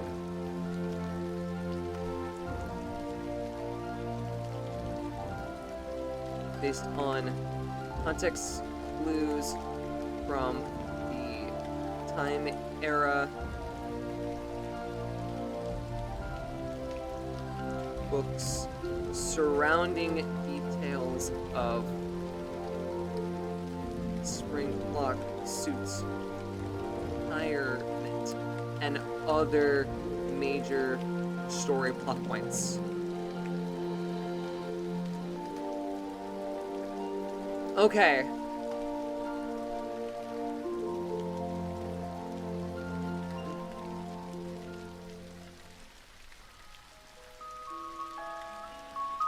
So this is, again, so this is now where we're getting into muddy territory. So everything from this point would make sense to be a logical thing. And FNAF 1 would also make sense. It is likely that the withered animatronics are retrofitted here to be used as the FNAF 1 animatronics.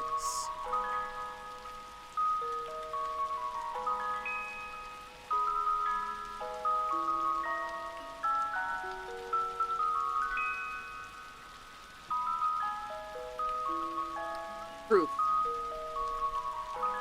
So here we go. The end of Night 6 in FNAF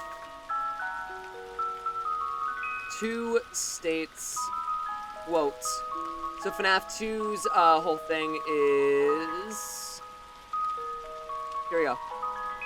The original characters are being kept in hopes of possible organization of the company.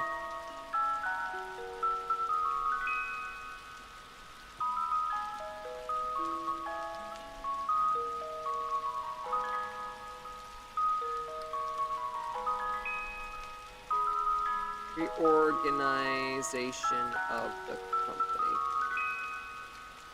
End quote.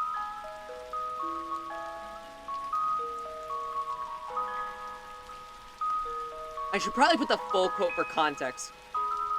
Also, I'm gonna get rid of that for now so I don't accidentally fucking jump scare myself later. The new Venom trucks are being scrapped due to possible malfunctions. Okay.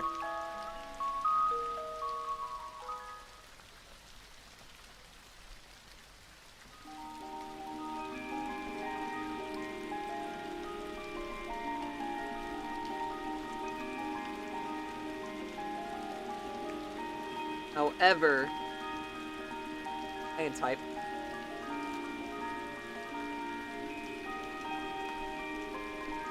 Alright. We also know that Phone Guy dies sometime between 1987 and 1993. Because between this point, Phone Guy is basically the Night Guard. Mike is the Night Guard. This is supposedly under a new name.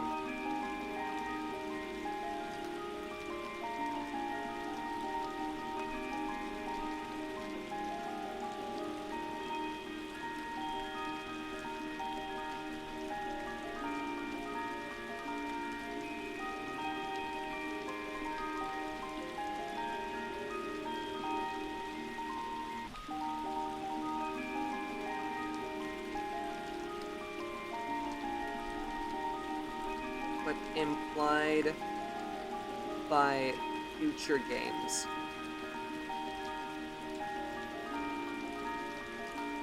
Okay, so location, actually operation, likely active.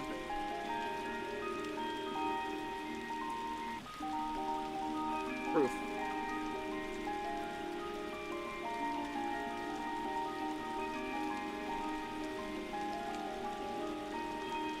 If this location is not active and is being used as we see in the films, then FNAF's solution. If this is the case, then FNAF 2's or then FNAF 3 takes place closer to 2017.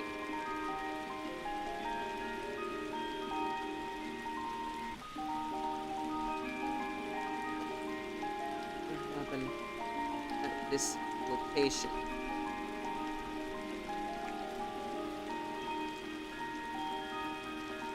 See, that's another thing we now need to figure out, right? Did a murder happen at this location? Did it? Because if it did, then how would we know? Because right now, what we're assuming, and this is what the community is also assuming, which I don't fucking like, but if we scroll back up, like, we know for a fact that 1985 did have murders, right? But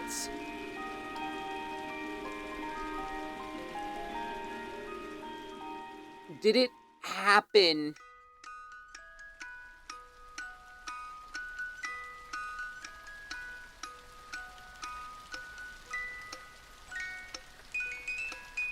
hold on, let's see. In the books, the Missing Children incident occurred in 1985.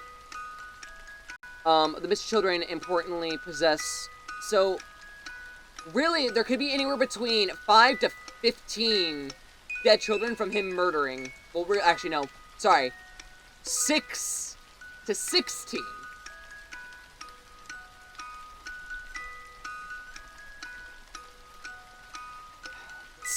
It's so hard. Well, no, sorry. It would be 11 to 16. Because in FNAF 2, they definitively did die. We know that they are dead ones in FNAF 2, just because of the factor of the minigames. So I actually need to put that down.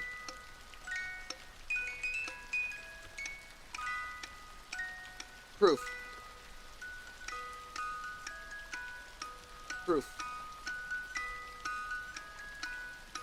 The FNAF 2 death mini games. References.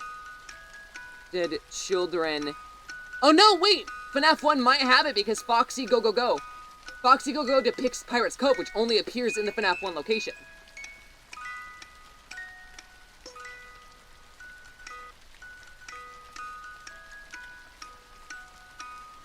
So no, that would have happened as well.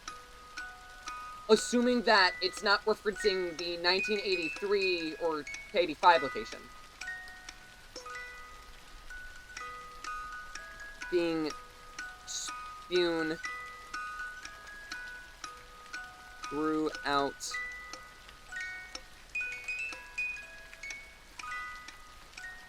seen throughout the FNAF 2 location in the Save Them minigame. Also proof, it's assumed due to someone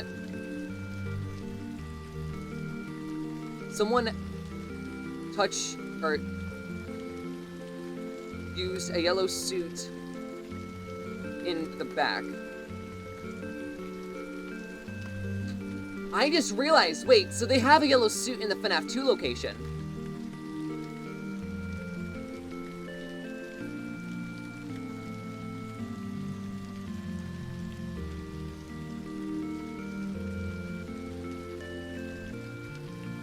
So is all of this just the same location then?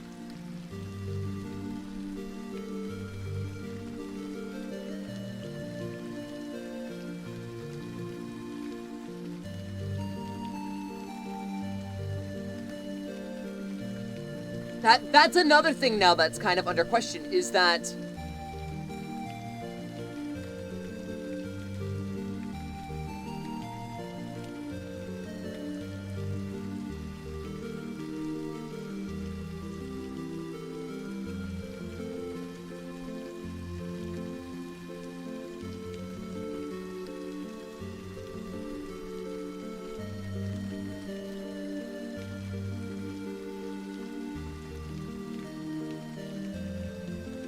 is shown that there are another 5 dead victims discovered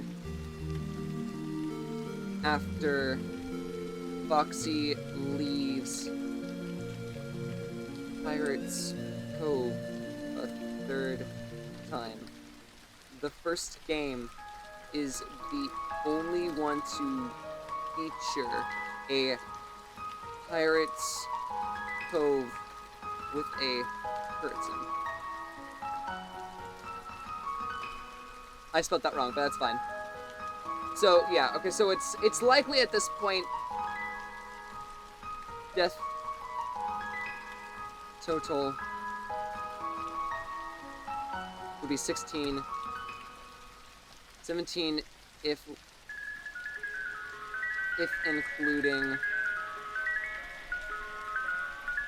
Evan.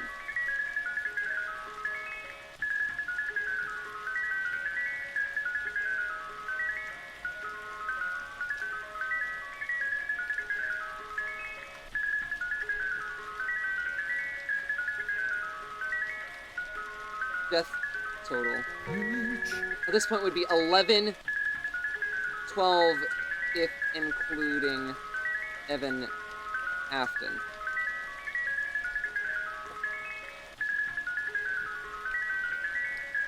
You know what I feel like right now?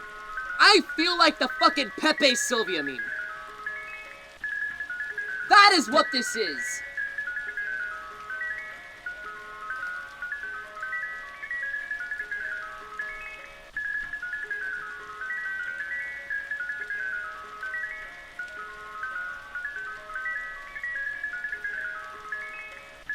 I just realized I'm gonna have to get the rest of the books. I only have 4 of them. Chat, I'm gonna be very tired after this, man. Alright.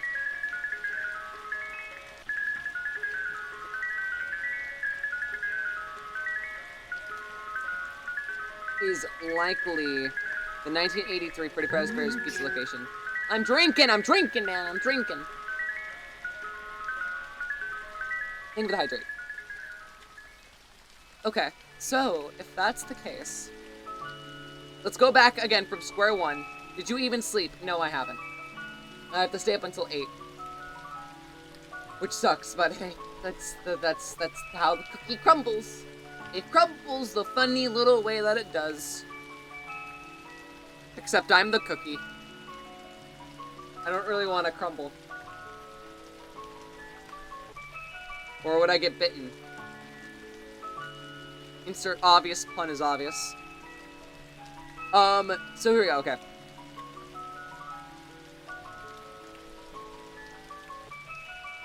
So we have the bite of 83.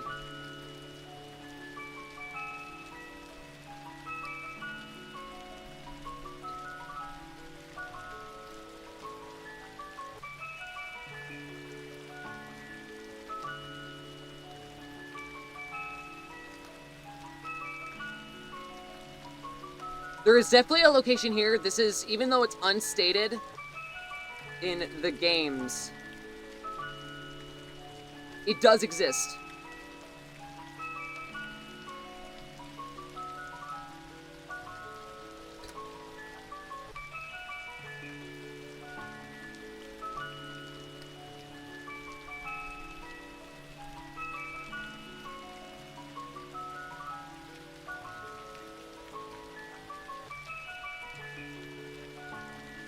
I'm gonna do it this way, so that way we have it. This. There we go.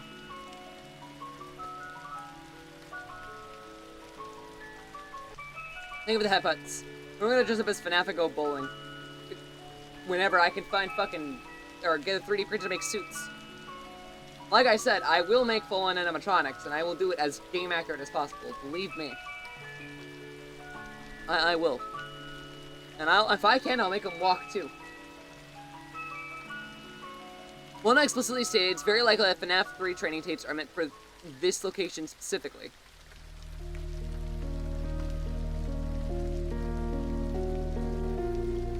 Inferred based on context clues from the game or time era.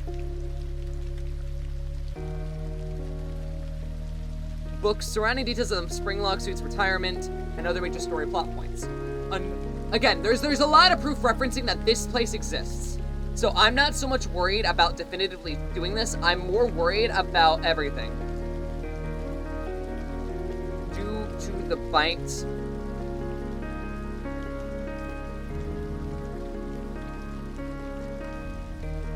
of 83.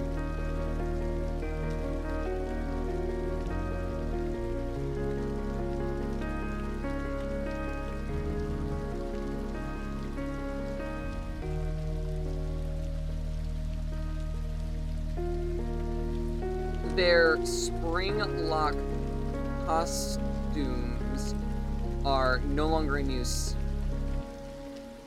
Locked in a safe room.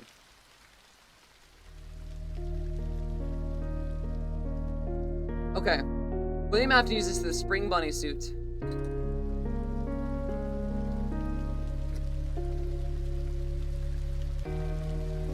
From the safe room following the injury of his child, following the bite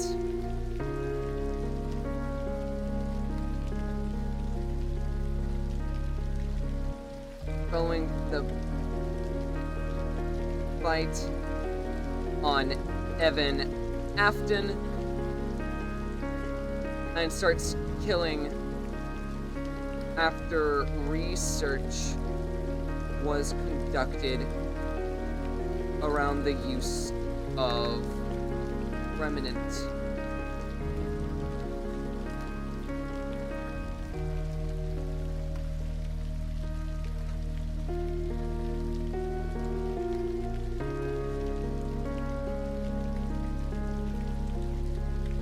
Proof.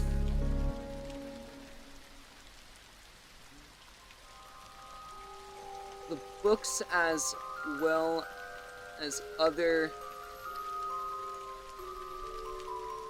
media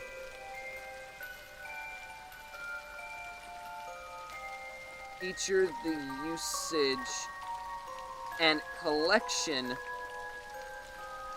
of this soul power. Soul power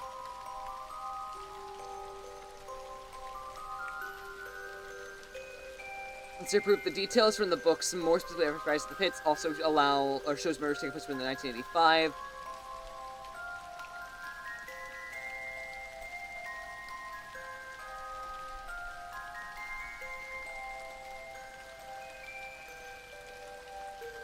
A spring lock failure caused due to moisture hitting the spring locks in Fred Bear's jaw.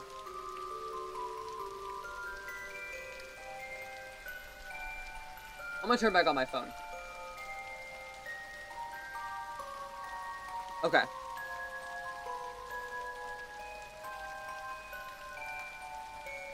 Location would be reused as FNAF 1's location. The suits in the safe room are only known to exist here. Though one reference of a suit being used from the back has been made in FNAF 2. My phone is not charging.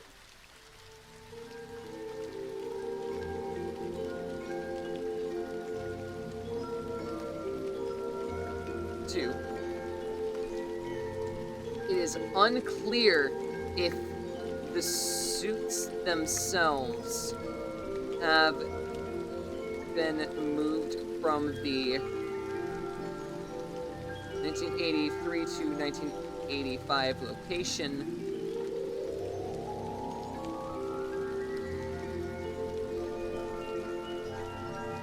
But it is very likely.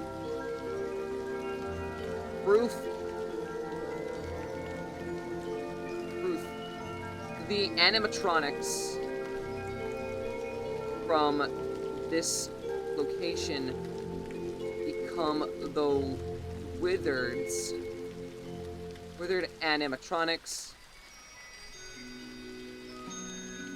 in FNAF 2, including Golden Freddy slash Fredbear. This would allow us... I'm gonna make that as a separate bullet point. This would allow us to assume that Spring Bonnie was also brought over to this location.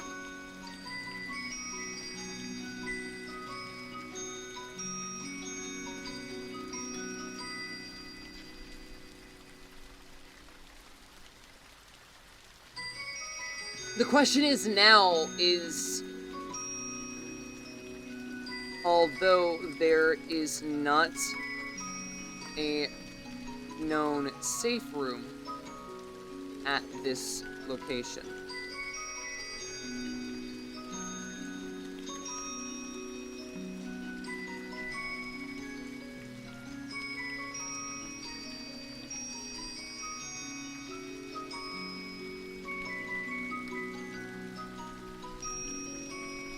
in the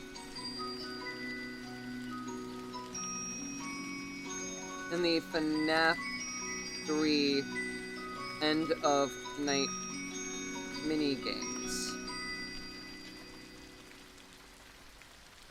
Proof.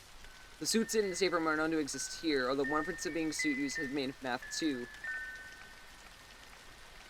Note, it is unclear if the suits themselves have been moved from the 1983 to 1985 location, but it's very likely that they have. Although the possibility, as this location did not exist prior to 1985 to 1986. Oof. Hold on. Proof. This location was opened and closed the same year in 1987, meaning that this is either a remodel of the FNAF of the 1983 to 1985 location, or a separate location entirely.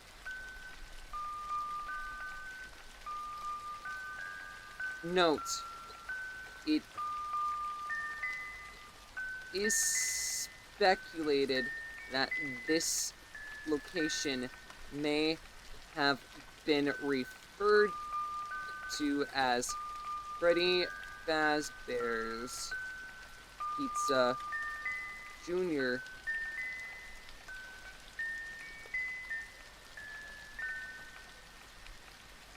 Junior slash or simply Juniors.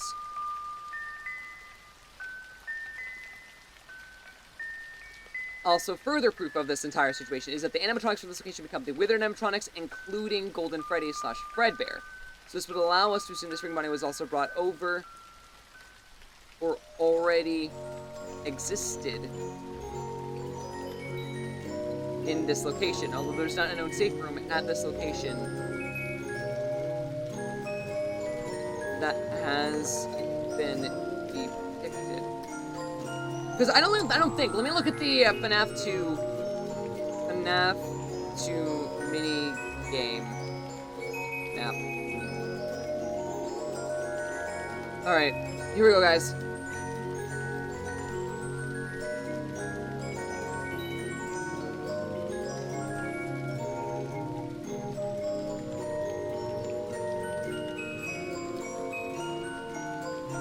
Yeah, it's not depicted.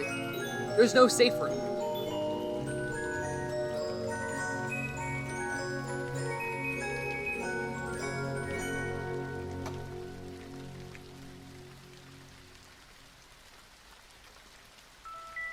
Freddy Fazbear's Pizza 1, yeah, this would make sense.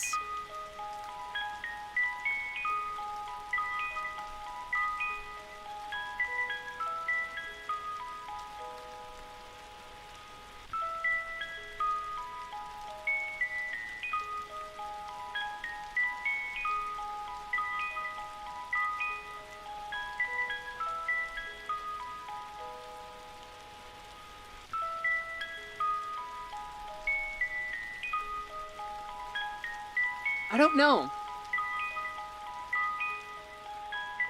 I will state that if this is Freddy Fazbear's, this only supports my theory if this ends up actually being the first location here.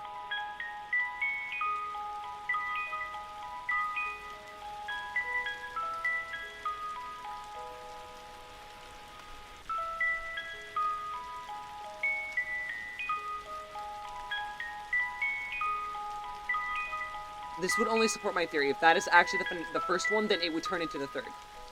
Or till the FNAF 1 location. That it... Do you guys understand why this is a headache?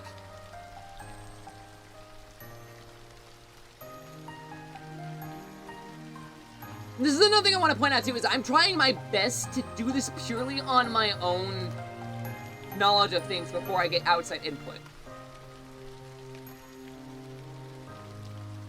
This is another thing, is that the FNAF 3 map is also like this.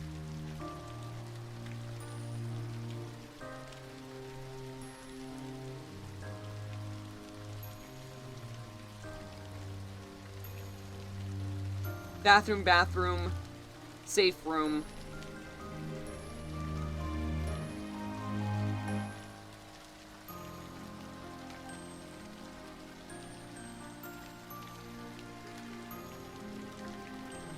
BRB need caffeine, go get caffeine.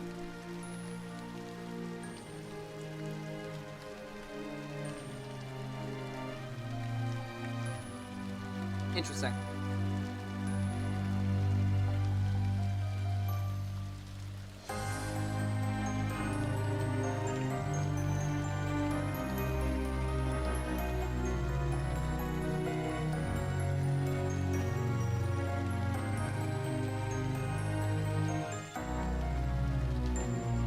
Okay, so here we go.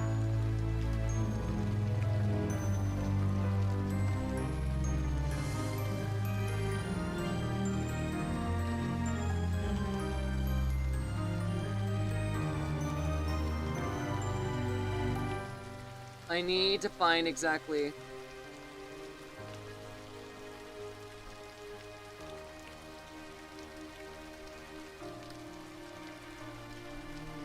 I feel like that's a lot of proof right there about, like, everything. You have, like, when the location was opened.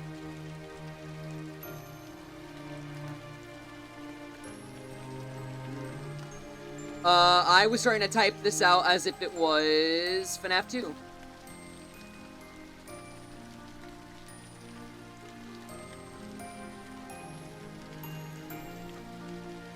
The FNAF 2 location was open in close to the year 1987, meaning that this is either a remodel of the 19... This is something different.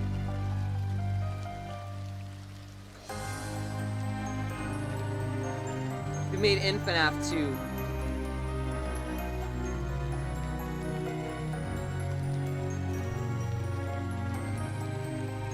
This does not belong here.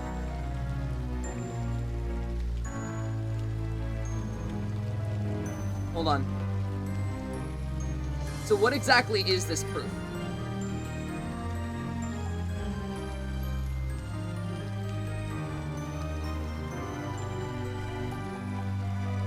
This location is different from the location in 1983 to 1985.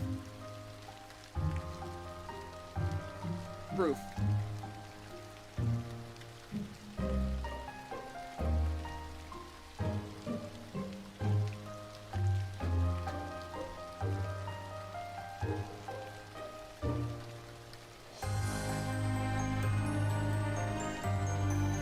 I'll fix that in a second. Hold on, I just need to also edit this.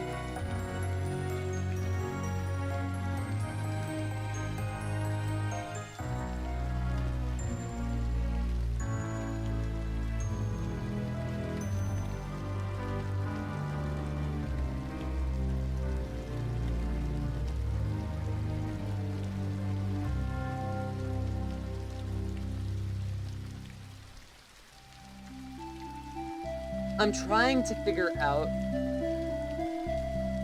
exactly what we're doing.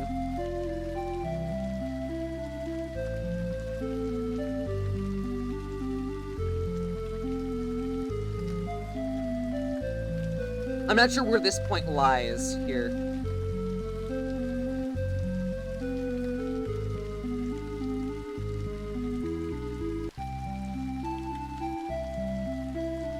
Let me just quickly put this at the end. In the meantime, what I'm gonna do is I'm gonna cut this, put it here.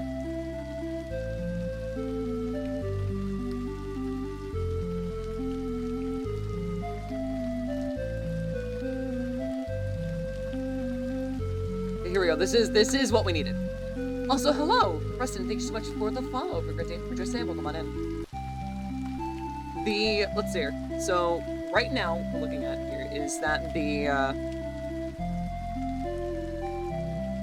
location is likely, or is definitively, or that. Okay, hold on.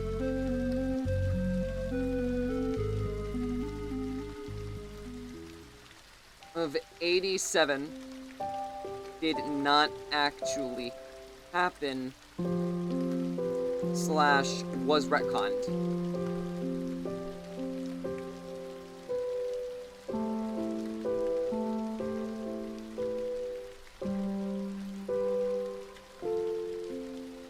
Yeah, the music is really nice, by the way. It really is.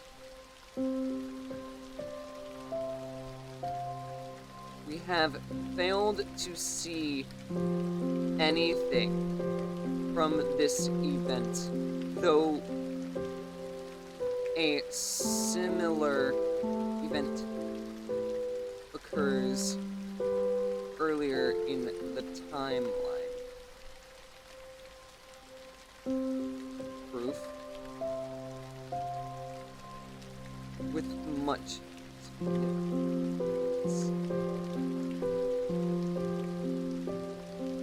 Proof.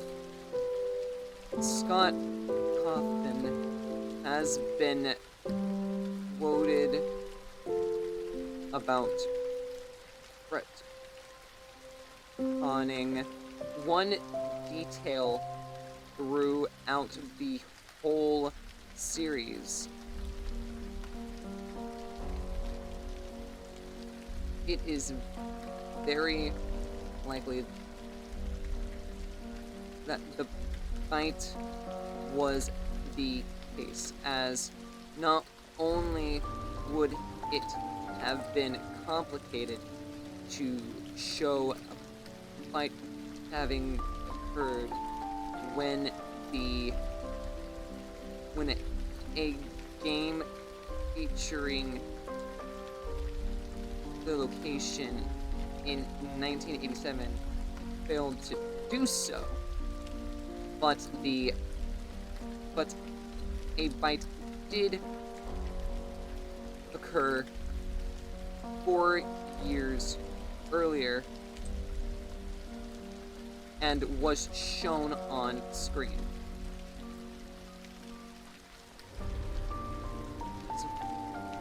Supporting evidence. These challenges, yeah, 100%. I'd love to. You kidding me? I like getting down and creative. You know this. Oh god, I 100%. I'd be down. I would be down. Supporting evidence. Scott has been known to show major events in full to the player base, including the bite of 83, the baby scooping incident, and the spring lock failure.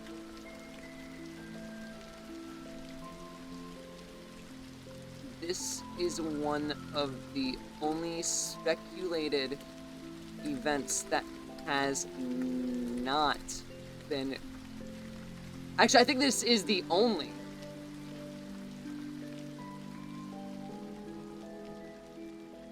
The only speculated event that has not been shown deliberately and from the games.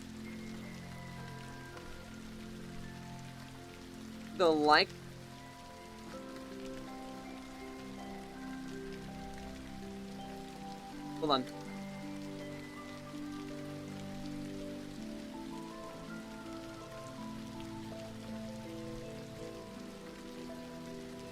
There being 2 fights is highly unlikely.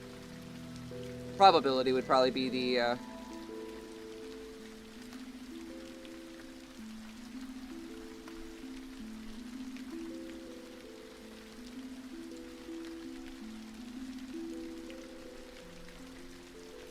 is highly unlikely, as the company set to prioritize safety and would be generally cautious of this again.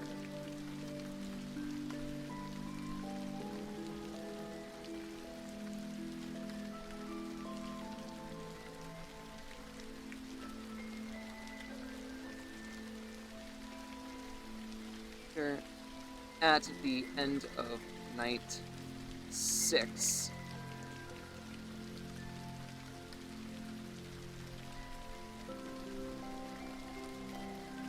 okay, hold on. Ooh. Each other, but the mal work caused by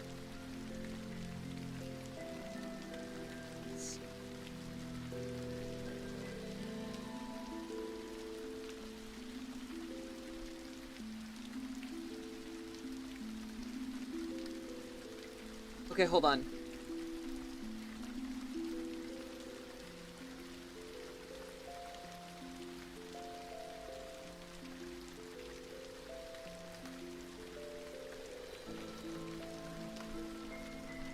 Bite of 87 was one of the earliest mentioned events in the series history to FNAF 1. If there was something to retcon as the story was being developed, it is most likely going to be a detail that occurred in the early days of the story.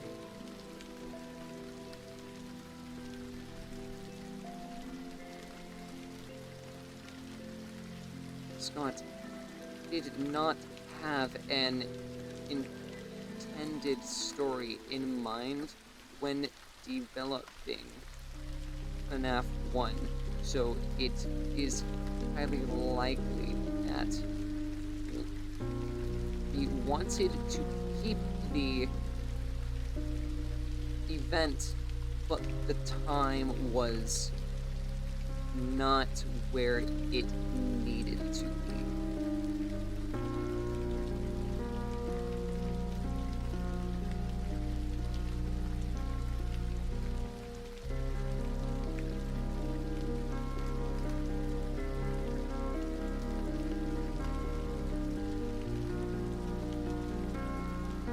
Yeah, I feel like that is pretty much what it is. I'm also gonna mark down this as supporting evidence. Supporting evidence. If playing, or if assuming that this is the detail that has been retconned, this would have nothing else supporting its existence, as its whole existence lies on the mention in the FNAF 1 Night 1 phone call.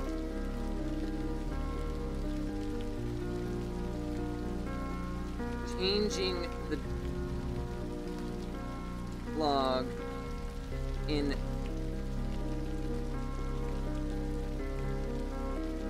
changing the dialogue in FNAF 1 to mention 83 instead of 87 leads to no other mention of the event. The event increasing the likelihood that this was indeed what was retconned.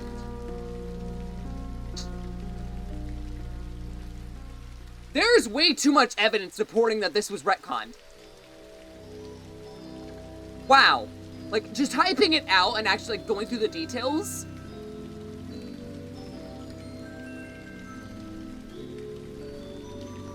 I'll also make another note here. Note. Even if this was not retconned, this event holds no value to the story, as the victim is not a major part of the story. There is no known victim or cause, and it has largely gone without reference.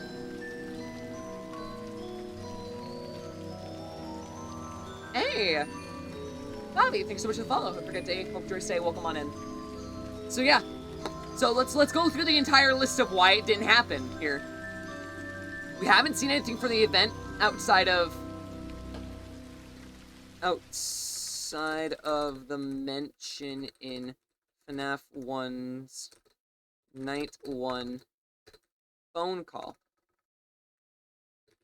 Though a similar event occurs in the timeline which in a timeline with much more significance.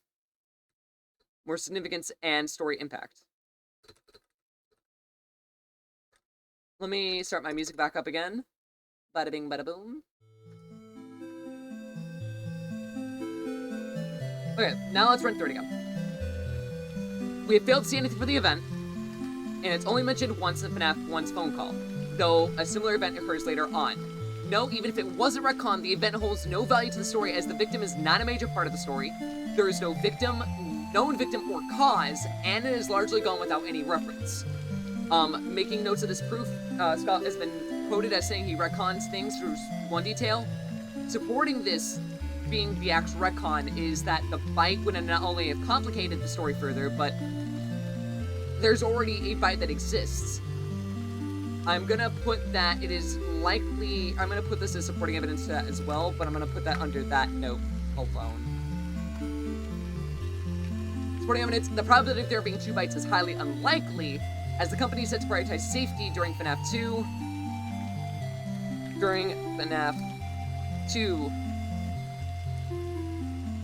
And is even optimistic about reopening in the future.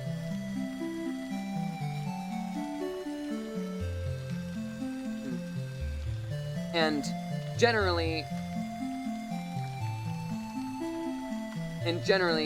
given the history at Fredbear's, would have been cautious of this happening again. Supporting evidence, Scott has been known to show major events in full to the player base, including the bite of 83, the baby scooping incident, MICHAEL, Michael Afton scooping, and the spring lock failure. This is the only speculative event that has been shown, or that has not been shown deliberately in games, despite being mentioned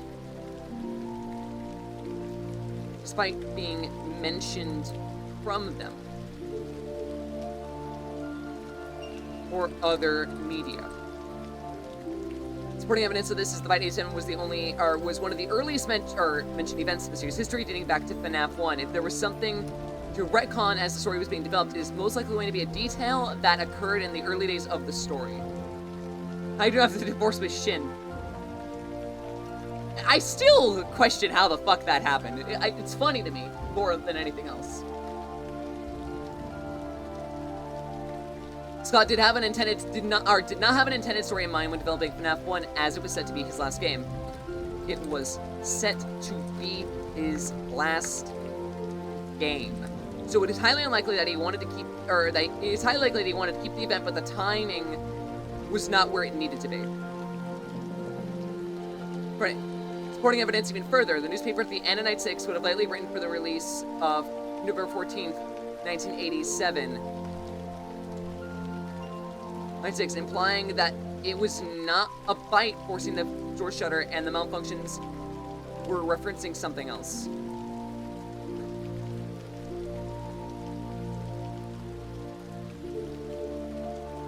Supporting evidence, if assuming that this is the detail that's been retconned, it would have nothing else supporting its existence as a whole. Its whole existence relies on the mention in FNAF 1 and FNAF 1's Night 1 phone call. Changing the dialogue of FNAF 1 to mention 83 instead 87 leads to no other mention of the event, increasing the likelihood that this was indeed what was retconned. Yeah, that to me feels like a solid case against it.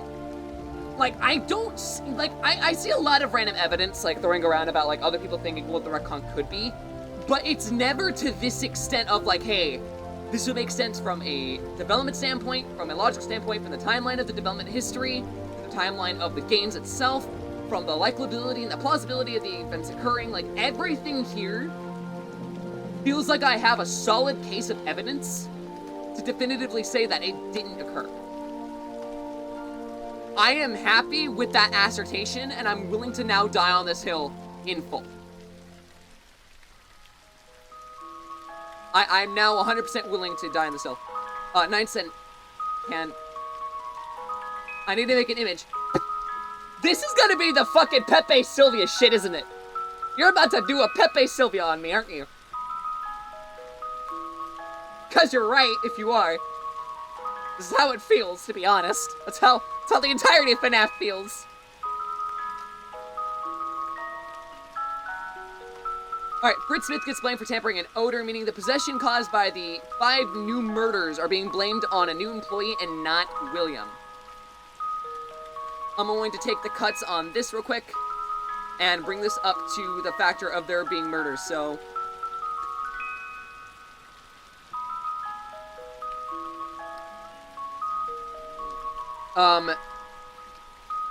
Note, Night 7, meaning caused by the five new murders.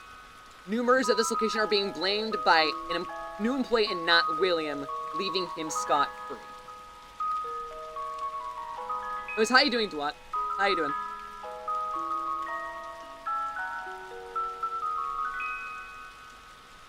I don't know where this fit in. End of Night 6 features a newspaper clipping that says the new animatronics are being scrapped.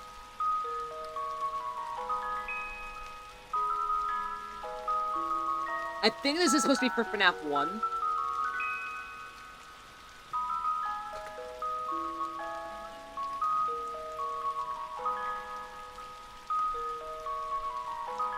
Yeah, and I put it here anyway, so, like, we're all good. Okay, I'm gonna use the restroom real quick. I'll be right back.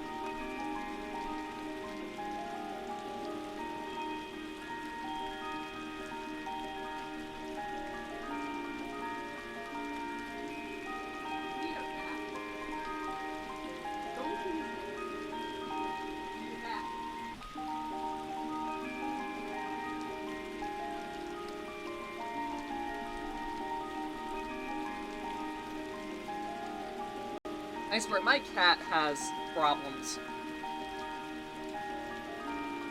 Like, genuine problems.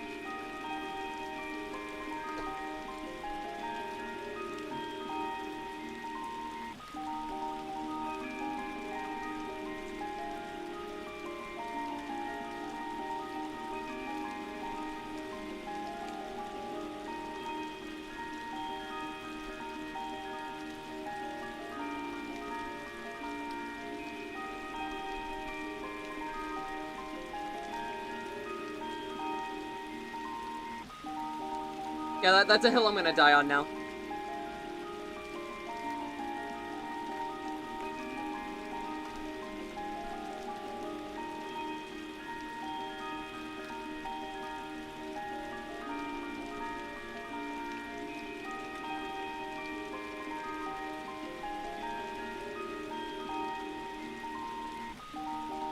Okay.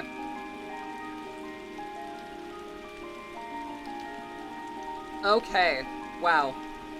This is gonna be a massive breakdown here, so now we have this.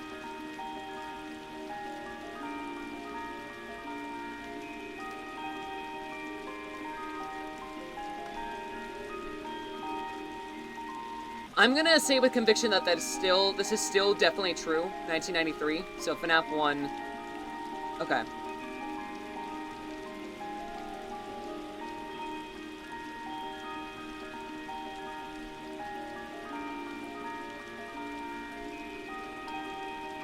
I'm going to make that a separate point, and then this is gonna become a whole thing.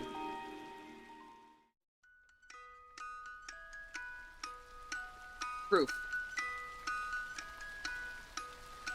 Hold on, I need to find the newspaper clipping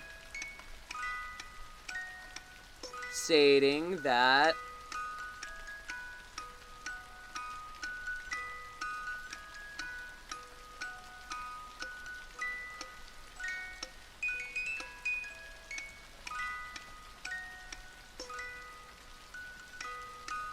I actually don't have anything for that yet.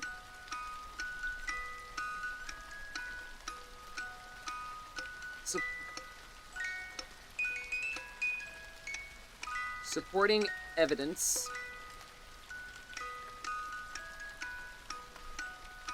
The 1983 to 1985 location is the only location we know of that has a mentioned safe room in the series.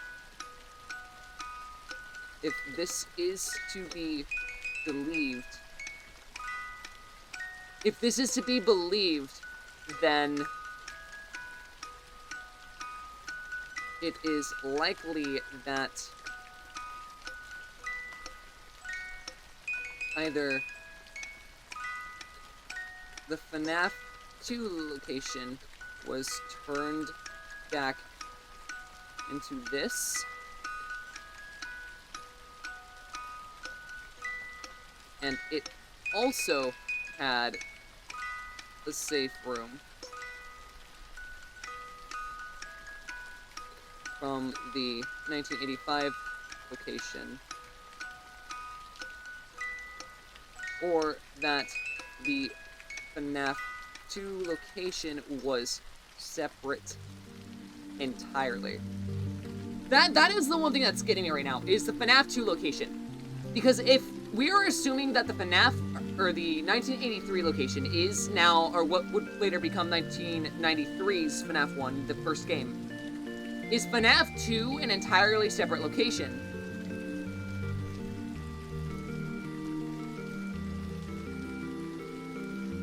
Part of me wants to say yes.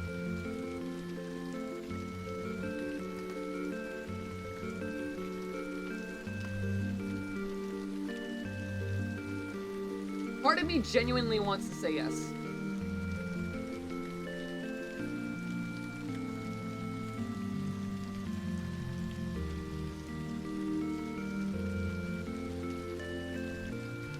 Hold on, I need to grab Into the Pit real quick. I have to read something.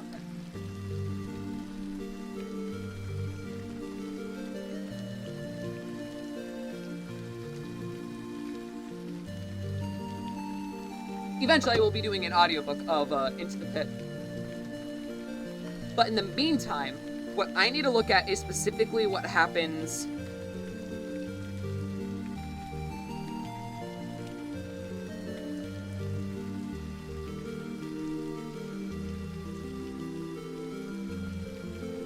Hold on, let's see here.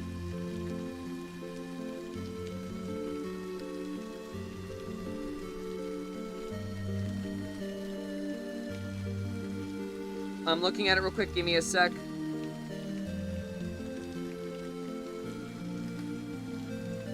So in front of us to the man in the yellow bunny costume is if it was a man under there. The bunny opened the door that said private and went inside.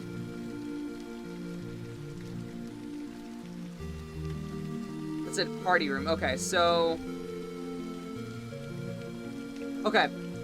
the room that he takes him in there is a party room. I'm going to assume FNAF 1 never would have a party room.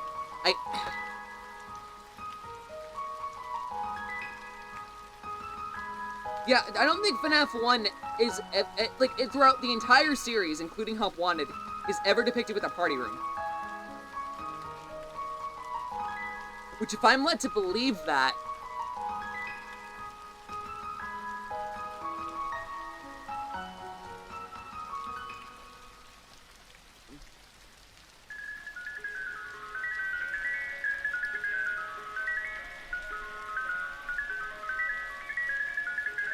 so, this is another thing now that I have to figure out, is if this isn't the 1983 location, how many fucking Springlock suits are there? Because obviously, like, there's the duo in Fredbear's, combined with the puppet. 1 million, I fucking hope not. If so, I'm fucking, I'm dead in the next week. So, there's at least the 2 in Fredbear's. There would have been an identical 2 in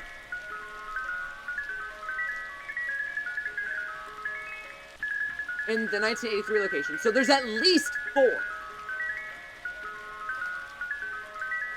We know that FNAF 2 has to have them. And it's unclear if they're carried over.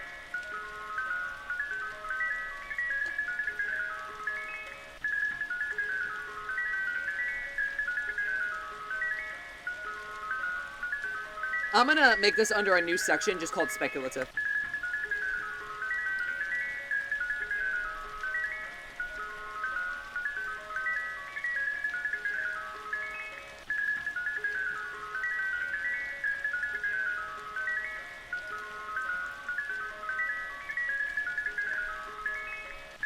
Speculative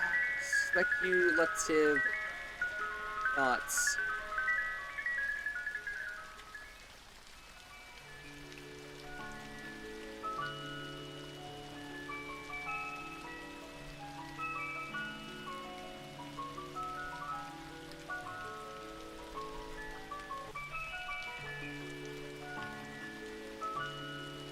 Speculative thoughts.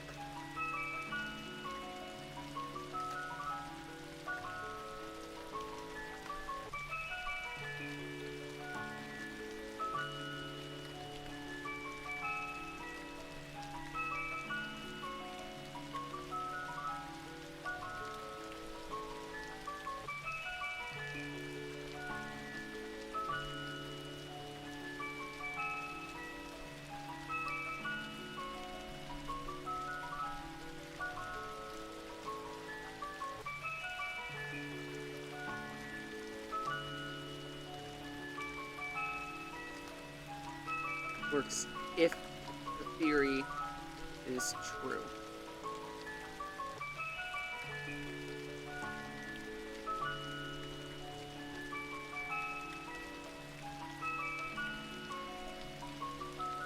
Oh my god. This is a mess.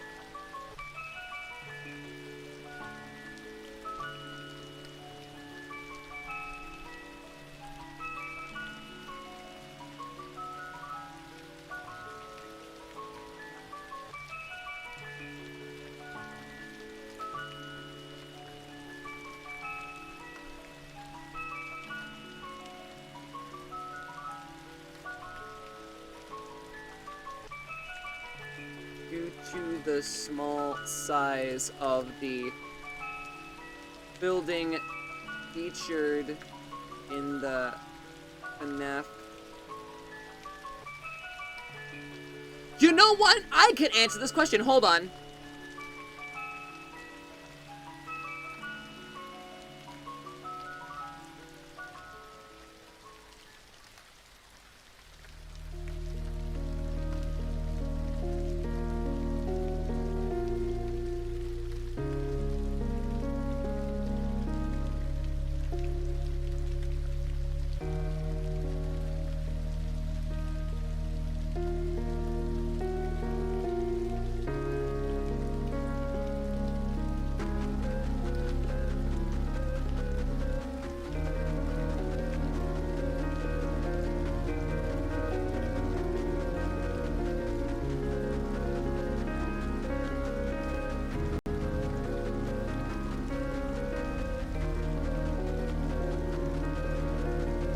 I'm trying to see if maybe this is mentioned or shown here.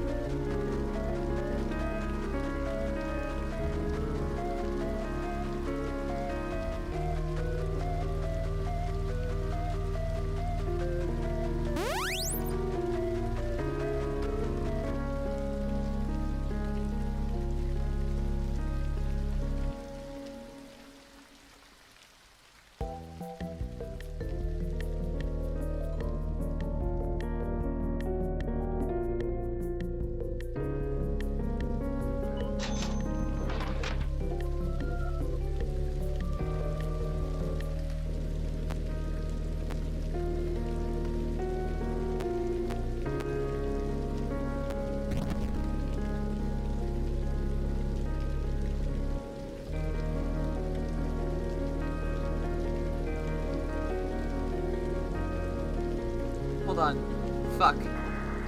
If you need to, slide into my DMs.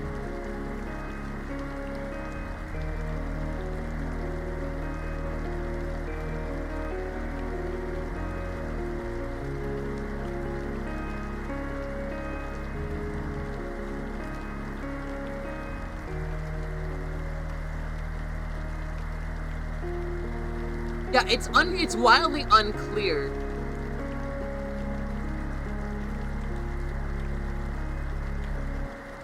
Because really, all we have to go off of is this clip. And then the FNAF 2 minigame.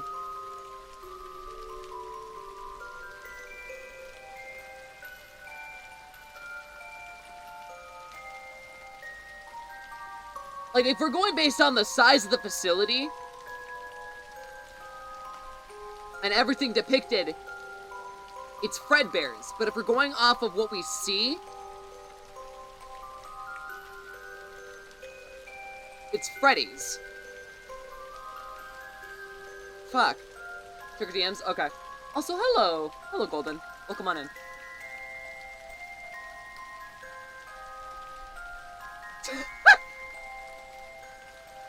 It's so fucking accurate, though! That's so fucking accurate! Look at this shit. Look at this shit!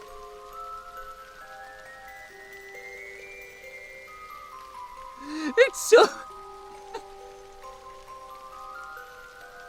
I can't tell if the sleep deprivation is getting to me. Or if I really find this as funny as I do. In any...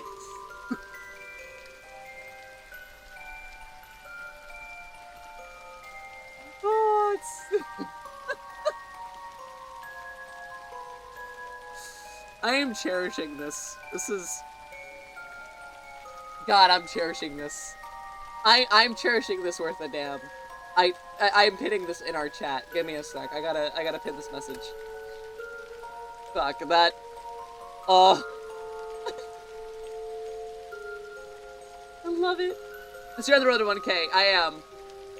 I'll help you out. I seriously appreciate it. Thank you so much, Golden. Right now, we're just trying to remap out the entirety of the timeline for FNAF because we have a good feeling that everything is definitely incorrect. And admittedly, I don't understand these characters, so they are in random places. That is entirely fair. That is entirely fair. Honestly, your layout makes a lot more sense than the entirety of what the fuck I'm still dealing with. FNAF 2 and Pizza Sim mini games. Also, hear me out. What's the hear you out? I'm curious. In the meantime, I'm gonna look at this real quick. So...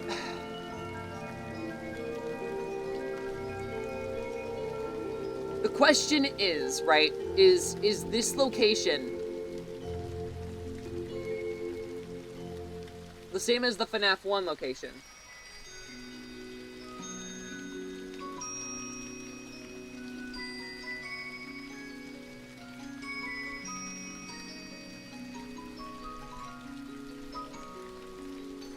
Like, that right now is what's driving me up a wall.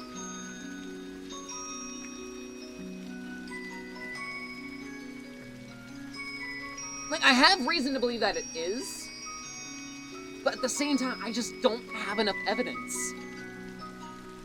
Or, like, definitive proof.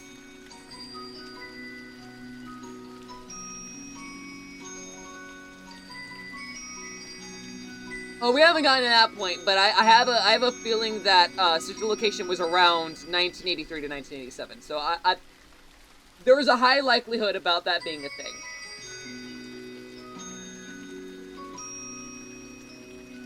Like, hands down, because that being in the future doesn't make any sense for it to be the case when you're looking at Sister Location as a whole.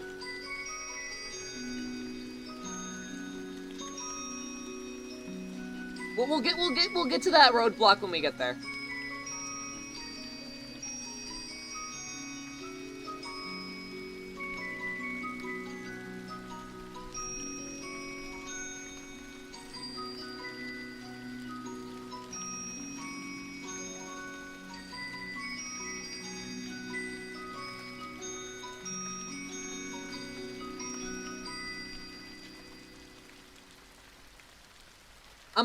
I'm gonna reread the 1985 scene again in Into the Pit. That's another thing I want to relook at.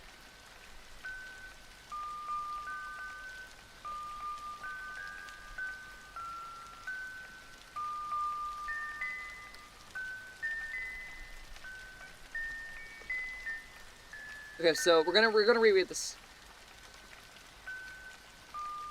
What have you done so far? We can get to that in just a moment. I'd be happy to recap, just so I can get extra thoughts on things at the moment. The rabbit stopped in front of the door with a side waiting party room and beckoned for Oswald to come inside. Oswald was shaking with terror, but he was too curious to refuse. Besides, he kept thinking, you can't hurt me, I haven't even been born. Once inside the room, it took Oswald a few seconds to register what he was actually seeing, and a few more seconds for his brain to process it. Lining up the wall, painted with places of the place's mascots, the grinning bear, blue bunny, and bird girl. Half a dozen kids, none older than Oswald.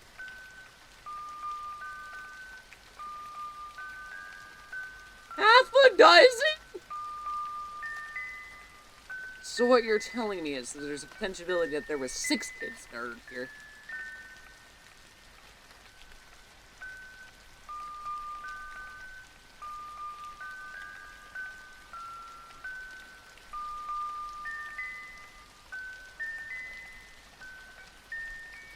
I mean, to be fair, even prior to this, we had assumed there was a series of murders in every single location.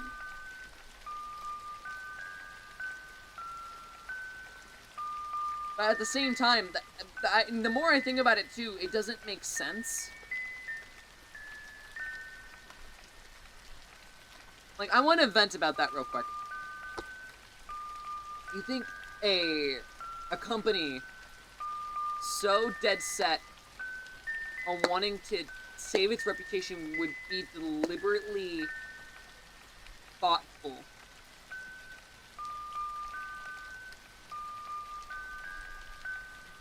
towards what happens? When did you start writing this? Today.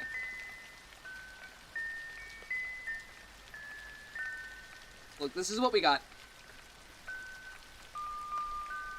So we have, obviously, Fredbear, Family Diner, FNAF 4, and the original Fredbear's location. So Fredbear's Family Diner, Bite of 83 happens, blah blah blah.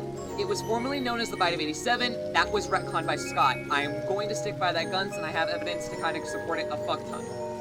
Long story short, because of the bite and everything happening, Afton gets struck in with grief, and the diner closes for good, leading to the pizzeria, which is something that definitely exists alongside the diner for a number of reasons. Aside from the TV show that's mentioned in FNAF 4, the training tapes in FNAF 3 are definitely from this location because they're too soon to be from FNAF 2. They're way too soon to be from FNAF 2. And on top of that, we have a lot of context clues, especially for the books. Like, for instance, Into the Pit mentions that there's a 1985 location. I think it's mentioned in the novels that there's one. And, yeah, it's just... yeah. I also have reason to believe that it's,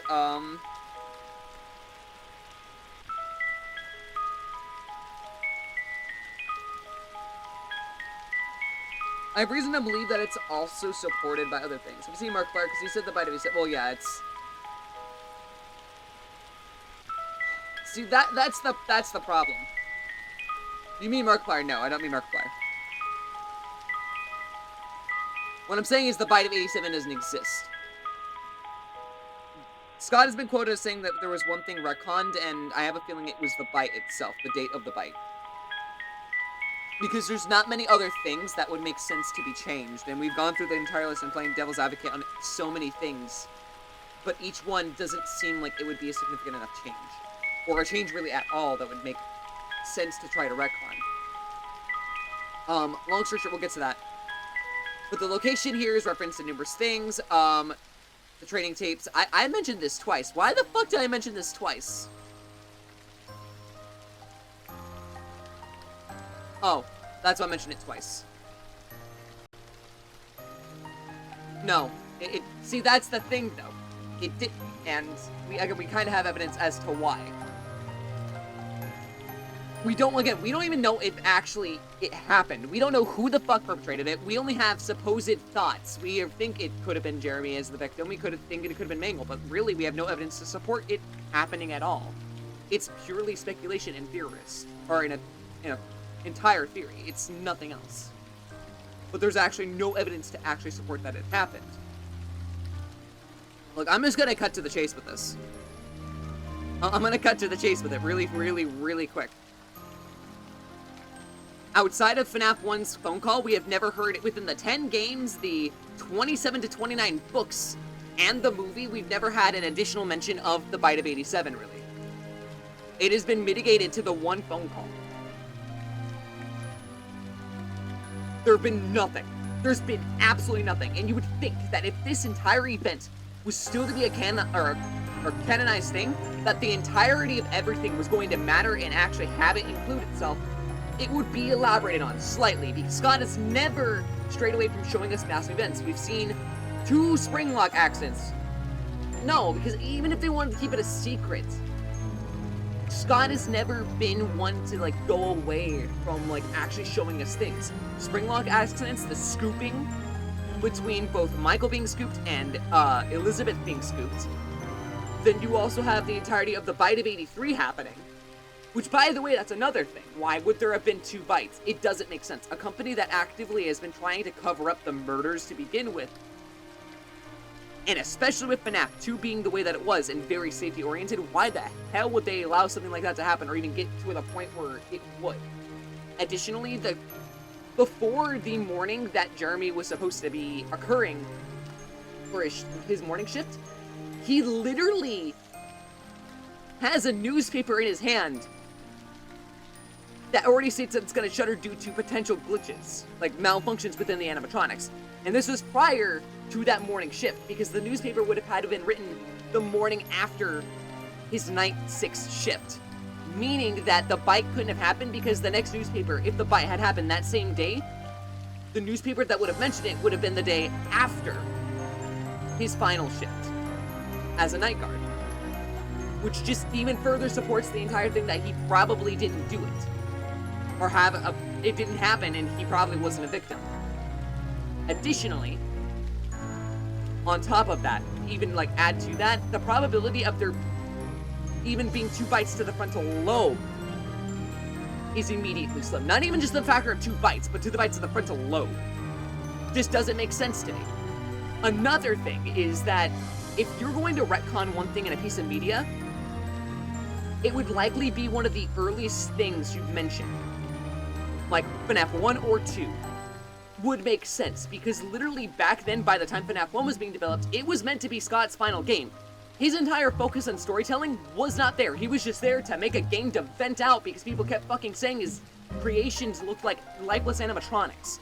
That was the whole point FNAF was made in the first place. So it's very likely he wanted to keep the concept of the bite being that major, massive event, but then didn't have anything to do with it, because the problem is the date that he had set had already come and passed within a depicted scene in the games. So what is he gonna do? Well, let's reuse it and modify it. I also want to preface that the entirety of everything even if it has been retconned, let's just say it has been retconned, like I said, the only singular detail about all of it was the FNAF 1 phone call. If that doesn't exist and you replace that with 83, 87 has no further mention anywhere. What about Charlie? Charlie doesn't exist in the games. You have to remember that the books are a retelling of the FNAF 1 story, but they are not deliberately connected to one another. There are details that will merge, like for instance, William Afton's name was shown in the books before it was shown in the games, but they're both mutually connected to each other. Same thing with Henry being involved, and similarly with certain things like the discs. What were they referred to as?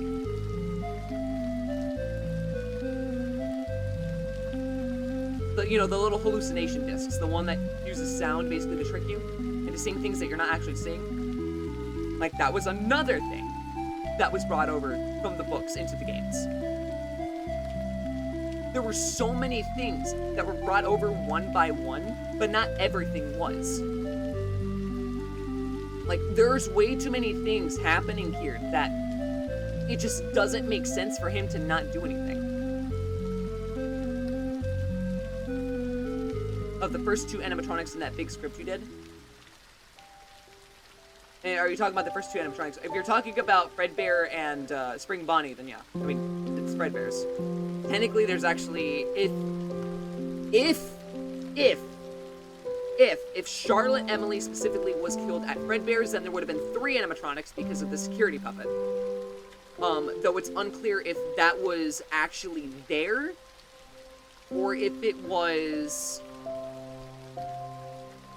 the first Freddy's location in 1983 to 1985. That part's still relatively unclear. And that part's actually what's confusing me the most is the exact timeline of how long that restaurant lasted. But that restaurant did in fact have its own Screamer murders. Likelihood is.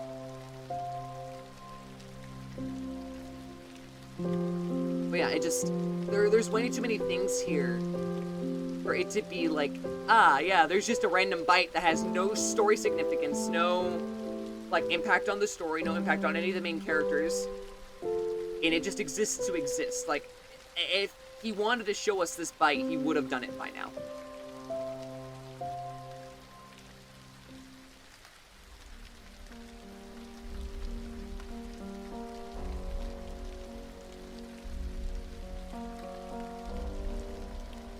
I mean, go ahead and ask. I can't guarantee I'm going to be able to answer it.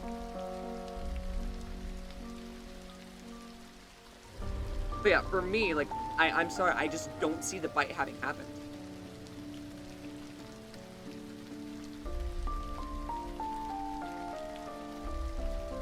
Like, I can see, like, 3 sets of, like, children being murdered at each location, but, like,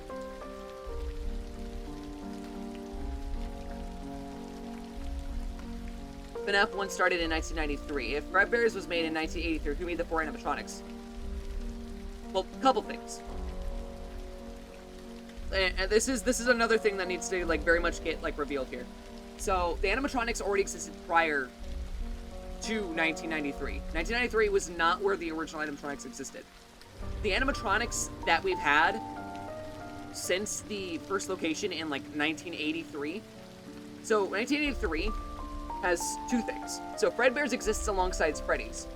We have a lot of evidence supporting that. It's been stated in the books that there was a restaurant around that time, and additionally, we have evidence of there being a first location around that time because it had to have happened before 1987, because the withered animatronics would have come from that first location. Secondly, that withered animatronics, the ones from that first location, ended up also going to be the FNAF 1 animatronics because they were retrofitted. The animatronics already existed, they were just retrofitted with new parts and a new costume. Which I very much need to stress that William is still alive by the time FNAF 1 occurs. William dies sometime between FNAF 3 and FNAF 1. It is not clear when, however, it can be as late as 2022 because of the way that the body decomposes. And considering the condition and the state that William's body would have been in, with dampness, mold, mildew, everything, it is highly likely that it could be even up to 2022. Because FNAF 3 is supposed to take place supposedly in 2023, if we're assuming that FNAF 1 was an open location. Because it was 30 years after Freddy shut its doors. The only thing that right now is currently up for debate, that is speculated on my part, which I don't have any full-blown severe evidence to actually prove, is that if the 1983 and the 1993 location are one and the same, just reused. Because if they are, then the newspaper clippings in the 1993 one likely are old. If it's not, then a new set of murders happened. Which would mean that there's been at least 15 murdered children in groups. On top of fucking...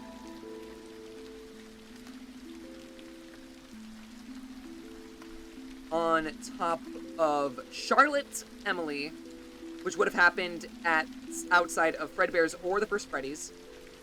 And then another one if you want to include Evan, who gets bit by Fredbear. And while he technically doesn't immediately die, and he does survive, he's basically brain dead or he's in a coma.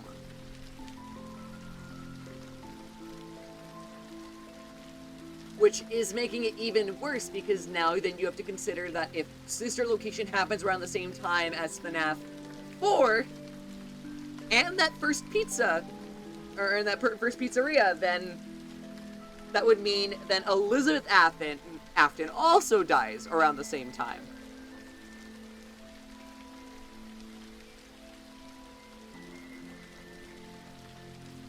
Though with that one, I have reason to believe that that happens around 1987, because it would make more sense from a standpoint of Michael Afton's age, him being involved with sister location, him getting scooped, the entire scooping situation, with baby being open for only the one day, like all of that.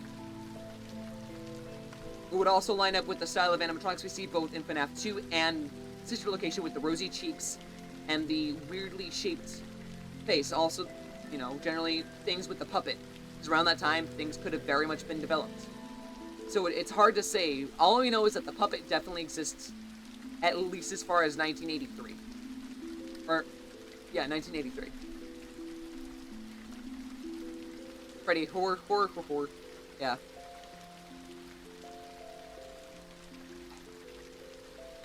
Like I said, this timeline's getting complicated. That's why I'm tackling it, because I know that I can keep myself awake if I keep discussing about FNAF.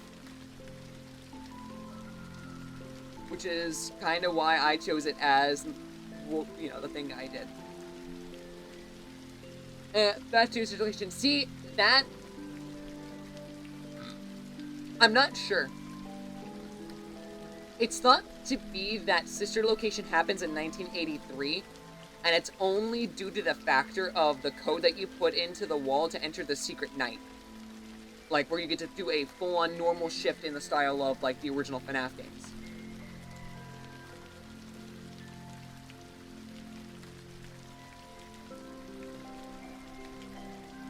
So basically, to access that mode, you have to type in 1983 into the pin pad. You get a secret night that allows you to basically do a normal style night with all the animatronics from that game.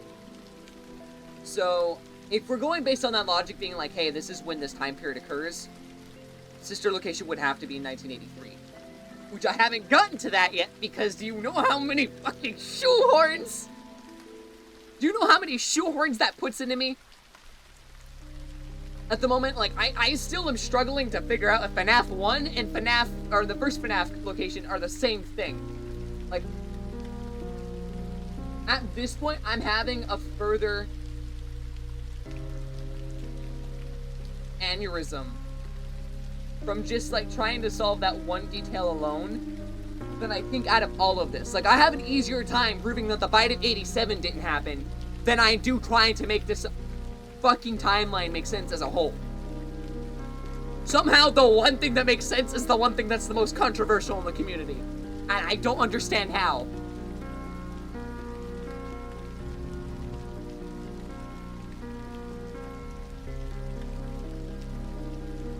drives me up a wall.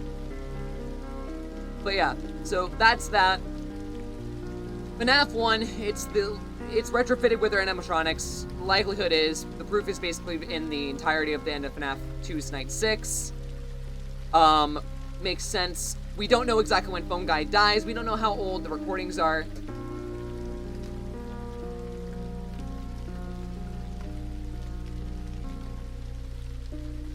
Oh, I intend to make my own little theory about this. Like, I want to personally release my own little theory about this. Like, at this point, I'm convinced that I can actually prove so many things. Like, for instance, Mike Schmidt is supposedly my Afton, which, to be fair, is implied in so many aspects, including future games. It's just the problem comes into play when you look at the movie, because the movie doesn't follow that logic. So it's like, okay, well, fuck. Makes sense, though. And is the location likely active? It is, but the only proof that states that is the Steam page, and it's not even deliberately stating that. It is speculative. It is very likely that FNAF 1 isn't even an active location. It's being used like it is in the movie, where it's just dragging in guards and killing them for the sake of Remnant and trying to, like, basically cause a method of immortality for Afton to use. Like, it is literally driving me insane. And the only other thing is, it is likely that a murder happened at this location if it is open because of the Go Go Go minigame. But if the Go Go minigame is representing the first location, if we're believing that, like, anything that happens in FNAF 2 cannot happen before or after it, then that first location is the one that has the deaths.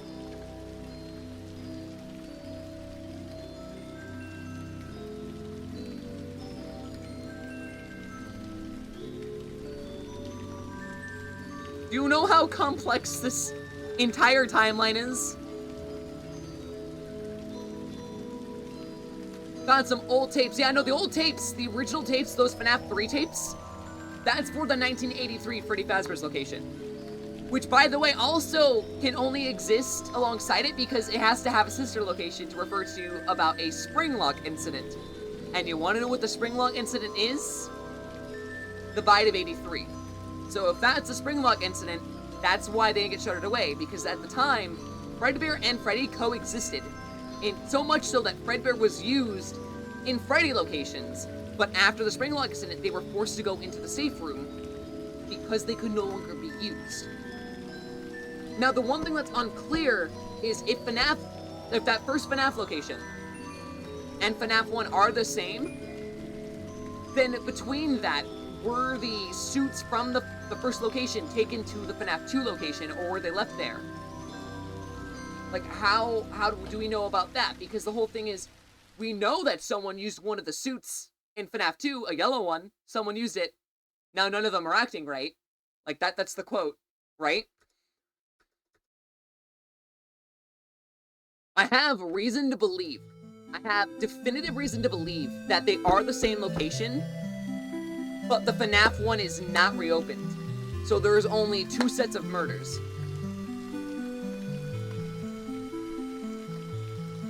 Actually, you know what? I'm gonna say yeah.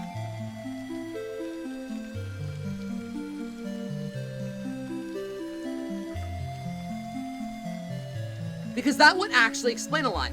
Deliberately, why would that be a detail that's noted? Because we have noticed that there have been abandoned pizzerias in the past.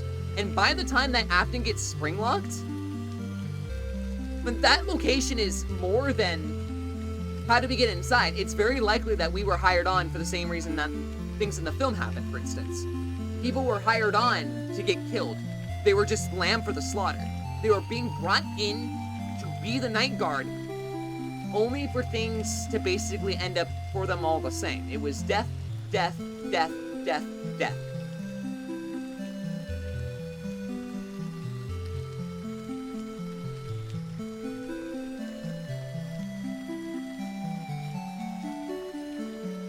Because it's never explicitly stated if the FNAF 1 location is open or closed.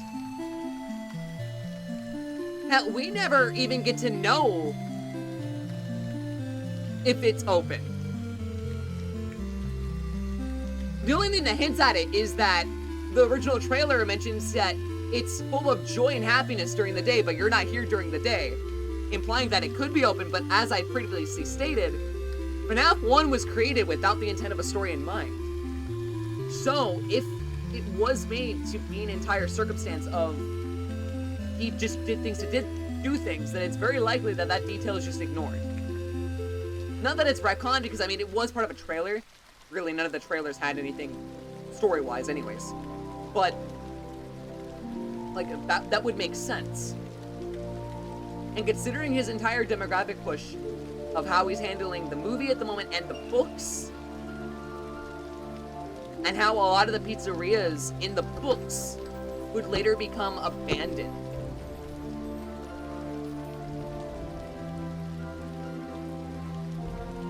Or, like, they were turned into something, like, for instance, Into the Pit. Into the Pit features Jeff's Pizza, which the 1985 location turns into. As for why, I don't know. But it was previously a Freddy Fazbear's location. So we know that we're going to find interpretations that aren't exactly correlating with the movies and the games. That's just going to be how it works. The only other reason I have to believe that this entire place might be the same is, again, kind of coinciding with what the film did. So, like I said, I'm gonna... I think I want to say that this first location is likely true. Because really, all that changes here is that if there are murders in the location or not. That's really what it happens, is there's another series of child murders in the location.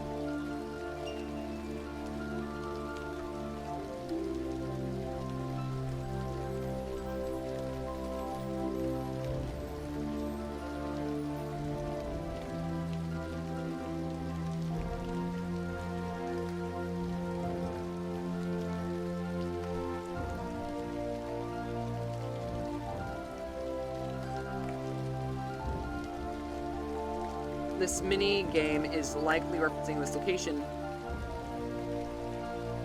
as FNAF 1 has not happened at this point.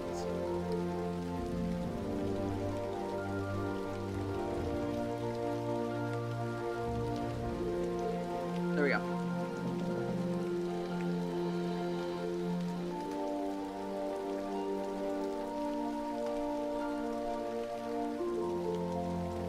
How did Golden Freddy sit weirdly? I mean, it's an empty suit possessed by a person. I really don't know, but that's the thing. So you know how Golden Freddy always sits empty? It's because it literally is a suit. It's a spring lock suit. There's no endoskeleton keeping it up. It's meant to be put on. It's in suit mode. It's not in animatronic mode.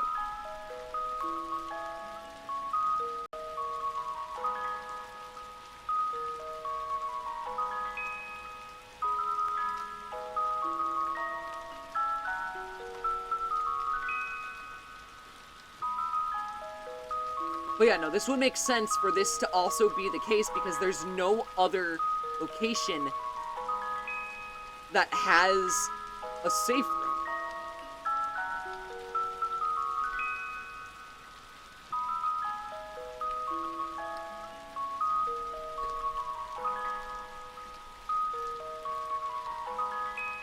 So yeah, no, I have reason to believe that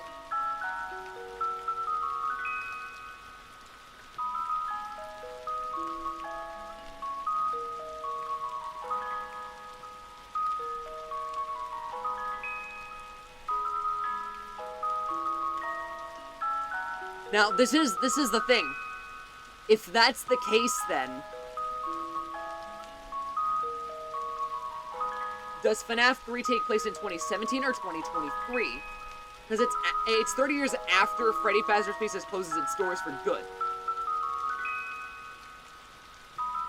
Whereas a suit, then FNAF 2 we have a mask.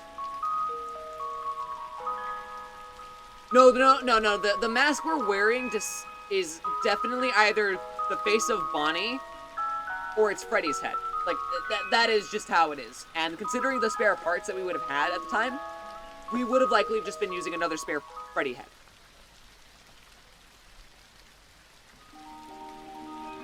Also, I believe it is actually a Freddy head, considering that we saw in Help Wanted that it was actually a Freddy mask.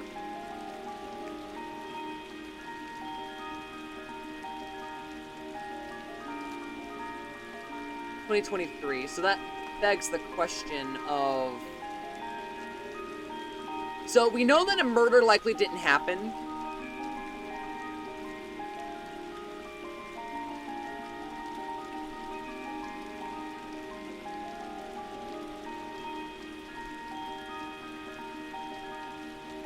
I just need to figure out now... It's likely active, though it could be used in the manner it is in the... Actually, no, that would make sense. That would make sense, because that means the newspaper clippings deliberately shown in FNAF 1 are for FNAF 1. They're not meant for another location. That would check out, actually.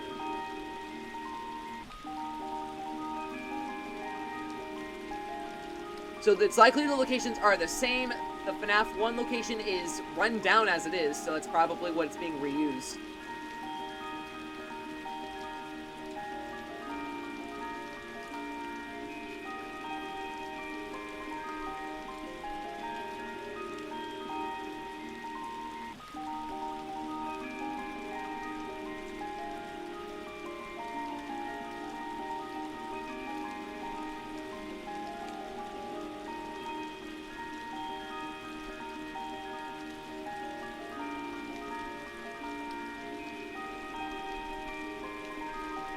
I mean, you could try. Go on ahead if you'd like.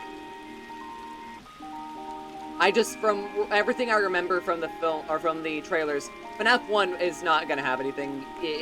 Again, FNAF 1 was never made with the intent to continue a series. So, that one can be ignored. But FNAF 2 had nothing inside of it. FNAF 3 may have had one thing, but, like, I highly doubt it.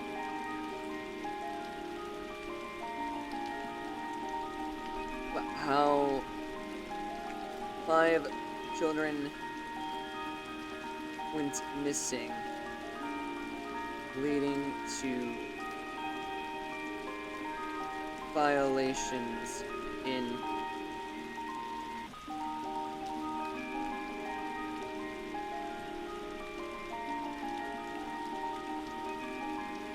forcing it to close its doors for good.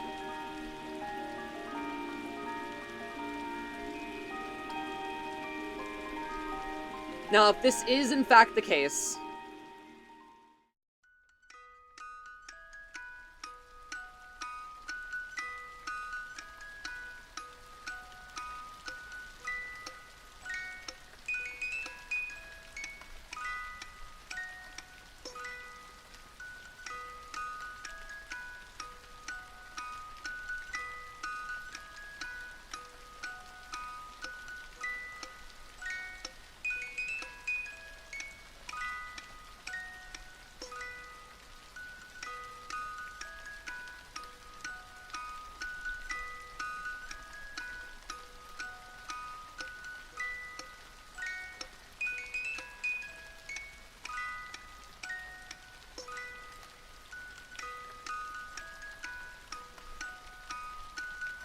it is unclear when Afton actually dies.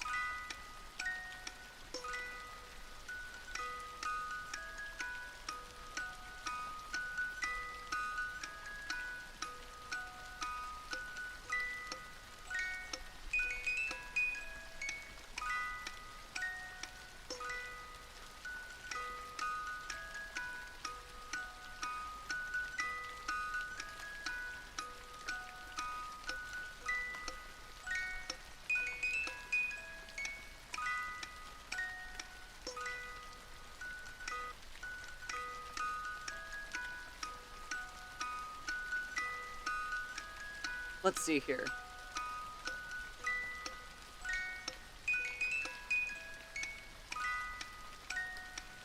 Yeah, I have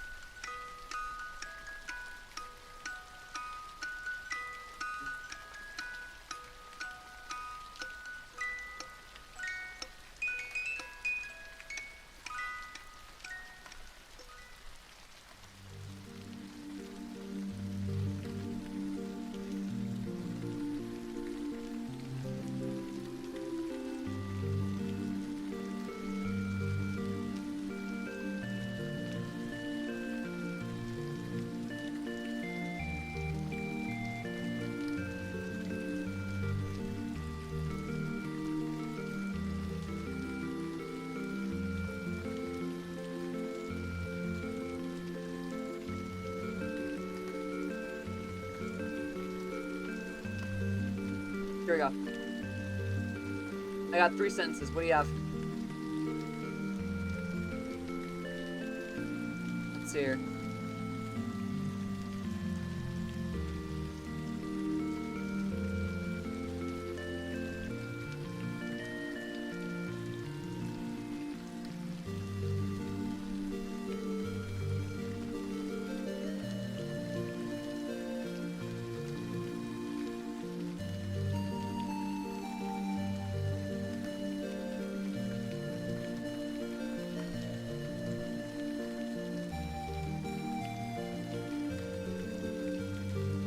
He always comes, he always does.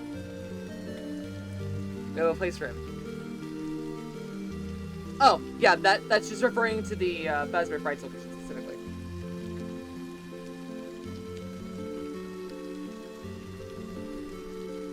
I feel like this was kind of like the precursor to the whole line being, I always come back, which ended up being actually what we see him saying. So I feel like this was just Scott trying to get...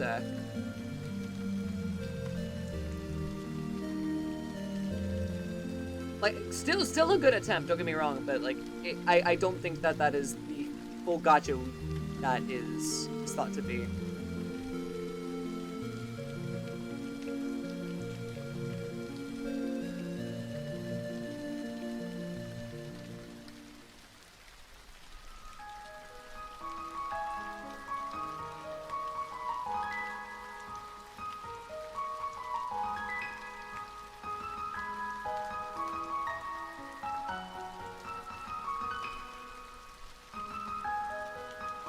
What about the...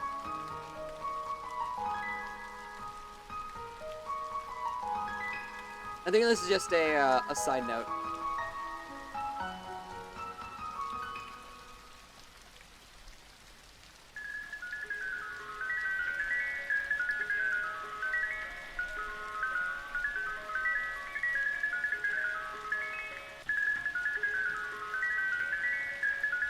Hold on, this event is known as the Missing Children's Incident.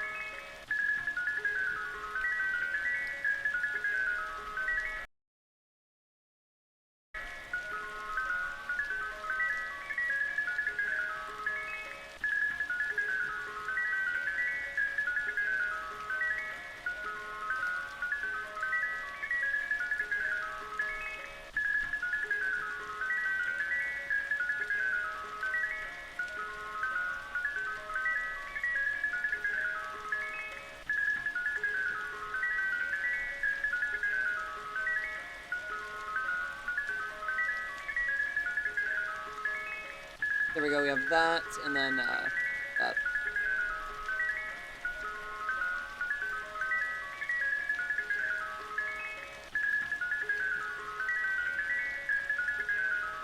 Okay, the first 5 murders took place here.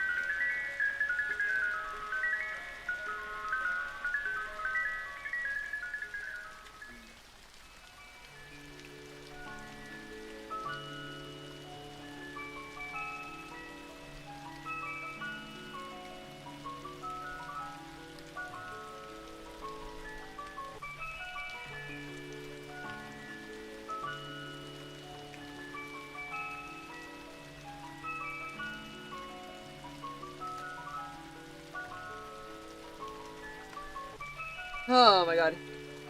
We're forgotten in FNAF 2, didn't care about the 4M trunks that they had. They weren't forgotten, they were just for parts. So FNAF 2's animatronics, the withered ones, were used for parts later on. So basically, while they were meant to be restored, they ultimately decided to not use them back in FNAF 2, instead using them for spare parts. However, when FNAF 2 ended, they were brought back in the limelight of being basically reused and would inevitably be reused for FNAF 1. So, for some reason, they held on to animatronics up, 10 years old, but hey. You gotta save money somewhere, I guess.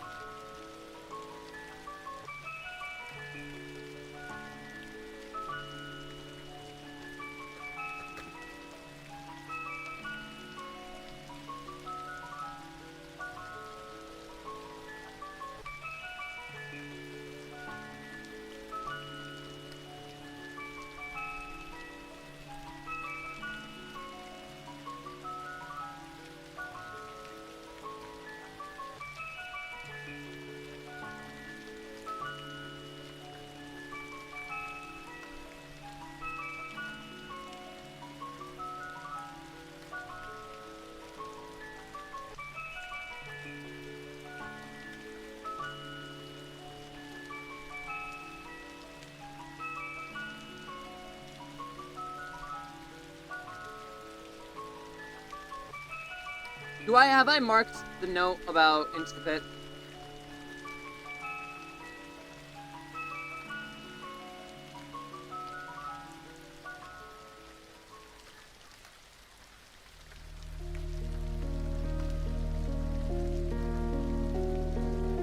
Okay, hold on.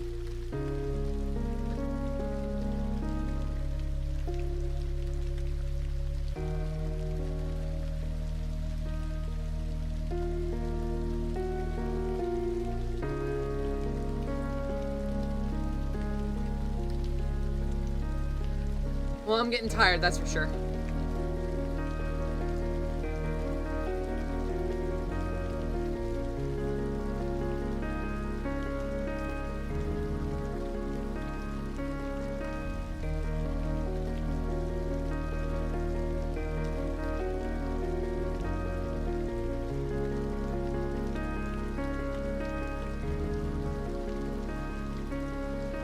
Six children. Yeah, technically, I know in the 1985 the 6 children were murdered, but that is what the book states.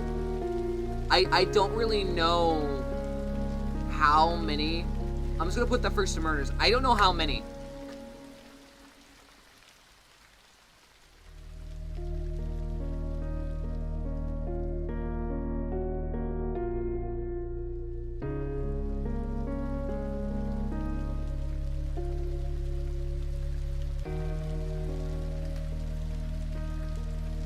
See, this is the other problem, right?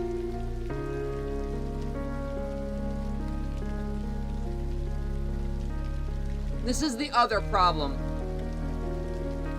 We don't actually know if there was...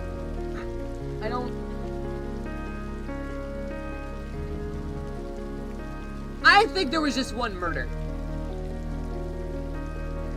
I know we had dead bodies shown throughout the games, but it doesn't make sense.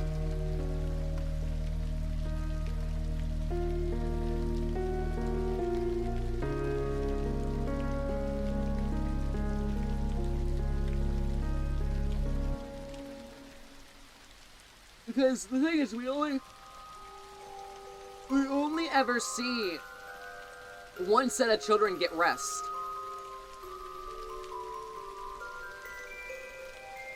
We only ever see one set of children.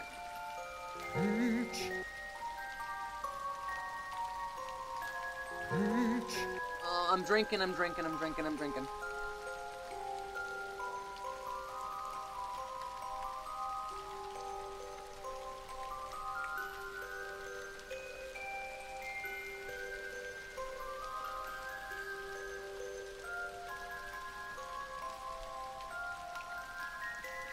The question is, okay, so...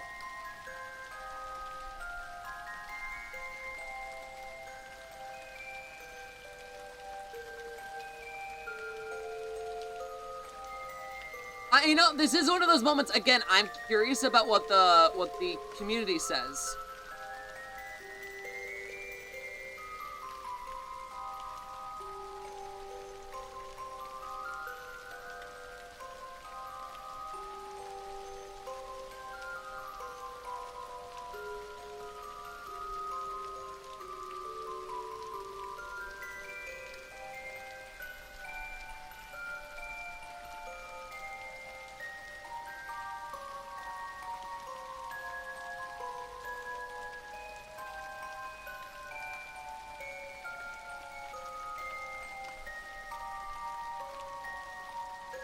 The community is saying another set of dead children. But every other story...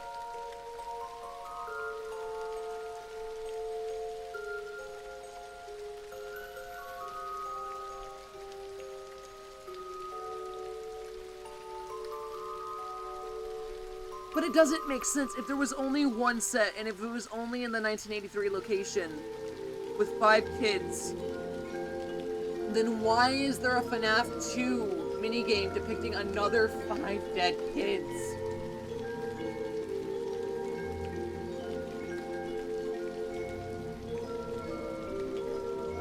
Chat, I'm tired.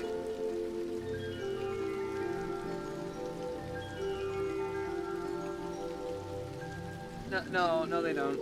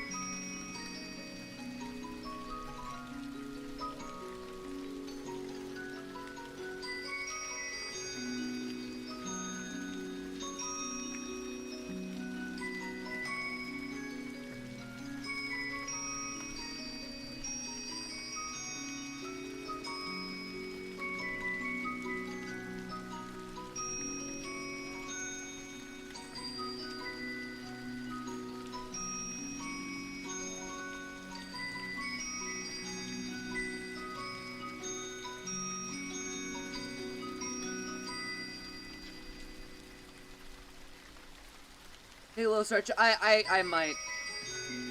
I can't go to bed though, because I have to stay up until 8 so I'm going to WonderCon in Anaheim, which, by the way, again, if you are going to be there, come say hi. We'd love to see you guys. But, this is the big problem, right?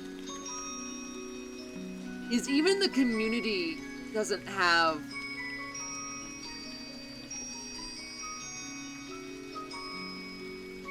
even the community doesn't deliberately state that there is.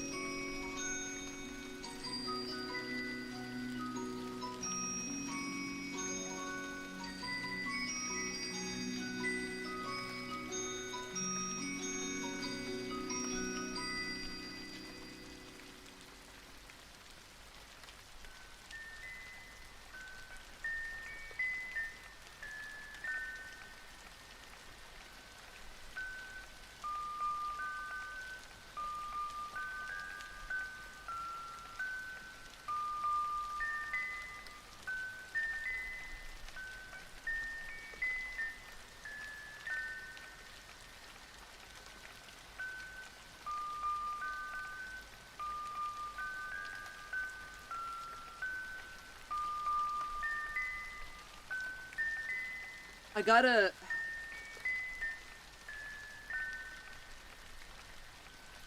God, I'm tired.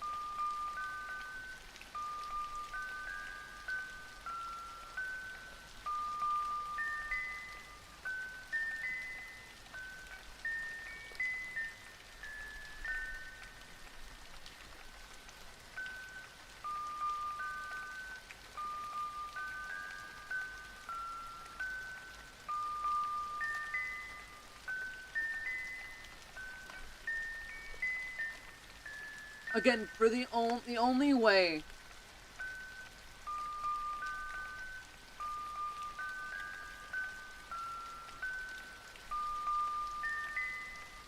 You know, I'm calling it.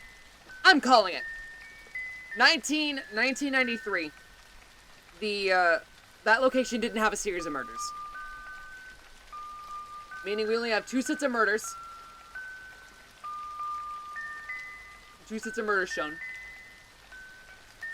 And that would insinuate that the 1983 to 1985 location was then later reused as the 1993 location.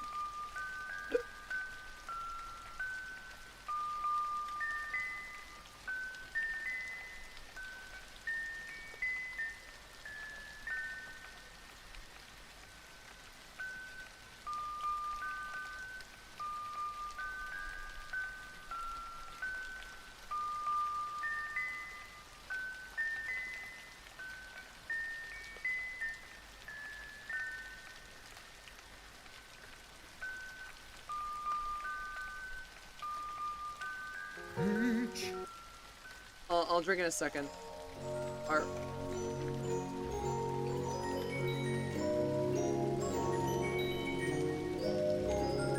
The series of murders that took place in location in 1983. 1985. Do I have an actual source for this? Actually, no. However, the one thing that is referred to is the missing children's incident. Constantly, it is always, every time it's depicted, it's not in the FNAF 1 location.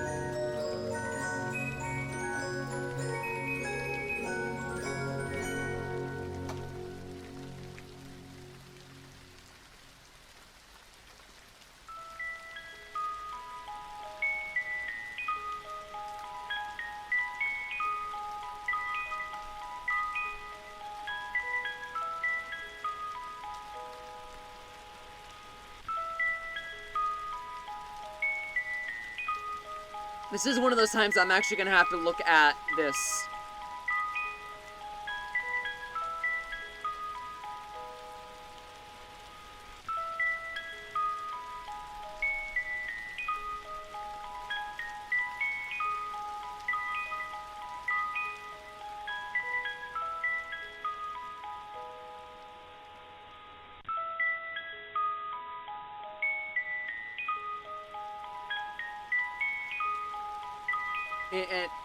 In 1985,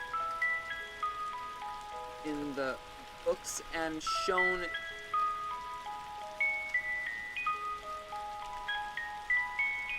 through the Foxy Go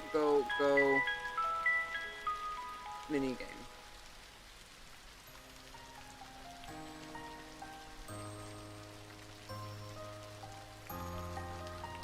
About a location being used because it was the only one that didn't have murder surrounding it. See, the problem is that each of the locations we know to exist in this series have had murder surrounding it. In Anaheim, probably for just the 3 days. Let's see here.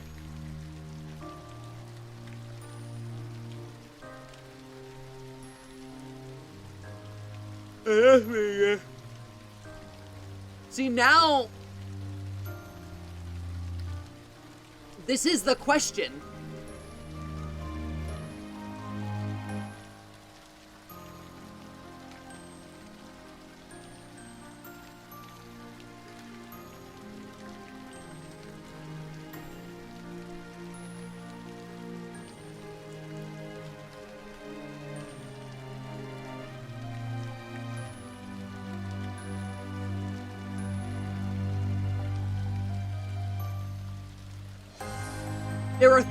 It is thought that there were more missing children in the first one, such as that, but this is debatable. So even the community. So this just goes to support my original theory.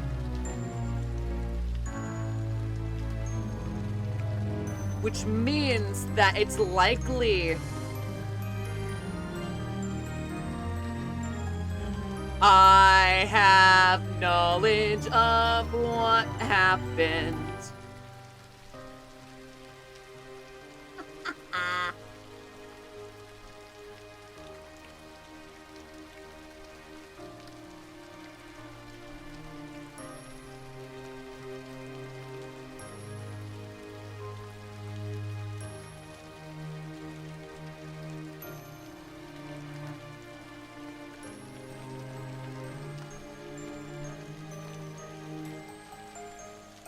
Re-Crix, what's happening here? We're rebuilding society. Neft.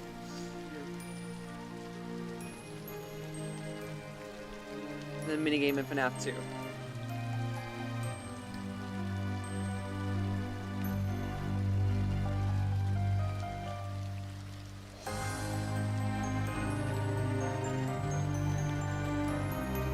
So then if this is the case, hold on.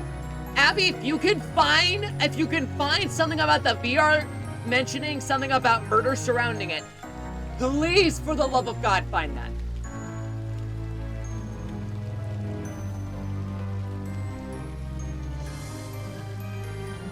Because Because if that is the case, then that means that definitively this is the rehashed of that first one. The missing children's incident happened in 1987. The bite happened in 83. The bite of 87 doesn't exist. The first Friday Fazbear's closed because of Charlotte. Oh, it all makes sense now. It all makes sense now. Oh.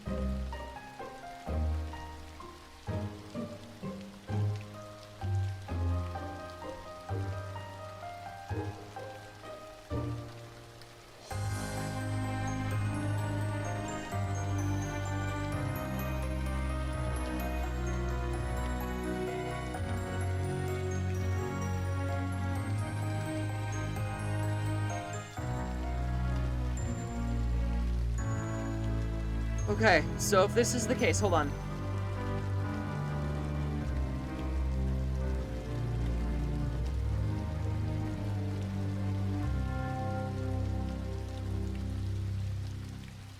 More proof.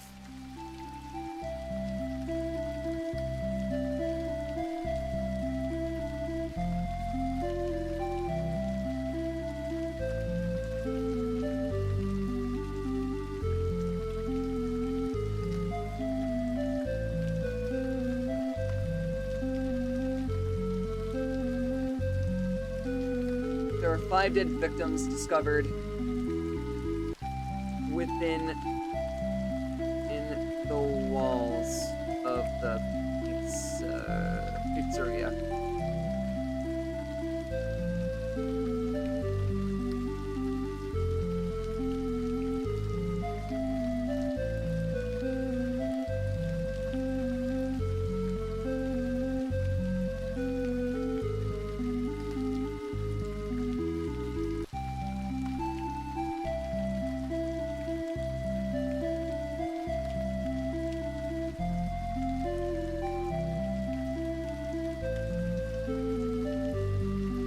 Please get out of my kitchen, no.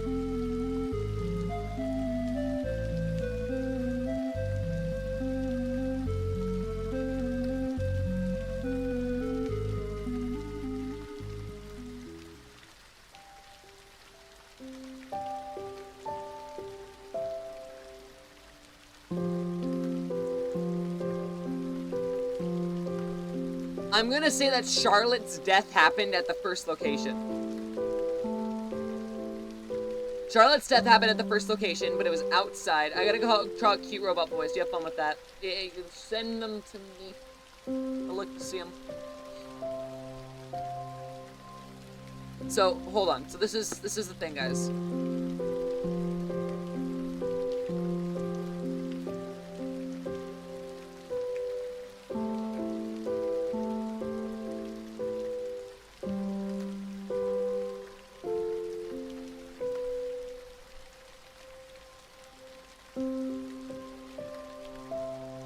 Further proof about this. Proof.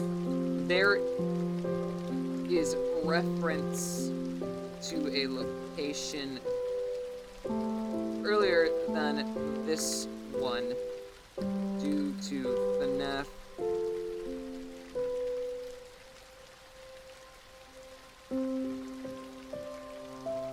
She's training or found tapes and the withered animatronics existence. I wish I could show you guys the amount of bags under my eyes right now just from fucking doing this.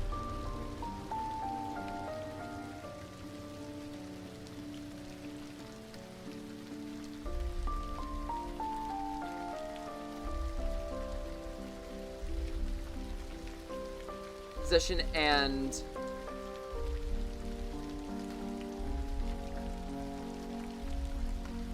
caused by William and the 5 murders of the solution are being blamed on New Point, not William.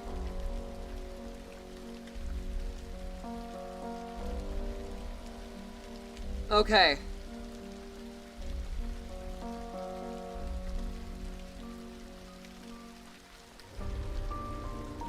FNAF 2 are reappear as FNAF 1 animatronics. Yep, reorganization. Phone guy died. Mike Schmidt, Michael Afton, blah blah blah. Is it active? It's likely active, but it's used in the manner that it is in the games.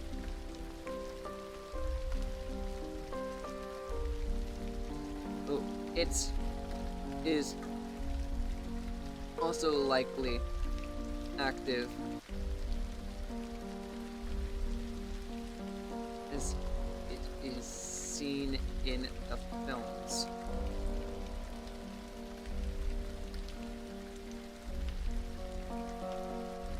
I got a cracking dad joke for you. Hit it.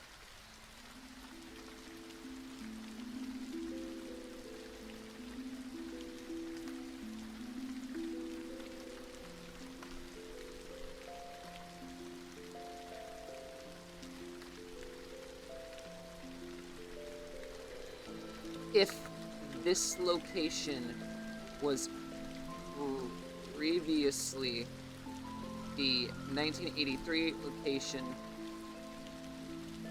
then the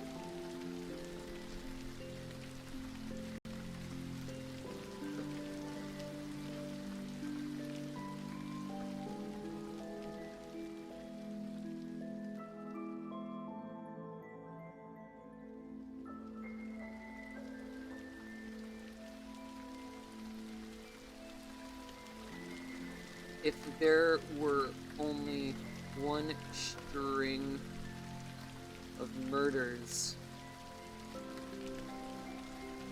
then it would have had to have happened in 87.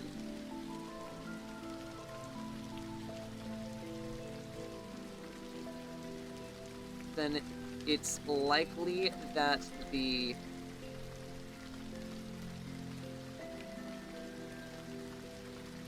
had a murder within its walls.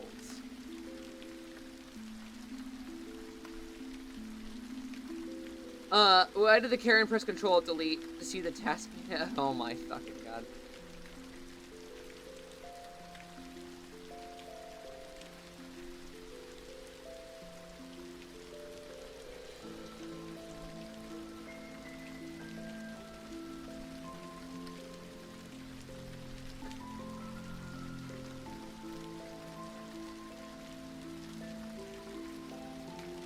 Okay, so we're gonna take this real quick, and then we're also gonna do this.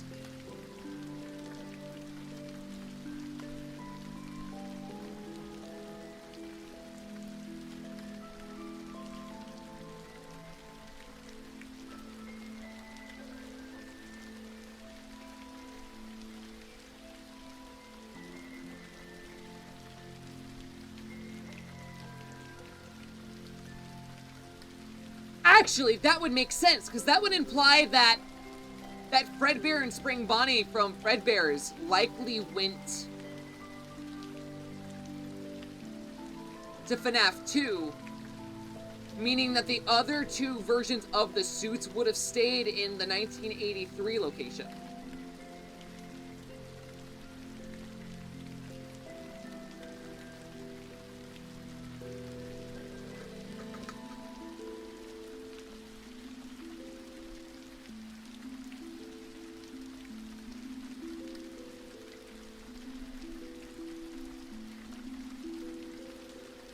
Alright, let's run through the evidence real quick on everything.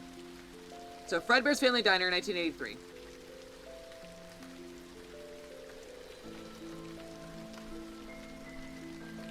So this is just FNAF 1 through 4. This isn't Security Breach. This isn't Sister Location. This isn't Pizzeria Sim. This is just 1 through 4. Homeboy on the map to Henry and Emily. Bite of 83 occurs. Explains situation about it being a spring lock failure. The company has seen the suits unfit for employees. Unfortunate accident is likely the Bite of 83. Evan Afton is likely the victim, though still alive and missing a frontal lobe, potentially even dead after hospice care.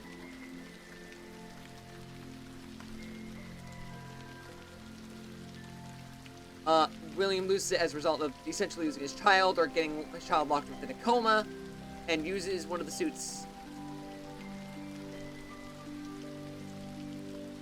child which would lead to the murder of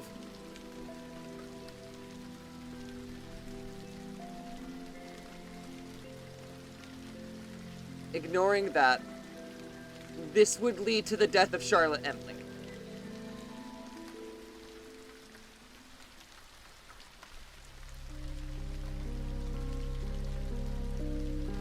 Okay.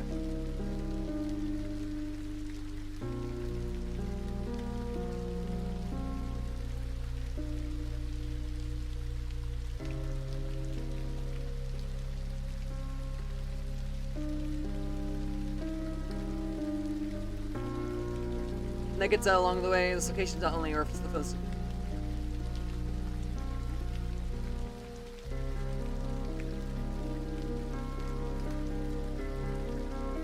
Okay.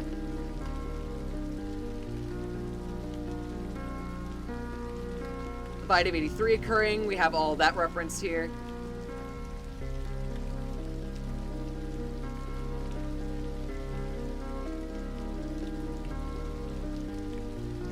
Here we go. And then that leads to the death of Charlotte Emily. So, though unsay where she is murdered, it's likely referred to as, it wouldn't be Fredbear's, it would be Freddy's. Due to the small, not the small size, to the nature of the, hey Caliber, welcome on in. She's murdered, though it's likely referred to Freddy's due to the nature of the events at Fredbear's.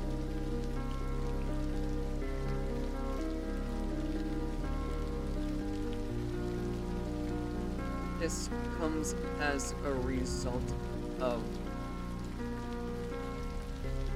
his son's injury/death. We don't even know if Evan's is dead.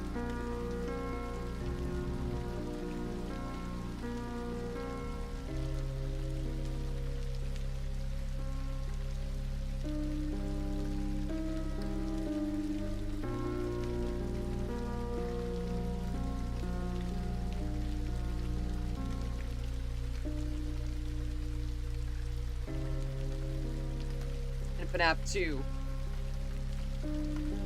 I don't really think I need to elaborate on that fact. Okay, I'm gonna use the restroom real quick. I need to. Slowly go through this planet again.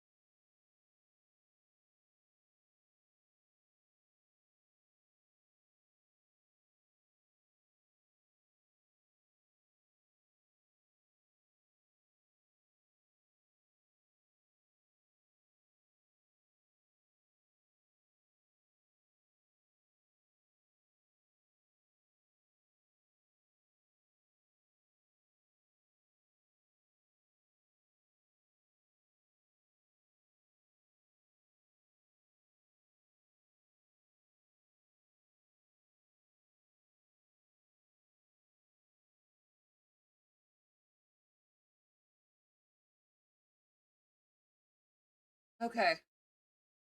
Okay. Restaurants? No, probably not.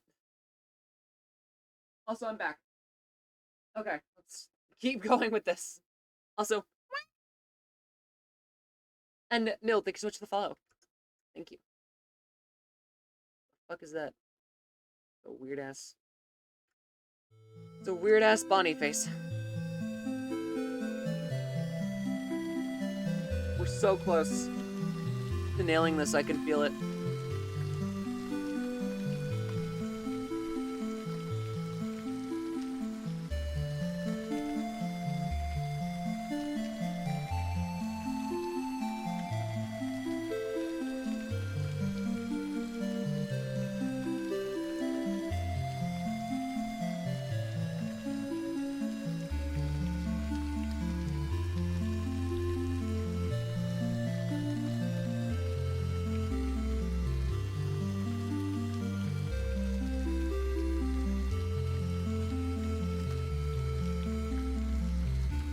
Okay, so Fredbear's by being deemed fit from employees, unfortunate to be by 83. That being retconned. Victim, still alive, potentially dead. Place closes because of the accident. Freddy's. We know that this place exists due to all of this. We have the Easter egg, we have the training tapes, we have the reference to it being in the films, with the books.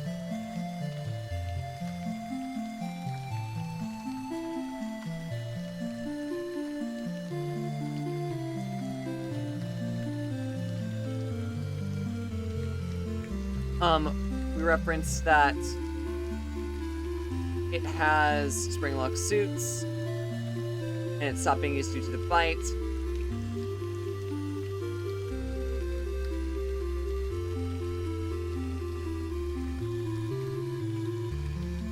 Once again, using the same thing as reference here. Spring Bonnie and Fredbear now being retired. William Afton using the Spring Bonnie suit. Media, and then obviously that being proof about the whole remnant thing. Then you have the death of Charlotte, which is entirely...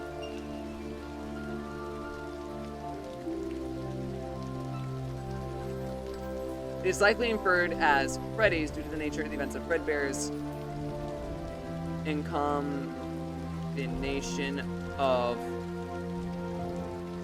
the two mini games featured in FNAF 2 and in Pizza Sim.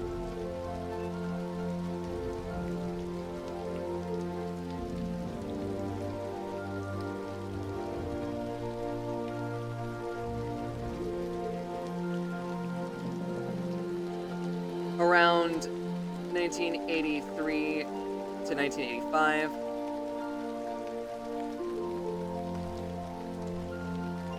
With the animatronics location later being used. William Afton returning, killing 5 children. This would be the...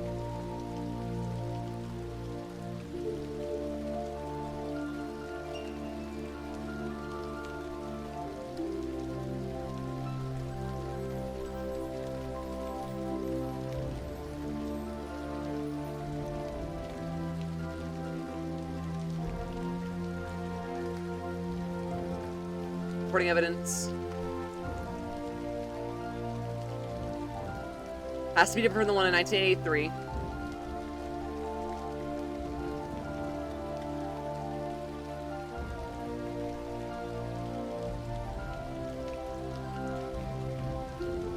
Additionally, proof withered animatronics were supposed to be reused at this location and were even fitted with the new technology, but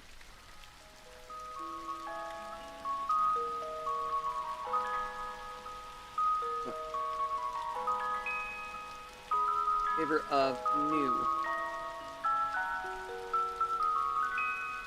Favor of new animatronics.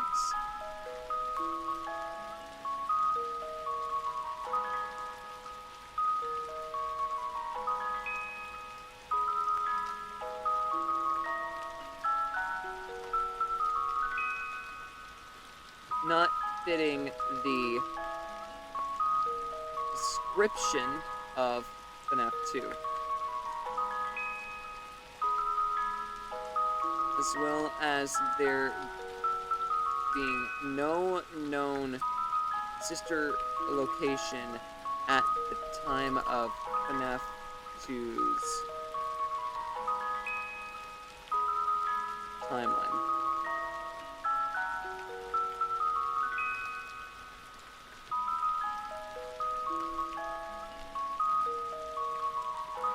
At the time. This game takes place.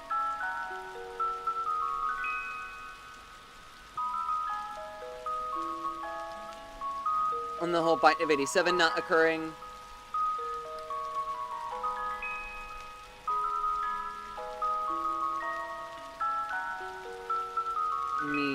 One of the biggest and most hyped up aspects of the series means nothing. It's not likely to have been the intention. Cawthon's been quoted about retconning, but the Bite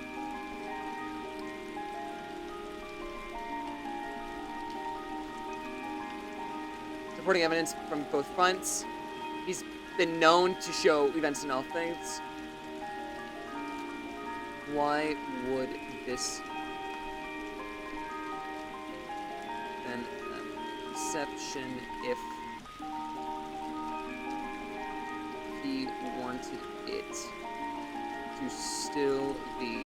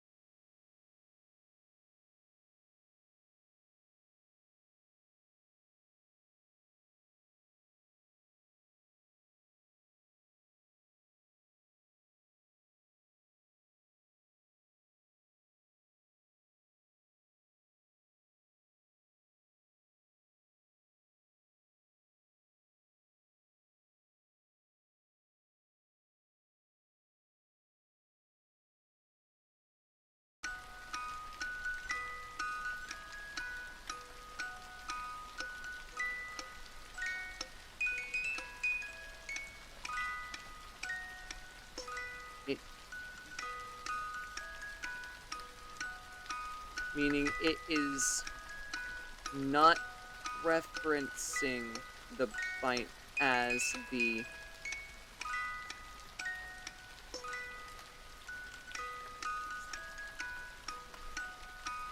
and reason for closing its doors.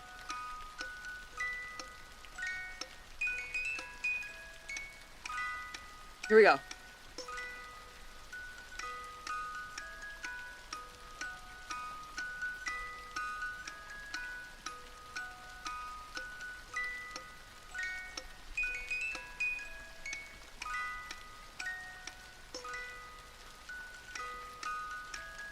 This includes, so far, the movie, books, and games. Note,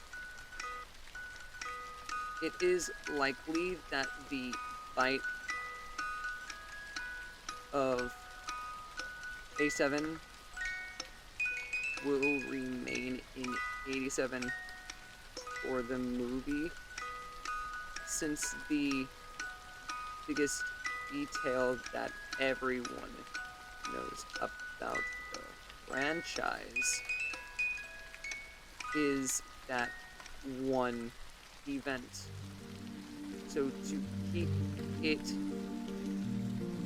consistent with new comers and casual fans, it is likely to remain the same.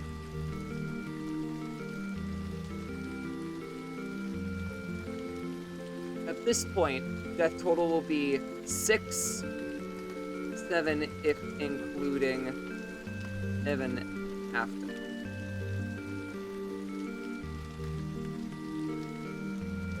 Okay, well, that's that. Which then leads into FNAF 1.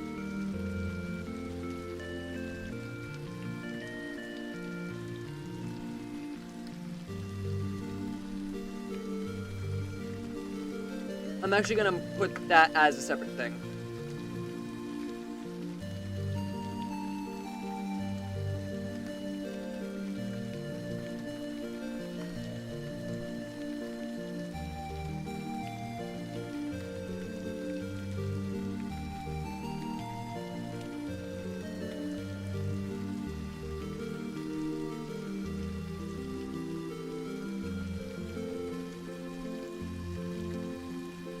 Phone Guy's death.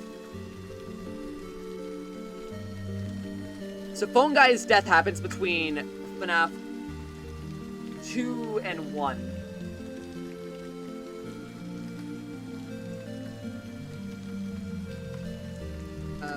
Proof being that, and then is there anything else that deliberately puts that apart?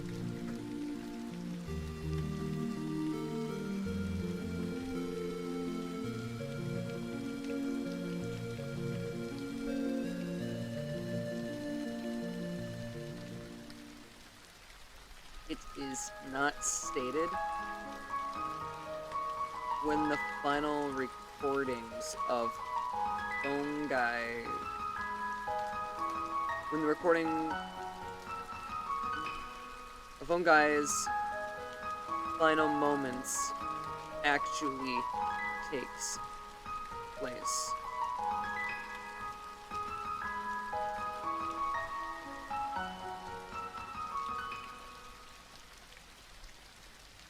Proof.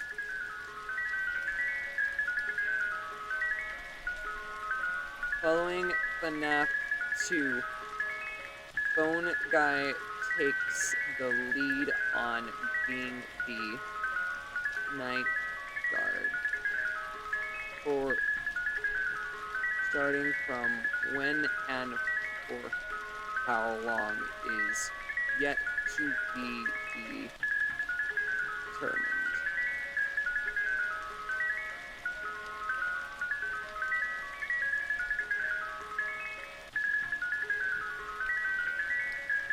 Supporting evidence of this is, once again, FNAF 2, baby, let's go.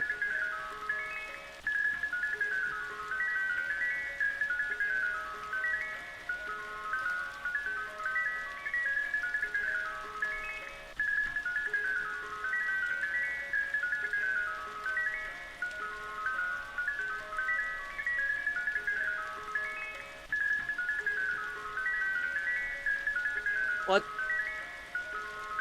this is rediscovering and refiguring out the entirety of the plot of FNAF, because unfortunately it's been needlessly muddied and the community no longer knows what it's talking about according to half of everything I've read. So guess who's taking the liberties of doing things?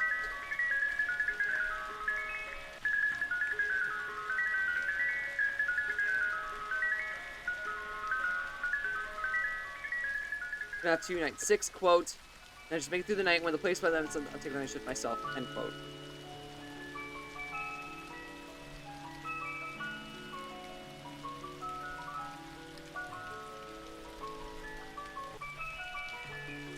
Like, the I'm just saying that the second they started referencing,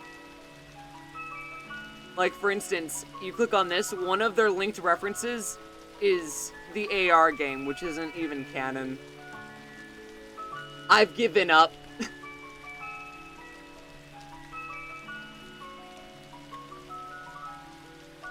Matt Penn went insane. The entirety of the community collectively seems to not know what the fuck they're doing. No. I'm trying to keep it as close to the facts as I can with the general things that have been wildly accepted universally, and the stuff that has been basically interpreted and mostly hinted towards.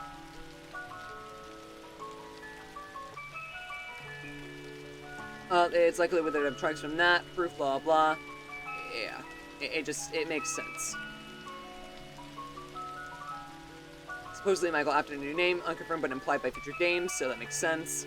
Is in operation. It is likely in operation, though it's also likely active as seen in the films. It's also support. I wouldn't say this is proof, but it's supporting evidence.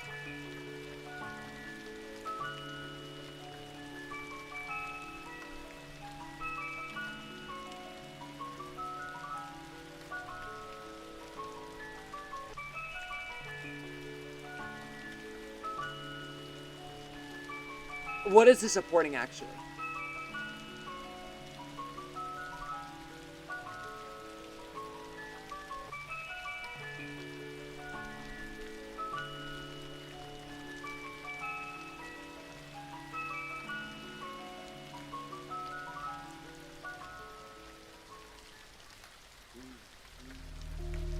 So, based on the pay stub, it is likely taking place in 1993.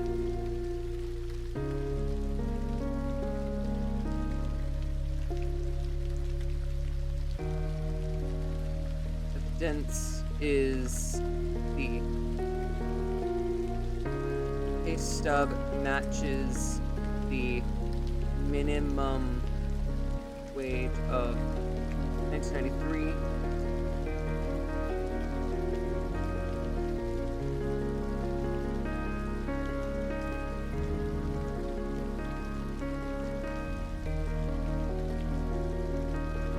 The 80s and 90s are when places like Chuck E. Cheese and Showbiz and their booms. So to place the first entry of this series around this point makes sense thematically.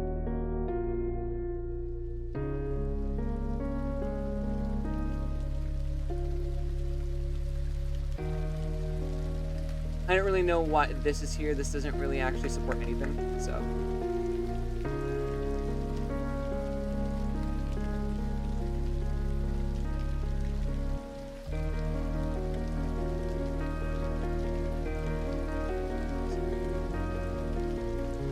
The missing children incident was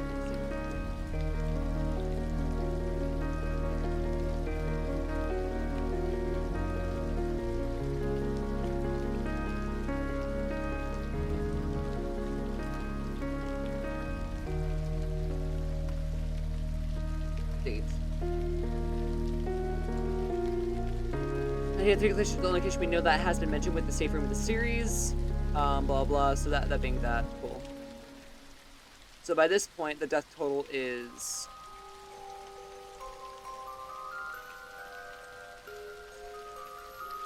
7. 8 if including Evan Afton.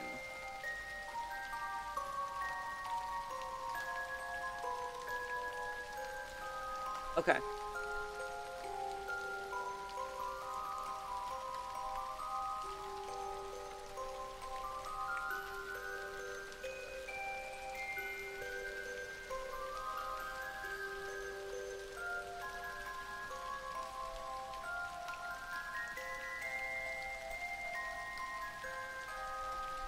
I do need to look into that a bit more.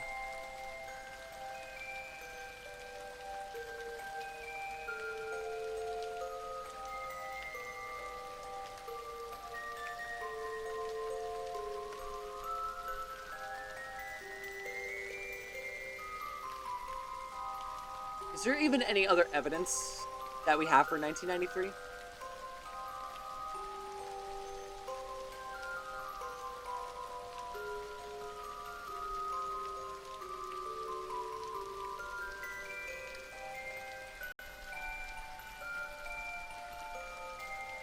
Yeah.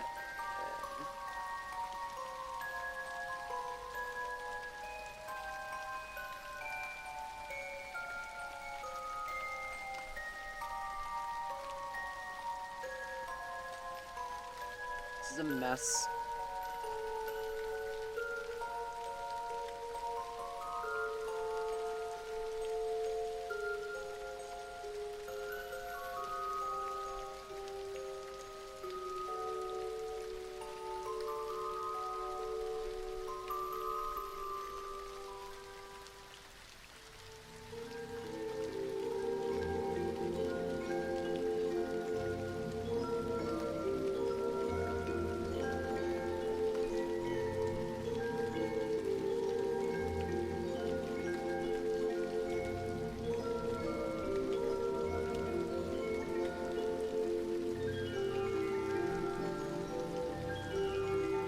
Alright, do we have the newspaper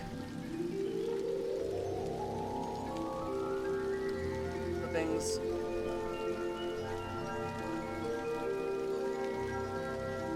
Dude, I'm getting tired.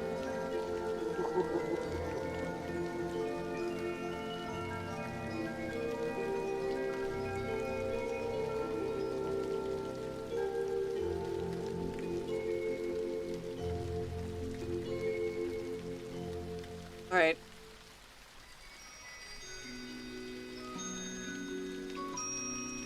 Here we go. 2 local children, June 26th. 5 chief. Okay. I'll hydrate. I swear.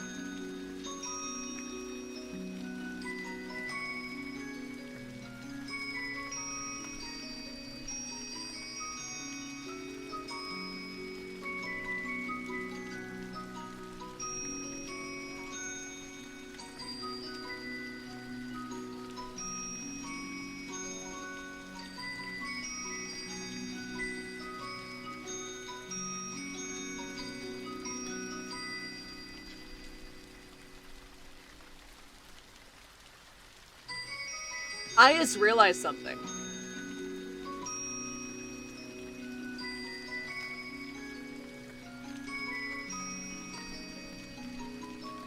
It mentions that a suspect's been convicted, but we know that not to be true.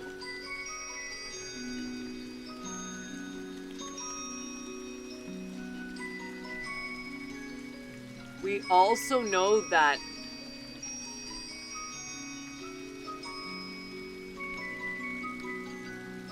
we also know that this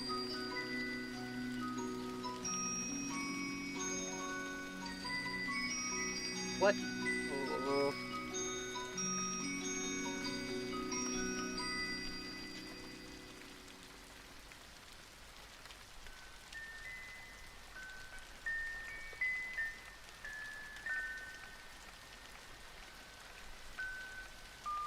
Well, then again, what if the suspect wasn't, to them, wasn't William?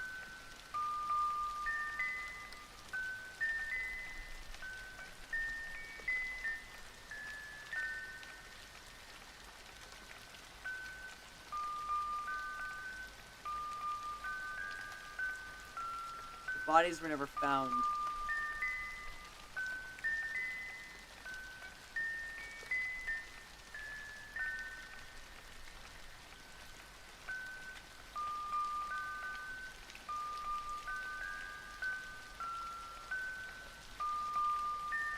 Okay, wait a minute. These aren't all talking about the same thing.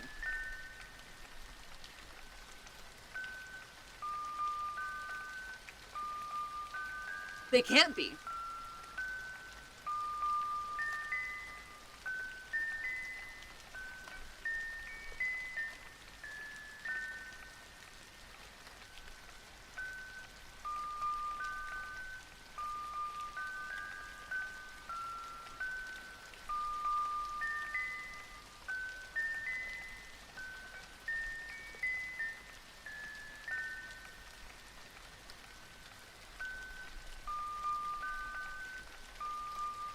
Oh, I just realized something too.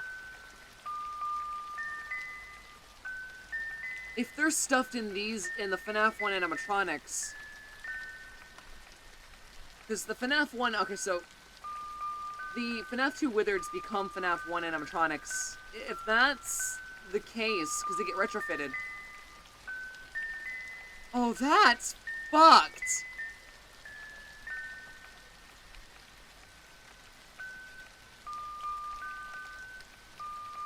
I never really, like, stopped to think about that.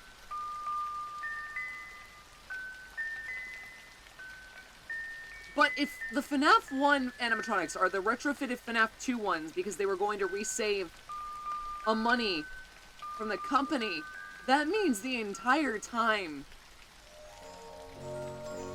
the bodies of those kids have been rotting inside for over 6 years.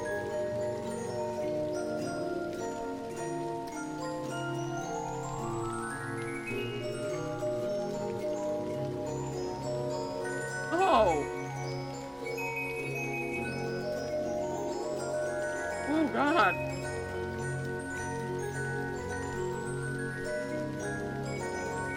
Like, after rotting? That's fine, but... Ooh.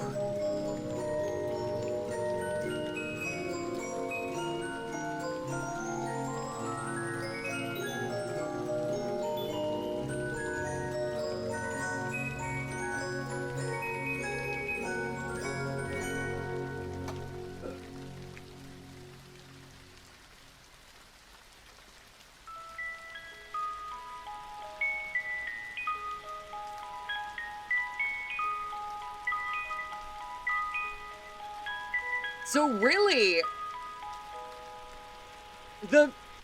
actually, the missing children's day could have still happened in 1993.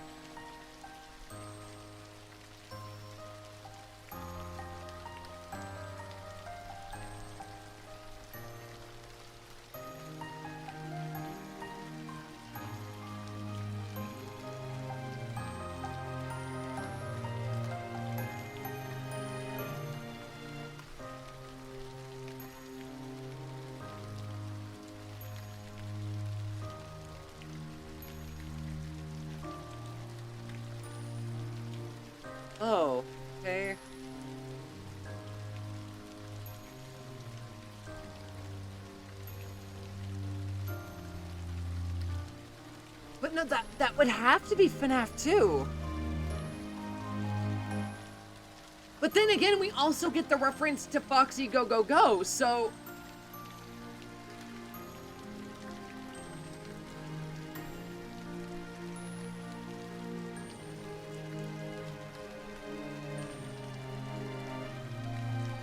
Where would these guys have been fucking murdered?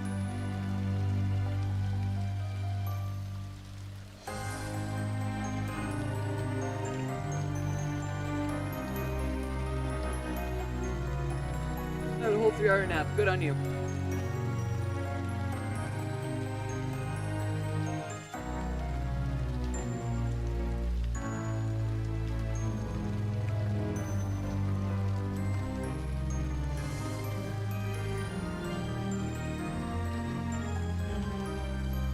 I'm gonna say it happened in FNAF 2. It just makes the most logical sense.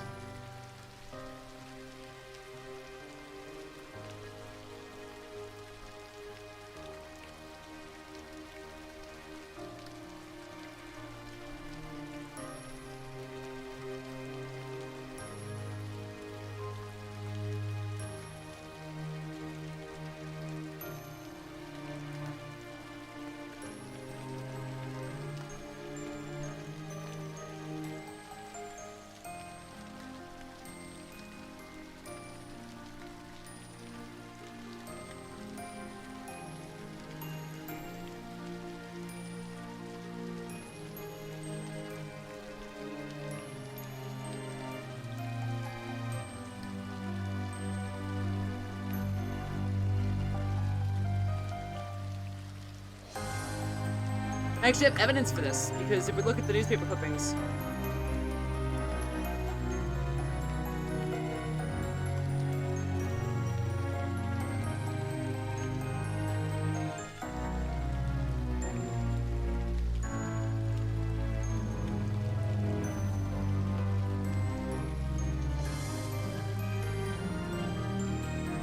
The conviction was in fact made over a suspect, though it's never stated who. Since Fritz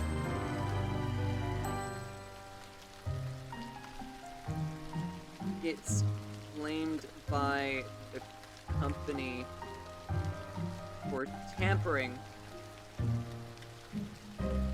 it's likely he was also the main suspect in the case.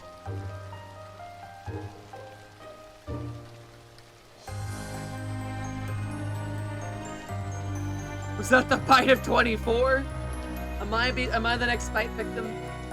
Is that how this works? Chad, I gotta die, I'm sorry. It's time for me to go.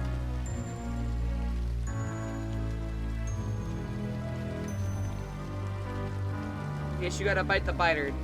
I've already bitten my cat. That's the true bite right there. Okay, well...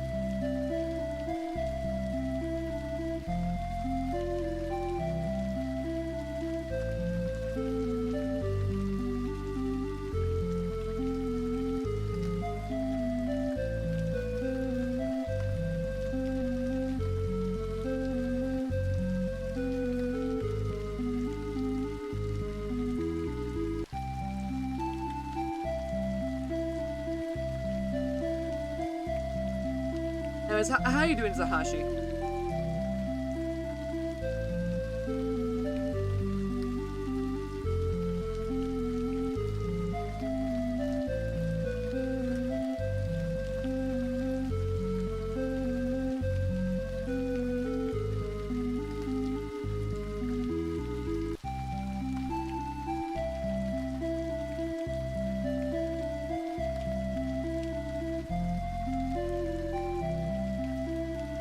Following to...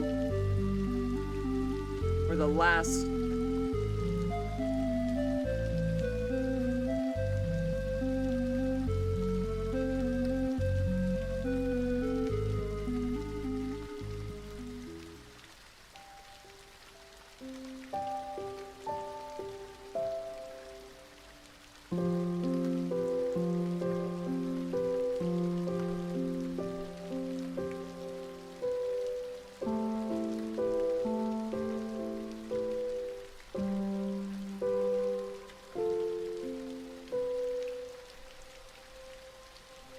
I'm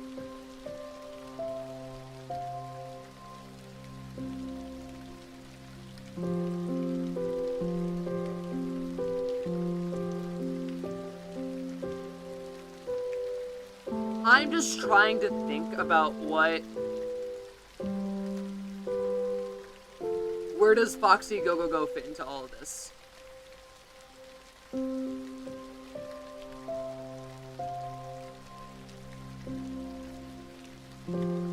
Where does Foxy Go Go Go fit into all this? Where does it fit?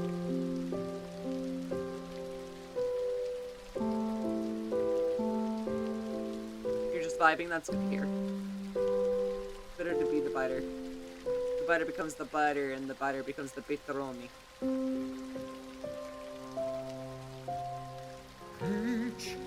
I'm drinking, I'm drinking, I'm drinking.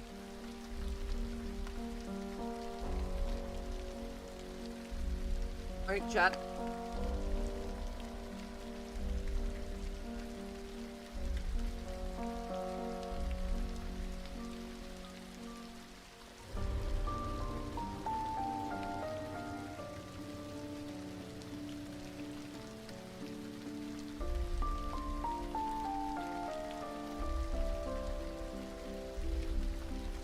Secure location.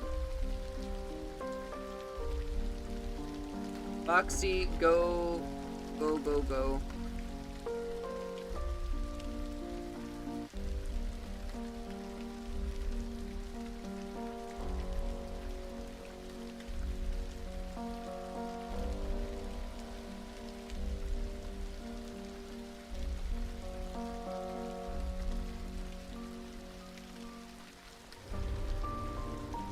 I don't know how Foxy Go Go. Sister location I can fit in.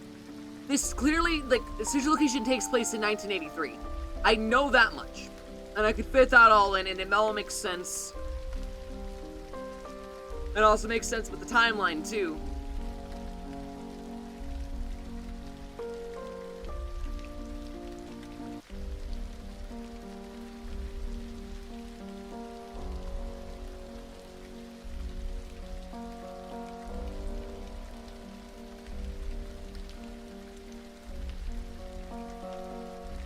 So the question is now,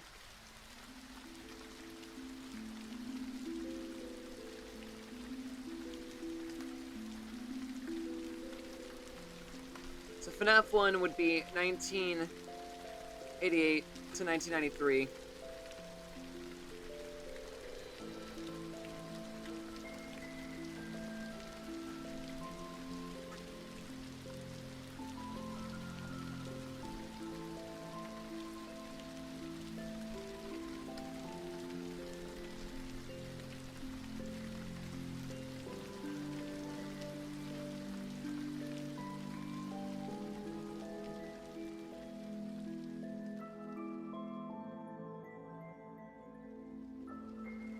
That's gonna be a massive pain in the ass.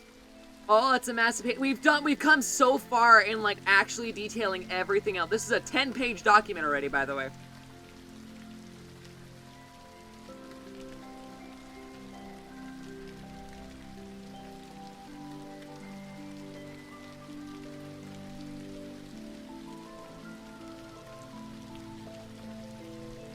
Yeah, the OG mascot. Yeah, let's pour one out for Phone Guy, guys. Gotta pour one out on the pavement.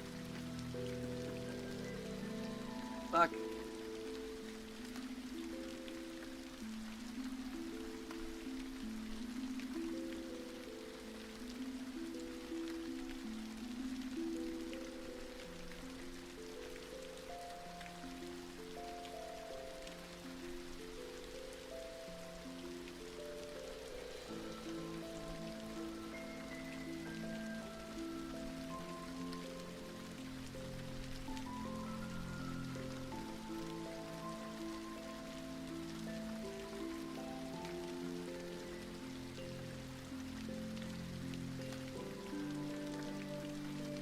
He was the voice of FNAF.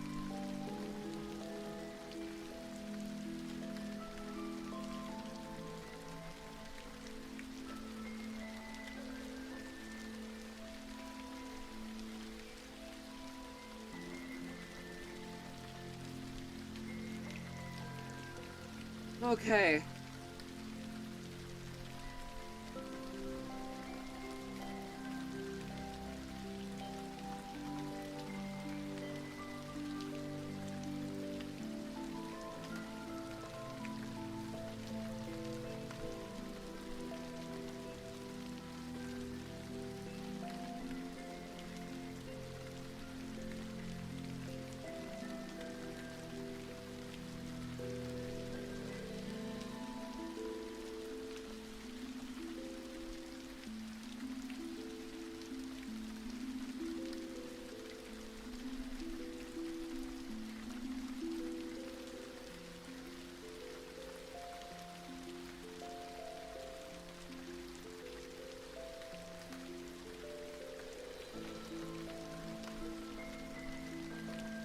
Everything makes sense.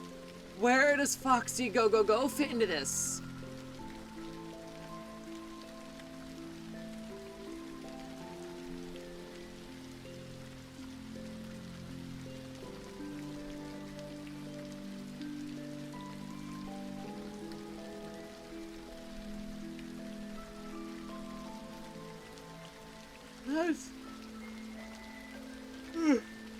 That's what's bothering me.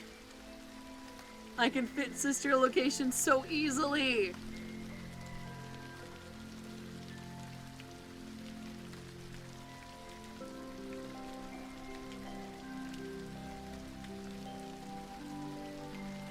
Good for you. I'm having a crisis over fucking animatronics.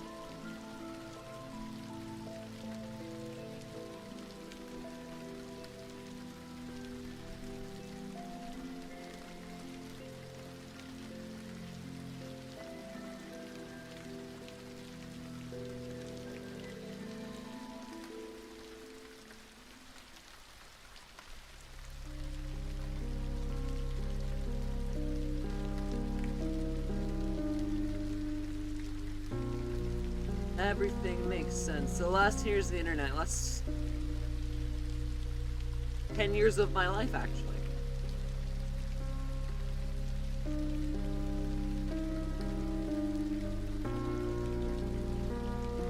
Most of which I've been spent arguing that the bite of 87 never happened, but like...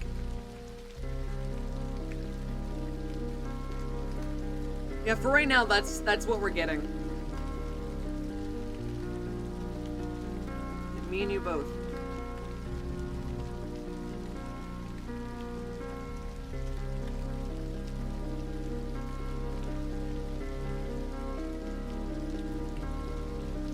I'll formulate this further as I read more and more into the books, maybe to get more details, because the wiki is clearly not updated.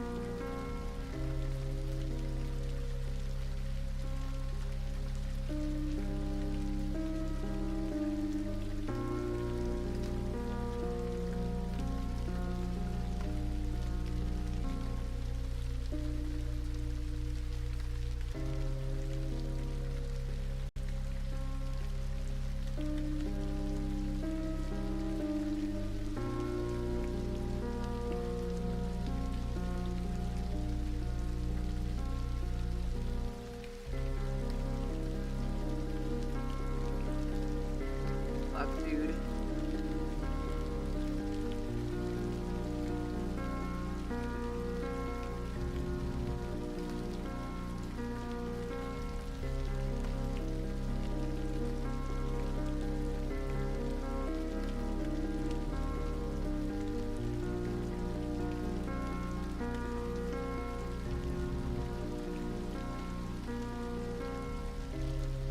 Hopefully they do.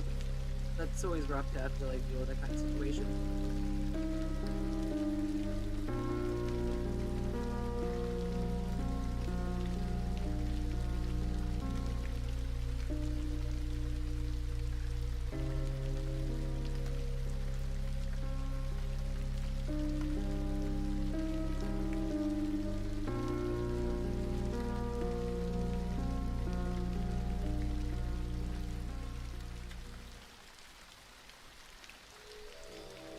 Oh, I just realized I haven't even fully fit FNAF 4 into this.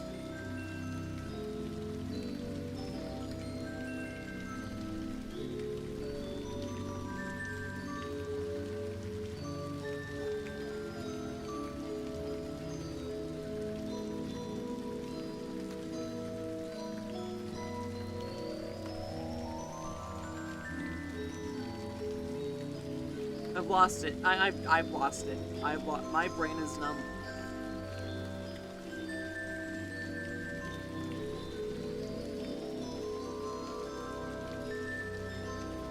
FNAF 4, in the nights are, yes. However, it plays into sister location otherwise. Additionally, the cutscenes actually do provide some other things that I haven't fully touched. I'm having a crisis.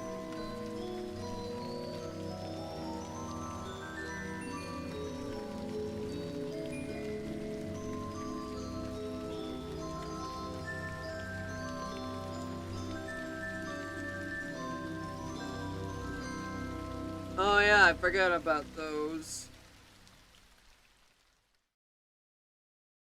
I forget about those.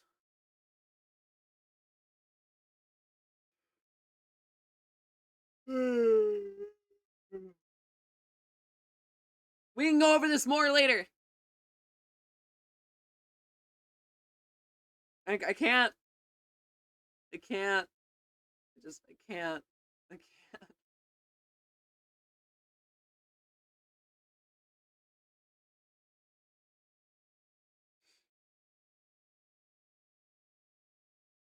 Peach. I'm in pain, chat. I'm in pain.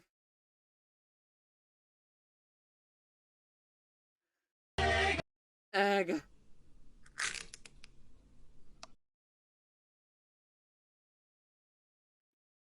The lore.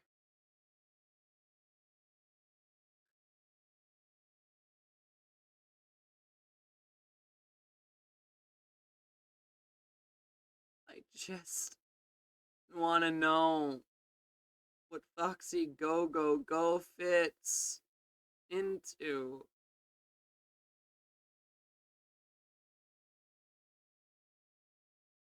I just want to know.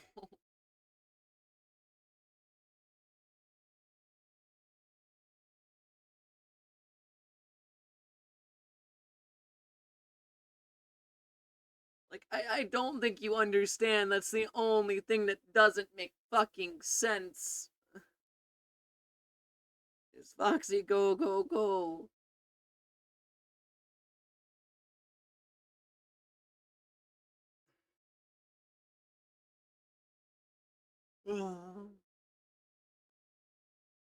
Like, the thing is, it shows a depiction of the FNAF, or the first FNAF location, or first Freddy's location, which ended up becoming the FNAF 1 location, which is a problem.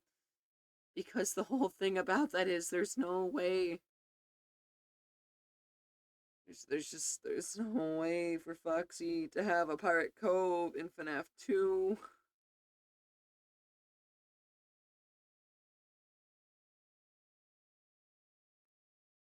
There's just no way.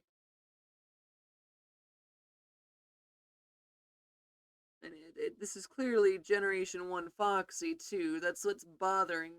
It's either that or it's FNAF 1 Foxy. Which makes even less sense.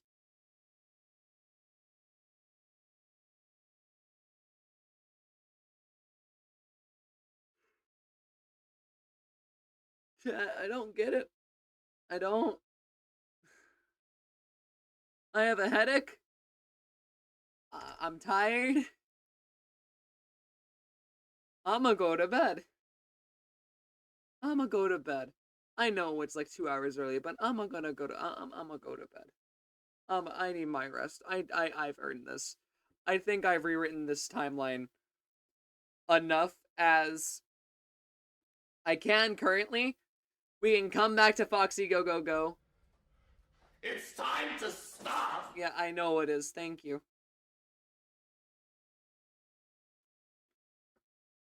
Alright, I appreciate you guys. Thank you. Oh, the lore.